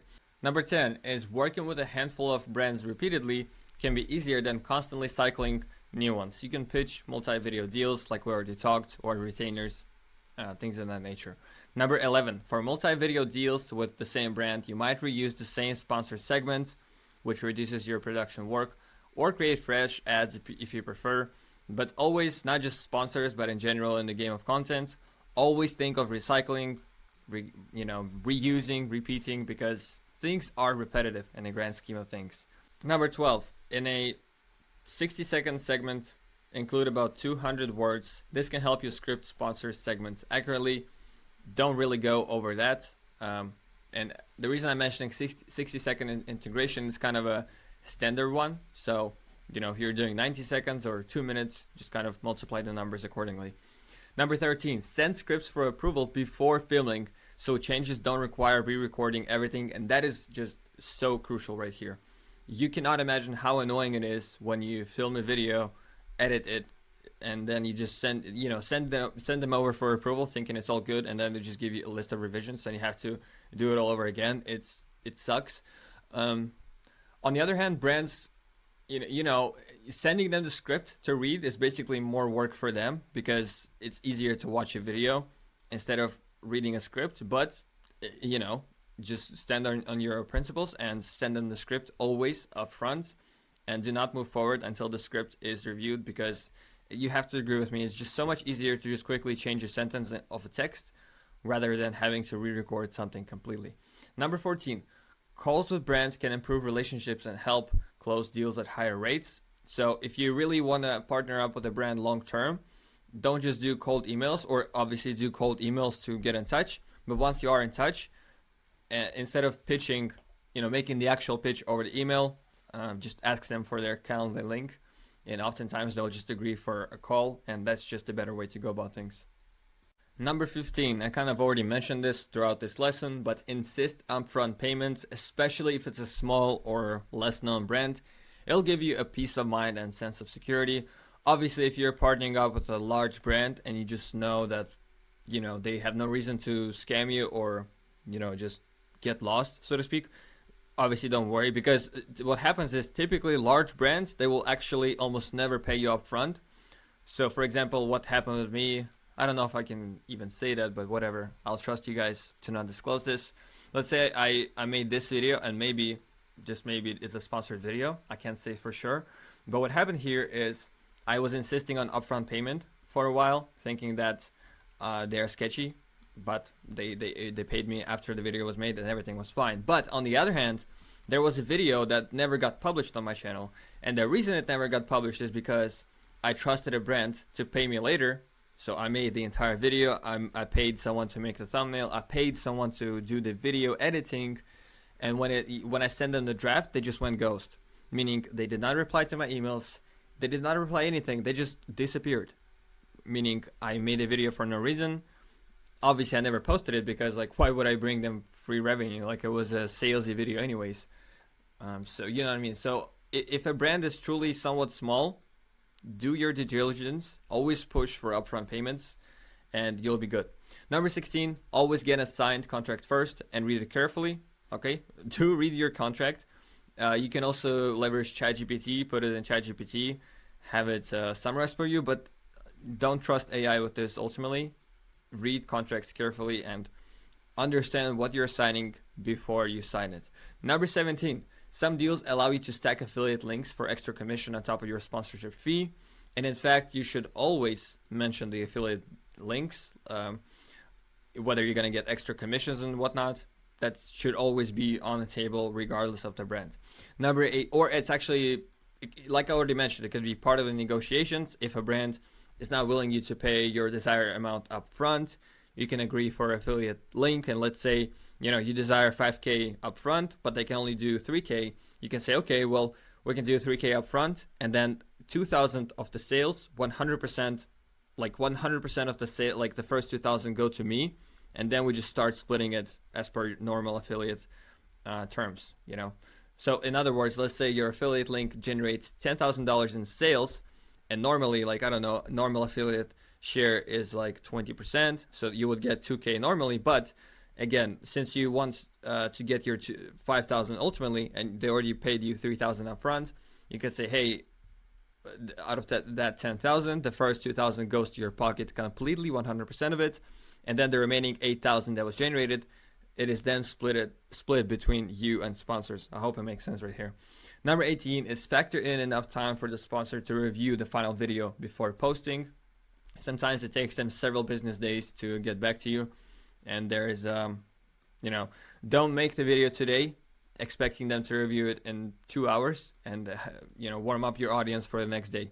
Always make sure you have a final say from them or final approval from the sponsors before you start warming up your audience or making any kind of announcements whatsoever, because you don't want to tease the release date to your audience and then have a brand request a revision and delay things because of that. Number 19, if you have fewer than 10,000 subscribers, brand deals can be modest. Sometimes it's better to focus on growth first, but if a sponsor approaches you with a good deal, consider it, especially if you are in a smaller niche like whatever, like Amazon, AI, tech of some kind. You can truly, like I already mentioned in the lesson somewhere, you can land a brand deal with just 5K subscribers in those niches. Number 20, ask for performance metrics. So some sponsors will just give you an affiliate link, and that normally means that you'll get an access to an affiliate dashboard, but some sponsors will not give you that kind of access. And so once you have partnered up with someone and it's been some time, do ask for those metrics, because this helps you see your value. And this will give you an understanding what your views are truly worth, and it will be your portfolio in a way that you could leverage in future negotiation with other sponsors or for renegotiations with that same sponsor. Number 21, after a deal concludes, follow up about renewal. If they don't renew immediately, check in again if your video picks up more views over time. Number 22, be willing to walk away if terms are not right. I mentioned this many times throughout this lesson. If anything feels sketchy, if the brand is too pushy, if they just, you know, trying to reduce the price too low, feel free to walk away. There is infinite amount of brands and startups in this world, so you always find partners. Number 23, talk to other creators about rates and experiences with specific brands. Truly, if you see a creator crushing it in your niche, feel free to reach out and ask them what they charge and ask for some kind of guidance That's what I did in the beginning. Number 24, a custom domain was for sponsor links, can help track clicks and conversions and look more professional. Now that requires some skills. That's easier said than done. I understand that, hey, go ahead and create your domain. So if you have that kind of knowledge, go ahead and do that. If you don't, I'm not going to teach that here because that's not what I'm doing myself, but I see people do that. Many creators do that. And but I mean, you can just look it up on YouTube how to make your custom domain. But what I do actually is I have a paid bit.ly account, and we can actually go here. And as you can see, specifically a paid account allows you to track your links and its performance. So if I just click on any random link, let's say this one, you can see it has this many engagements, and we can see here, and then we can see how many clicks it got per, on every single day. And we can see the location of the clicks and all that good stuff. Again, it only comes with the paid version of bit.ly, and I'm not affiliated with them, but I will tell you that it's truly worth having something like that. And also, a paid version allows you to create those custom links. So as you can see, if you look at the top of the screen, I have those, like, for example, bit.ly, AI Guy Tube, AI Guy Sound, AI Guy Tools. I'll cover all that in more details in the affiliates module. But yeah, in the grand scheme of things, it makes your links looking super nice, customizable. And yeah, it's just because otherwise it's going to be like something random, like bit.ly/ and then it's just like random letters or numbers, which kind of looks ugly. But if you have those branded links, in my opinion, it just looks better. So do that. Number 25, ask sponsors about their goals. So what do they want to get out of it, especially if they're the ones reaching out to you. So is it a brand awareness strategy, or are we really selling a direct use case of their, like, for example, if it's an AI tool that approaches me, I want to ask them, okay, like, are we selling your particular feature, or we're doing brand awareness, or like things in that nature? I think you get the point. And that allows you to ultimately tailor your pitch and make it easier to sell the tool, and an audience understands better why you're showing the tool. So it's a win-win situation, but it all starts with asking the sponsors about their goals and making sure you're all aligned in that sense. Number 26, a smaller channel with a devoted targeted audience can sometimes charge more than a large but less focused channel. I've been saying this numerous times. That is why it's important. I mean, going back to the very start of this course, it is why it's imperative to really choose your niche, understand your audience. Don't make like a random channel with memes or cat videos, whatever. Make a channel where you understand your audience, where you understand like what your message is, who you're trying to reach. That way, it's just so much easier to really sell anything and land brand deals, obviously.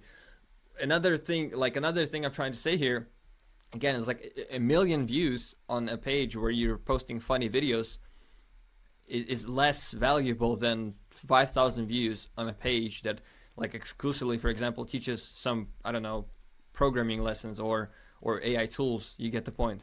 Number 27, start negotiating higher than you would expect so you have room to come down. Don't take a brand's first offer either, because oftentimes they'll give you the absolute lowball they can.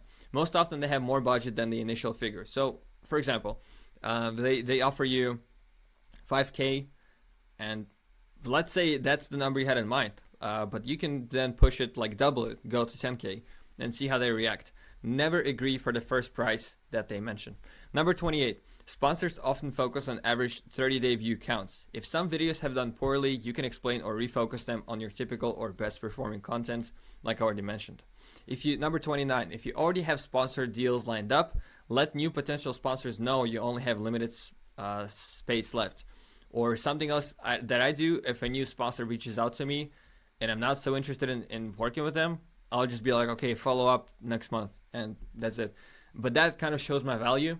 That does show that I'm not just interested to promote just anybody. That is true. So, but if they do follow up a month later, and I am for some reason interested, or I have no sponsors for that month, that immediately increases my value that way. Number 30, sponsorship budgets can be seasonal or vary over time. So keep track of rejections and follow up later. Or in other words, let's say when it's Black Friday or Christmas or New Year's, sponsors have all the money in the world to spend. They have like infinite budgets, but in January or like right now it's February, nothing is going on, so budgets can be lower. Now, spams and scams, I had to put this in here, but as channels grow, you'll see many fake sponsorship emails. They might appear from odd domains, have strange attachments, or ask you to download suspicious files. Be extremely cautious. First of all, check the sender's domain. So here's an amazing example I have. This is from my actual email, and I get many of these, but I don't know why it's like that, but normally I get them from Logitech and Sony, okay? But you can immediately see like exclusive partnership opportunity with Logitech. But if you look right here, it says nancy.hill@az.sk. Like this is obviously fake.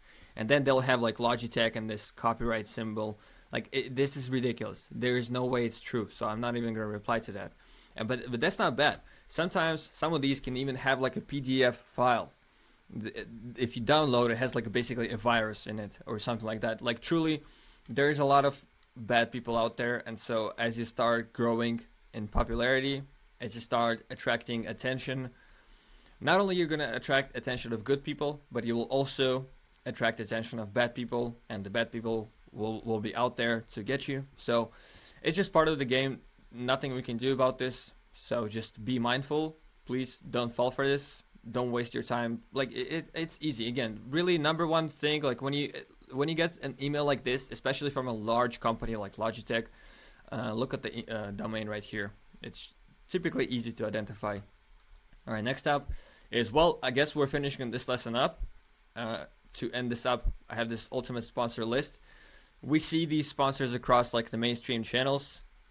I don't see the point listing like AI tools that I'm sponsored with, and I mean, you can obviously just go to my channel, scroll through my channel, and you can kind of click on my videos. I'm also like, I don't even know if I can legally say that, hey, I've sponsored up with this tool, so that is why I'm not gonna say it. But again, you can just click on my videos, and then you can see, again, even with this video, actually, this video does not have sponsors, but I am promoting tools here with the affiliate marketing model. But again, if you are into the AI niche, you can just click on my videos and see what I am promoting, just like I explained to you. But in general, these are kind of the brands that it's the easiest to land, and they have like infinite budgets. So yeah, with that said, I guess we're finishing this lesson up. All right, guys. So I just wanted to record a dedicated video and specifically tell you to really use this system for outsourcing, like specifically outsourcing.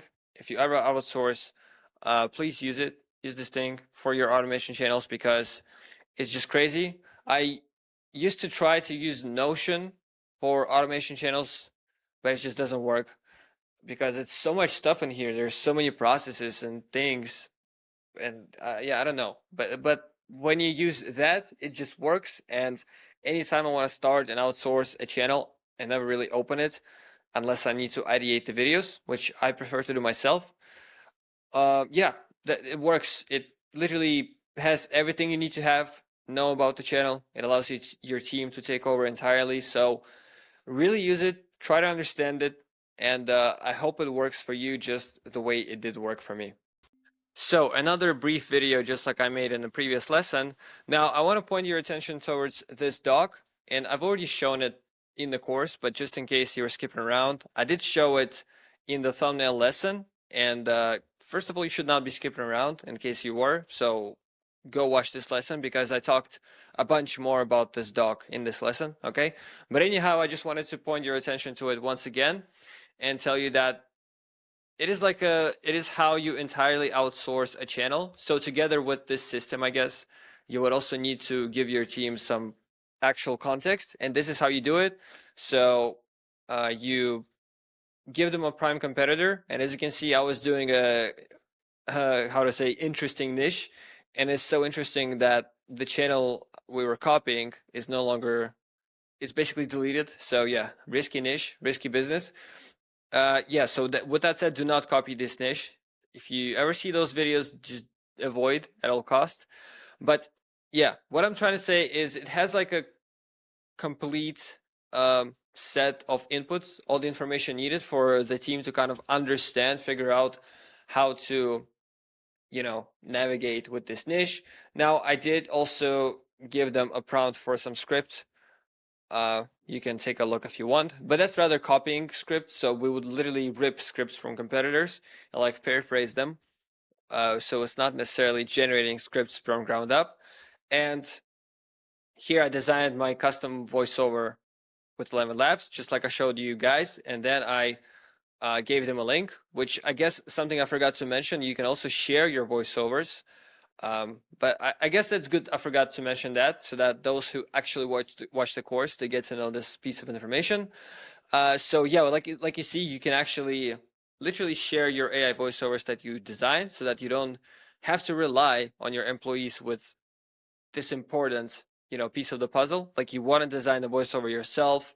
Take the time, because trust me, they will not take the time. They will use some generic preset garbage voiceover. So like, trust me on this, do it yourself. This is just a general checklist of what they should do and be aware of. And you also take your time to, analyze those things. And that's just a, description template format, but you do have the, description GPT. So you can also combine those things together. And yeah, that's, I guess, a legal context. So yeah, anyway, you can take a closer look at this doc. Pretty self-explanatory, but this is how I managed to outsource entire channels. With these inputs are enough to get started. And yeah, with that said, see you in the next one. All right, guys. So in this video, I want to talk about my favorite outsourcing platform / place on planet Earth, which is Upwork. Now, I am on a very odd random screen because I don't want to show the main screen because it will reveal names of my of people who work with me. I don't want to do that. So anyway, I used to, in my previous courses, I believe, in Outsourced Empire, I might have said that I use Fiverr mostly. And I kind of sometimes still use Fiverr, but really I kind of fully switched to Upwork, to be honest with you, because it's just much better in certain areas. But to be fair, with Upwork, I hired the developers for my software. I hired the designers for my software. I hired my thumbnail designer. I hired video editors. I hired VAs for like random tasks. So Upwork has literally whatever you want. Everyone is on here basically. So what I specifically like is the ability to post jobs and the way it all works. So basically, let's say you need a video editor or a thumbnail designer, whoever.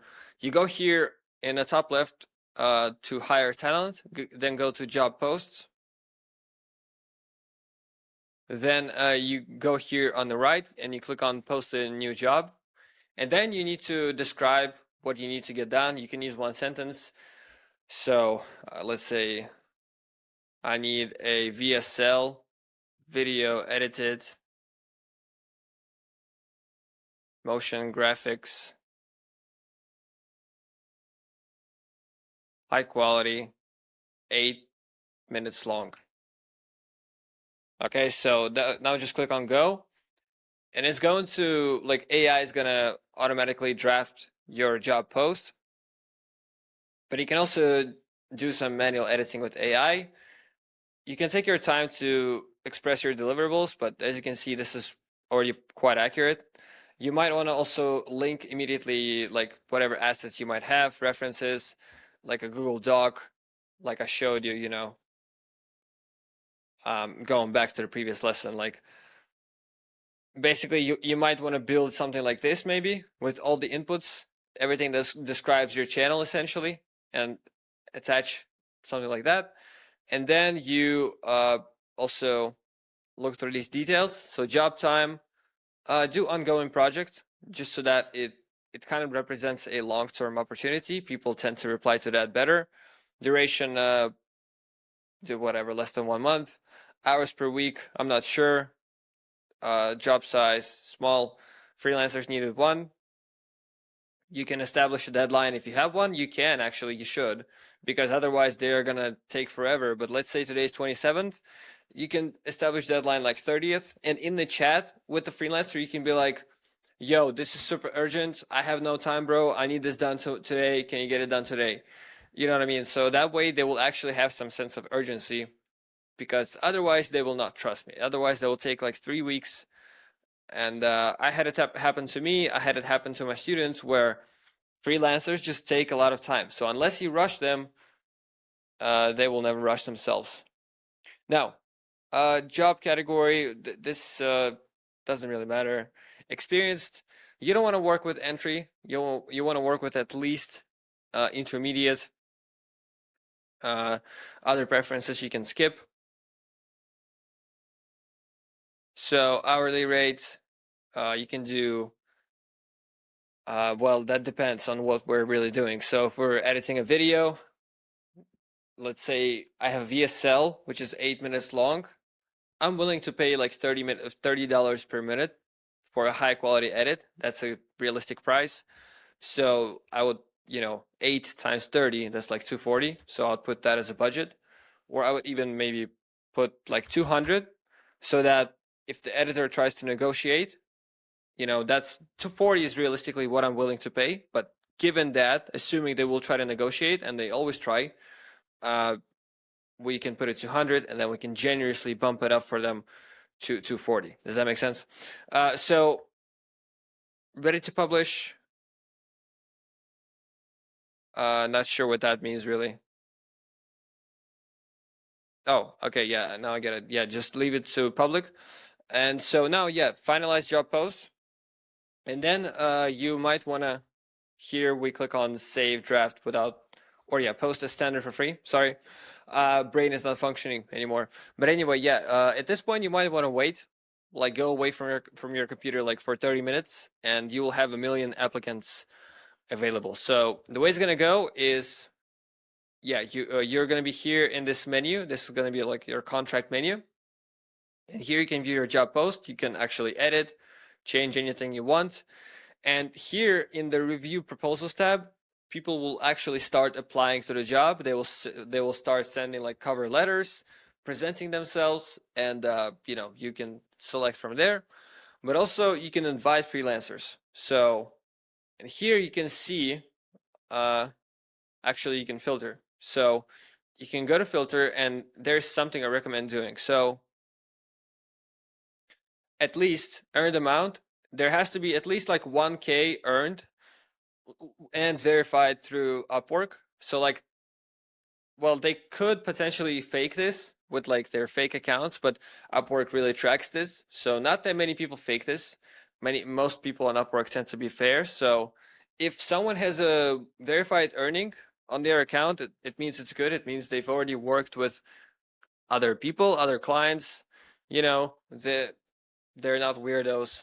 It's just a really good way to vet people. Maybe even 10K plus earned, but these people tend to charge more and they know their value. So 1K plus is like a bare minimum good, good starting point. Also job success, you want to have 90, or at least, yeah, more like 90% or up. 80 is rather unreliable, so let's do 90. And here, these things really don't matter to me. Just the most important thing to me is the 1K earned. It's a huge filter. And so now we can start looking at the individuals. So this guy or girl, charges, it's definitely a lady, but she charges $20 an hour, and she's from Argentina. Also look at locations. So for instance, you do not want to hire someone from Canada, and nothing against this guy, of course, but if he lives in Canada, he, what's the right way to say it? Basically, if someone lives in a first world country, they have big living expenses. So you don't want to hire them, if that makes sense. So hire people from Eastern Europe or South America, or, Central Asia, Middle East. So for instance, Argentina, Ukraine is good, Turkey is good, Pakistan, all these countries. But of course, that's rather silly to only look at country. Of course, also look at the earnings, look at the, also job success rate, if they have a good job success rate. So if you have those things, we can tell. It's easy to tell that this guy is a good, reliable guy, most likely. And that's a good starting point. And trust me, on Fiverr, you cannot customize like that. You cannot know so many insights. It's really all about the insights. It's really all about how much they earned before working with me, which is again a really good filter.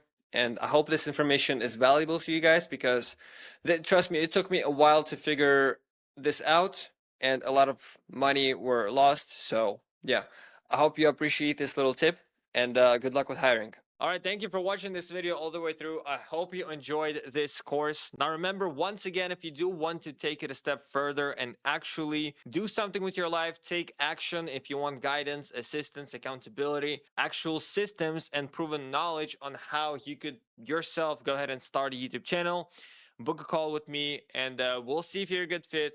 Again, it's not the kind of information I can leak on YouTube, even if I wanted to, because it's very individual. Everybody's situation is different. And so if you want basically to have someone who's done it before guide you along the way of doing something similar, which is starting a YouTube channel and, you know, making it into a full-time business, again, book a call right here. The link is going to be down below and in the pinned comment. We'll get in touch with you, and I'll see you there.